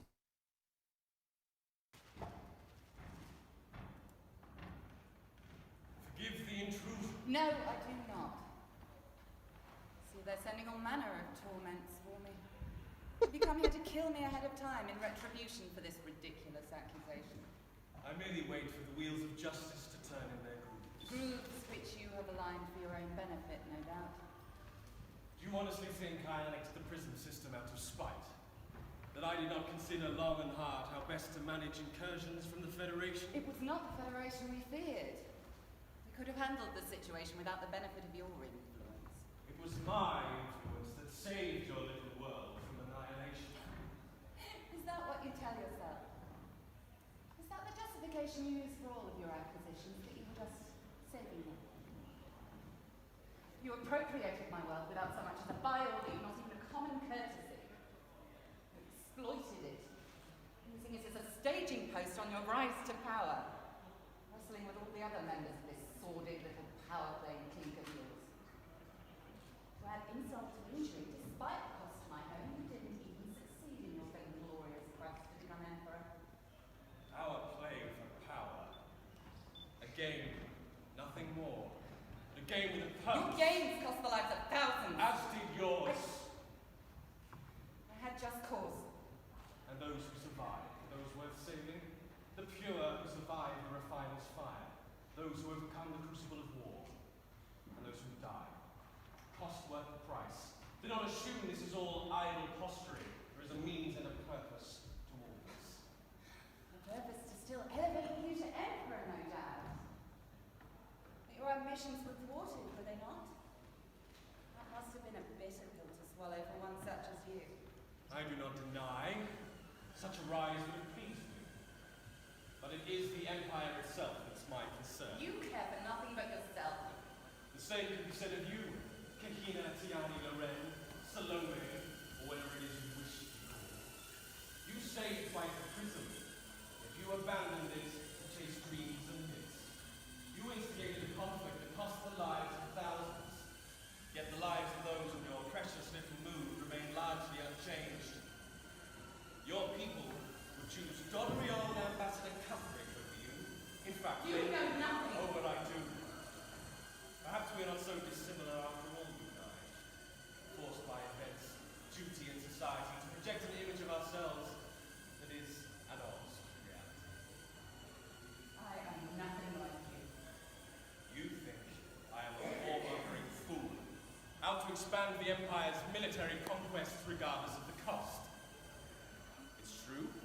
That's how I portray myself. It's easy enough to believe. You, on the other hand, are considered a spoiled brat. You can hear it You're a too. privileged daughter of a moribund imperial house, inciting violence and war, sowing seeds of discontent across the galaxy, cloaked under a mantle of charisma and charm. That's not your real purpose, is it?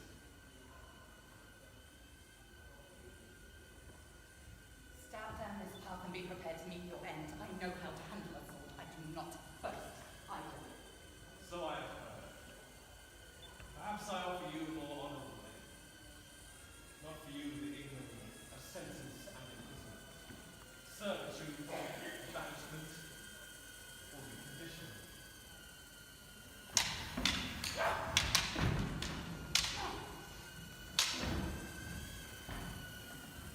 There is more to you, Kahina Loren, more to all of this. I know you're not guilty of this ridiculous charge of attempted assassination, that much is plain. Given that, it's clear someone else moves against you. We can work together to hunt out the truth. Work with you. You have enough enemies already. I am not one of them. It's plain to see your ex-lover is behind all this, and you call me a spoiled brat. Ashley, she has not the wit for this scheming. Her strings are being pulled elsewhere. She is not my concern. You don't know what you're looking for, do you? Just tell me what you know, and the trial will go away. I can help you. That's your price, is it? You're asking me to trust you too? My darling princess already tried that pathetic life. It's not I that accused you of trying to kill me. It's plain this was a setup from the start. I eradicated the Emperor's Dawn, purged them from the start. For them to come back, ridiculous. So?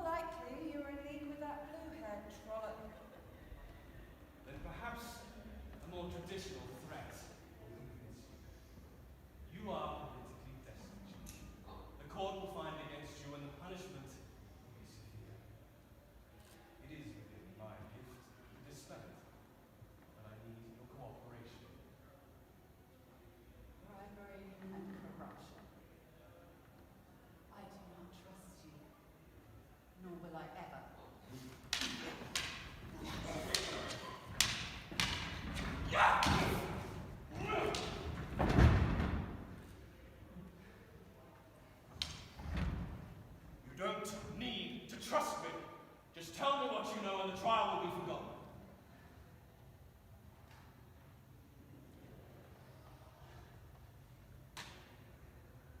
I will not work with you. You are making a mistake.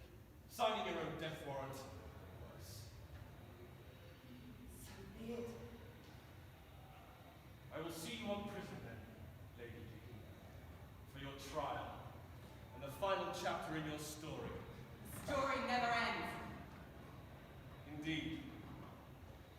The universe could use more women like you, Salome. A shame it may soon have one less.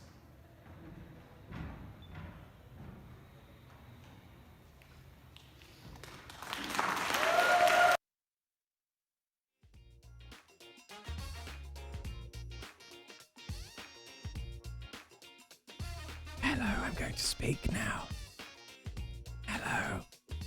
What I love about this, chap, what I love about this is the vast majority of you have no idea what the story is there, and yet you're all kick his ass, Millie! I'm sorry! I was the good guy! I wasn't. But you don't know that! You don't know that! So anyway, there you go. That was, yeah, that was tricky because literally we had, practiced that in a lot bigger space because they were like, oh, this is the size you will have, for the stage. And then we didn't have that size stage, chat. Nor did we know there was going to be a railing all the way around it, which I nearly cracked my head on. Also, you might like to know, the end shot, which I love, where she throws the sword at me and I'm like, hurt like fuck. Hurt like fuck, chap. You said we're the same, you and I. Only the bad guy ever says that. Does he? Looking back, some vibes between you and Millie, even then. I mean, I don't even know what date that was. When was that? My head just went, oh, about 2021? That can't be anything like that. That's got to be, what? 2017. I mean, we were friends, but are you sure it's not the sexiness of the scene? Because then that's a flirty script. That's a flirty script, really. Like, those two characters could quite easily put the swords away and bone down. You were so tan. I don't know why. Good lighting? What was that, 2017? It was just after summer, though, wasn't it? Wasn't it like October-ish? Bone down. Bone down. I mean, Millie and I didn't get together for another 2 years at least. How about a bone? From now on, call me Velvet Thunder. Yeah. I love the Brooklyn Nine-Nines. I love it, the Brooklyn Nine-Nines. By the way, if you're new here and you've enjoyed the particular brand of bullshit, there's the Discord. Make sure you join it. Okay, good. It took my partner and I 3 years after we met to bone down. I think Millie and I met 2015. What did I say, 2015? You don't really look much different. I mean, I am significantly different, Embry. I am about 3 stone heavier than I was in that video. I don't know why my body's moving like this now. But I do like stage stuff. I'd love to do some stage and screen again. I really will. I say screen again. I've never done screen. How, motherfucker? Spooder that's whatever is spooder is. In your face, in your eyes. It is time for edgy surprise. Look out! Here comes a spooder jizz. Ha! No, I did that thing, Tom. You know, where you've got your like hands on your arms.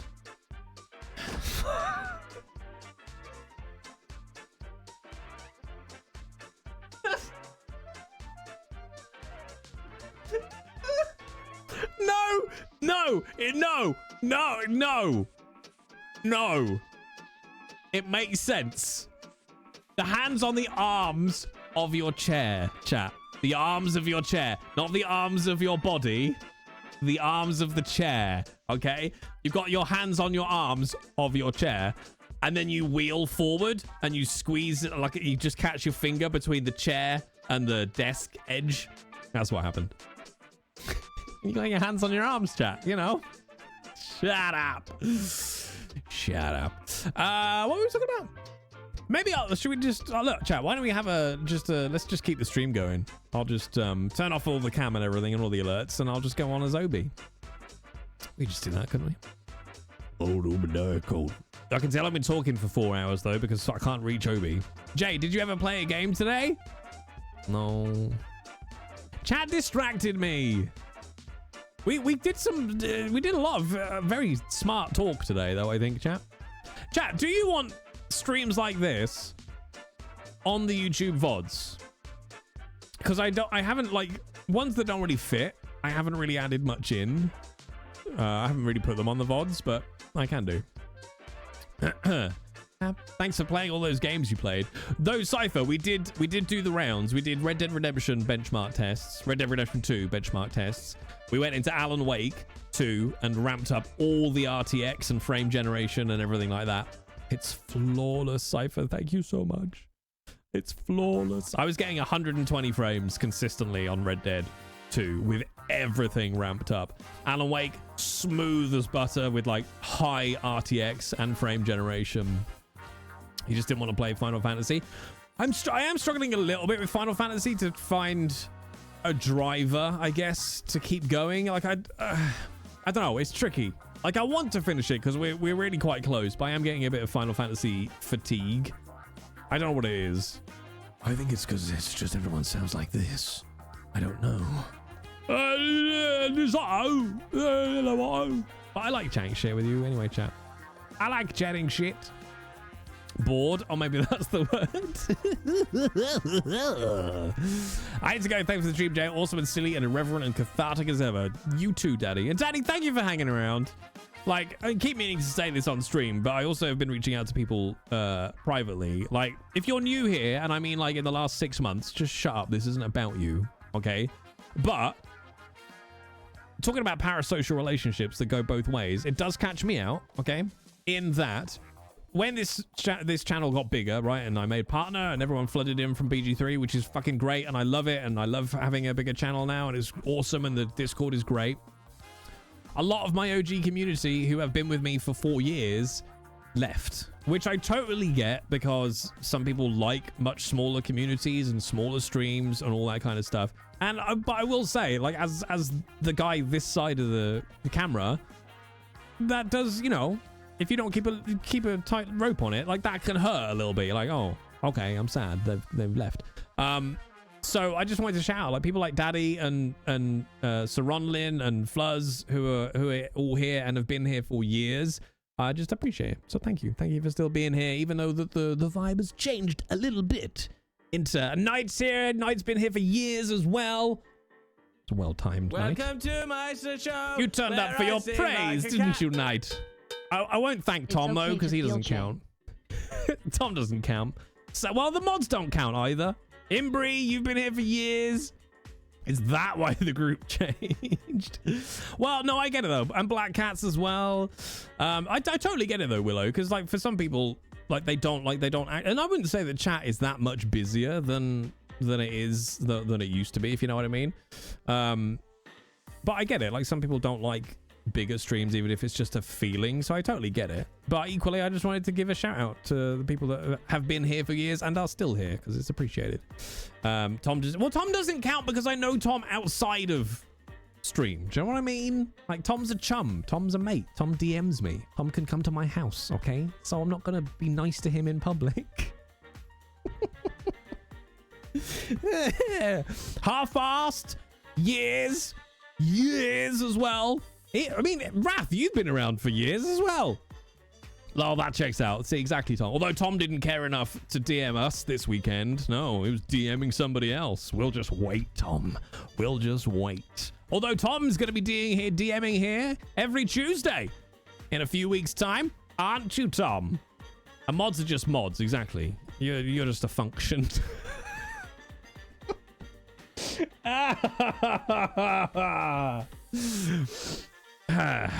I came here from a Peachy co-stream. I hope you never let him forget that.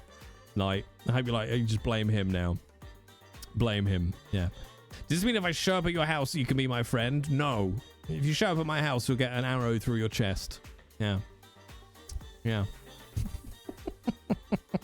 I don't know how I ended up here, honestly. It must have been via Millie, surely. I'm assuming that's Sam behind that account. Or James. Who knows? It's gotta be Sam, right? I think it was from Millie. Like Millie role-played with Black Cats, and then I think Susie pulled me into a Zweihander, and then that was probably it, I think Millie, but then I don't know how Millie found you guys. I don't remember why Millie was involved. Well, Millie, wasn't it through Charlie? I don't remember. I think we're going way back when to Encounter Roleplay, yeah. And I think just like a random Twitter interaction between Charlie and Millie was how Millie ended up on Encounter, and then through Millie on Encounter, I met you all, and then the rest is beautiful history. It's beautiful history. Zweihander on Encounter is my first connection. Then I played what did I call him? Zachariah Tain? Wasn't it really close to Taint? Zachariah Taint, wasn't that what he was called? I started watching Millie BG3 and I was like, this guy is funny. Which guy? I know you ain't talking about me. I know you ain't talking about me. Knowing you, Jay. I think it was Zachariah Tain. I didn't call it Taint. Didn't he turn out to be a robot? I think he turned out to be a robot, actually. Spoiler, if you ever go back and watch my Zweihander performance from 4 years ago or something. I think that's a spoiler. I'm a robot. Yeah. Penelope Picklesniff. Domestic Dan to Peachy to Jay. You're one of the first I found when I started just watching. Oh, Imbri, I'm so sorry I ruined Twitch. I ruined Twitch for you. Yeah. I was honestly very impressed with Jay's planning. You think I planned this? And stream effects, so now I buy him present. Well, you bought me a present?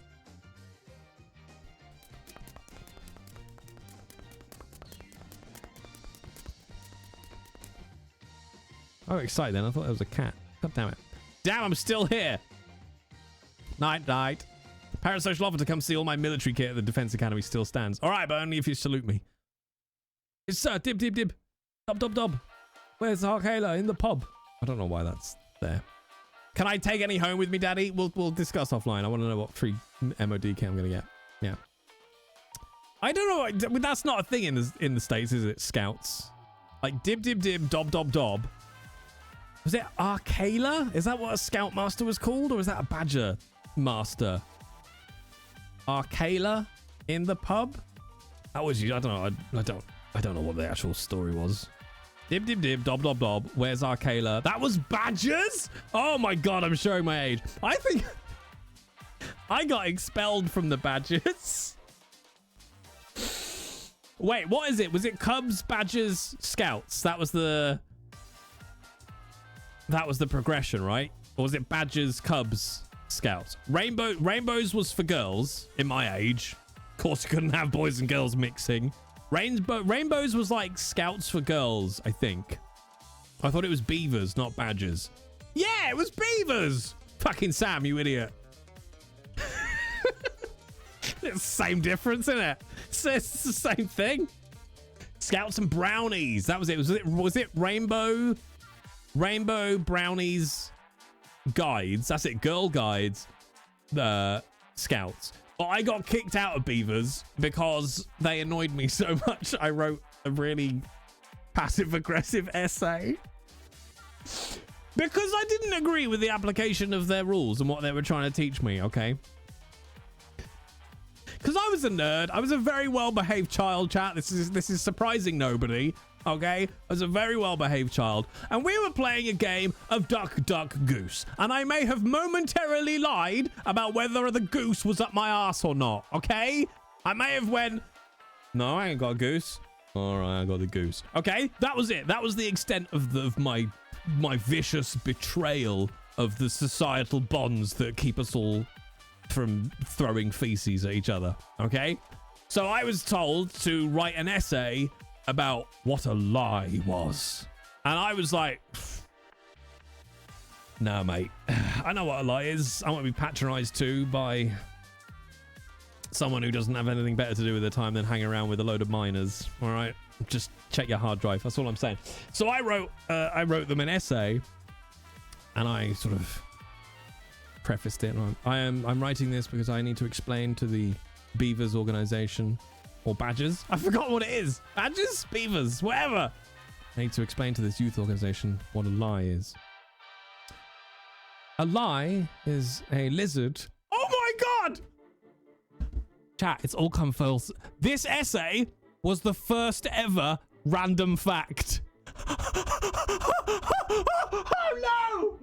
My life has all led to this moment. Fuck.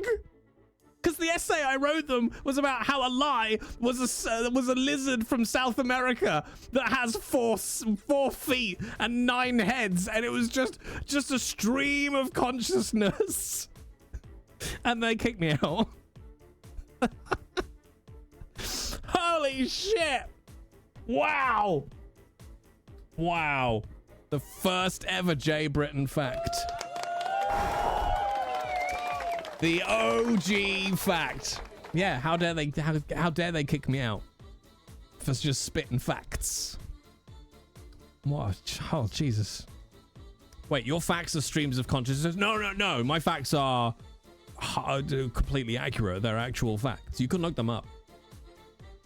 You can look them up. What? They're conscious accuracies. That was a journey. I know. We've all grown tonight. Ha! I don't know what this stream was, chat, but there you go. That was a 4.5 hour one-man show. There you go. Don't break Yukina's heart now. Those are cold, hard facts. They are facts. Otherwise, it would be called Redeemer Random J Makes It. My God, man. Otherwise, it would be called a Redeemer Random J Makes It Up, right? It's a fact. We can look them up, but what we'll find out about them if we do. Well, a lot of them are very obscure facts, actually, so you probably won't find anything. Thinking about it's wrong, then. Probably not gonna find much. Oh, boo. Not a lot about my facts. Also, favorite cereal. Hang on, favorite cereal. I've got questions. Are you still here? You better be, because I got a question now. This is gonna bug me forever. Were you mad being kicked out, or do you understand why the passive-aggressive story, while funny, not the best strategy? No, I fully understood what was going to happen when it happened. I had already set that bridge on fire whilst writing the essay. I was fully aware of what was coming. I was already done with the Beaver Badgers before I put pen to paper. Yeah. So, favorite cereal. I went back to think, favorite cereal subbed during all that. I need to go back and thank them. And then I noticed that it's a 26-month sub, which means 2 years. Now, this might just be my weird brain, okay? But has your favorite cereal always been your Twitch username? Because my brain says it isn't. Because my brain has not logged someone with that username having been around for that long. I could be wrong. I fucking knew it. I knew it. There's an imposter amongst us. I knew it. But also, chat, please never change your usernames, because then I don't know who's who.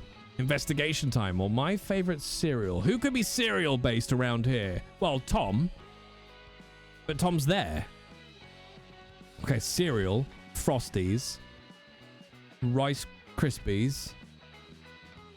Shreddies. Shreddies are my favorite cereal. I changed a while ago, though. Fuck. How long are we talking, though? What? That's it now. I'm just putting a spotlight on cereal. Salted caramel crunchy nut. No. Shreddies, semi-skim milk, tablespoon of sugar. That's it. That's the best cereal. I will accept Cheerios, actually. Only once, maybe a year or so. Okay, so that means that in my brain, you were somebody for at least a year. Has the color changed?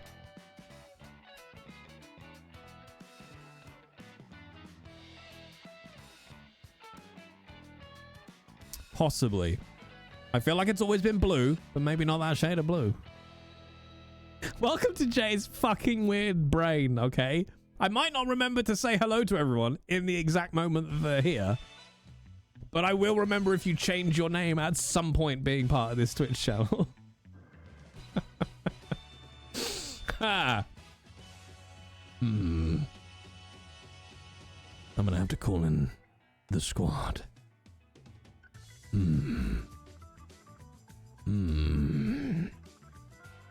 But yeah, Frosties top. I should do a tier list, chat. I've never done a tier list. Chat.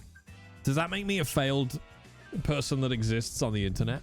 I was thinking of doing a tier list of cereal, because then I was like, what's my top cereal? Because now I've obviously just forgotten about my favorite cereal issue. And now I'm thinking about my actual favorite cereal. Nella, Catherine, thank you again for your very kind comments about my performance and making me think that maybe I'm not the worst fucking actor that has ever existed. I appreciate that. People do tier lists. Oh, Yukina, come on. You're a youth on the internet. Come on. Go on that website that has like S tier to F tier. That's what I'm thinking, yeah. It's got like all the tier letters on the right left hand side and then the black bars, right? And then you pop them in. I hate when I'm so bad at catching name changes. I don't know if the colors are changing color. Fuck, like Hammy, if you changed from green, I would miss you in chat. I'll be honest. If any of you change your color, I don't know what's going on. Are you gonna rank us, Jay? That's easy. Tier 3 go at the top.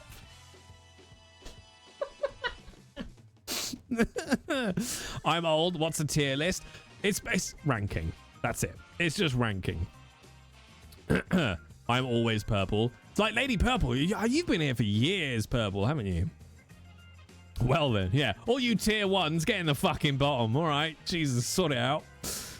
But don't worry. This is my favorite color by hex code, so that's never going to change. Okay. Thank you, Hammy. Like Imbri. Imbri has always been like an off greeny blue whatever for years. Imbri can't change either. Imbri, the other week, I was thinking about that time. You just sent me like 5 kilograms of Haribo jelly babies. So random thoughts that pop into Jay's head. Yeah. Just Bomber walking around the house. Remember that time Imbri sent you 5 kilograms of jelly babies? Yeah. So that's why, like, I recognize more by color in chat, I think, than I do by actually reading your names, which is why I know you give me shit for it sometimes, which is why sometimes I will say the wrong person's name, and if I do it, it's likely because your colors are very similar and you have a similar shape to your name. So when I'm quickly looking, especially if I'm playing, and I just catch a color and a shape of the name, I take a guess at who that is. And then it's only when somebody says something or the screen moves slightly and I can see the shape a little bit more. I'm like, oh, okay. Viva la ver! Oh, viva la ver! Oh, lady, that already confuses me. You're already close enough that confuses me. Yeah. I mean, I can make that scarf. Oh, the Tom Baker scarf, not a scarf out of jelly babies. Man, I love jelly babies. Just call me Asabat if it's easier. Asabat. Oh, wait, shit. That reminds me. Gams. Wait. Oh, God. I haven't been paying any attention. Okay, Capri would like a random fact. Okay. Ducks' original name were actually called fucks because that's what the first humans said when they saw one. However, they were part of a very religious community. So when they were asked, what did you say? They said ducks. Yeah, that's how it was done. Yeah. Night Flurs, enjoy work tomorrow. Watch out for flying fucks. All right, and Gams wants to say Star Wars mission. Gams, come and find me of Calacan Tantadundum Prime. From there we shall travel many, many, many light years away to Zulbam Badandadare. Once we are there, we shall find the orb of Dutu. That's it. Right, chat. I think I better go to bed, don't you? I think it's probably bedtime. Right, chat. Tomorrow, get excited. Hold on to your genitals. Obadiah Colt's coming back. Here he is. My name's Obadiah. Obadiah Colt. That is not a command that works here, sales. Pay some goddamn attention. So tomorrow, it will be 5 p.m. UK time, 5 p.m. GMT, and whatever time it says on the schedule, I do the maths for you, chat. I can't do everything. 1 o'clock, 1 p.m. EDT, because we're in that weird like period of 2 weeks where America decides that they will change their time different to everybody else on the entire fucking planet. So yes, tomorrow will be 5 p.m. GMT, 1 p.m. EDT for a Dead Roleplay with Obadiah Colt. So we'll hang out for the first hour, but he's got his law interview at 2 p.m. EDT or 6 p.m. GMT, which is when I normally start. So we'll be an hour early tomorrow for anyone who goes off the GMT time, or 1 p.m. EDT for America. So yes, Red Dead Roleplay with Obi tomorrow. I don't know if it'll be the whole stream. We'll just kind of see how it goes. And then Spider-Man 2 back on Thursday, champ. That's it. And don't forget, in 2 weeks tomorrow, so Tuesday, but in 2 weeks from tomorrow, brand new tabletop show starts right here. That's it. I'm not gonna tell you anything else about it. What about Scooter? What about Scooter? No. Obadiah. It's a different character. Obadiah. Colt. It's not No, okay. Wait, new tabletop show? Why does no one listen to me? Oh no, wait, you were in Disney. It's fine. I'll let you off, Bob. Yes. So from March 20, Scooter Brown, starting the 26th of March here. We'll be doing. No, I'm not calling it a show, am I, Chow? What am I calling it? We'll be playing Call of Cthulhu Dark Ages. It's not a show because it's not going to be all like, woo, look at the show. Call of Cthulhu Dark Ages, GM'd by the wonderful Hot Flakes Tom, who I think has gone off to bed he buys because he gets up early to go and mow the lawn. But cast-wise, it's live play. Yeah, that'll do. It's basically we're playing tabletop. Come and watch if you want. But it is me, Doc Rimbo. Yeah, I am looking to the right so I don't forget anybody. It's me, Doc Rimbo, who you'll know from chat. Kate Madison, who I've role-played with in Red Dead in the past, and is part of our Saturday night D&D crew. The wonderful Susanna Grace, of course, in chat as well, who you know. Love Laugh Lindy, and then some BAFTA-nominated actor. I don't know. She's a bit up her own arse now, I'll be honest. I don't know if she'll have time for us anymore. It's some BAFTA-nominated actor. Anemia Tiger, I think is her name. Anemia Tiger? Yeah, I think that's how you say it. Anyway, so she'll come along, I suppose. She's not too busy being a millionaire or whatever happens. Yeah, it's Millie as well. There you go. Millie as well. So yeah, that'll start on the 26th, gang. All nice and chill. All nice and chill, innit? You know what I mean? So nice and chill. But that's it. So yeah, I'm going now. Okay, bye. I'm joking. Let's go find someone to do a Ridley raid on. Let's see, Twitch. Is that the website? Twitch. I love it. There's someone on the front page with the disconnected stream symbol. I like it. I like it very much. Let's go and raid. Oh, Valen's on, but Valen's probably about to finish. So let's go drop you with Inel. Raid. Inelius. Inelius is a great voice actor. Lovely dude as well. Go and say hello to Inelius. And I will be back tomorrow, chat. With Obadiah Colt. And possibly some Scooter. Away, Brown.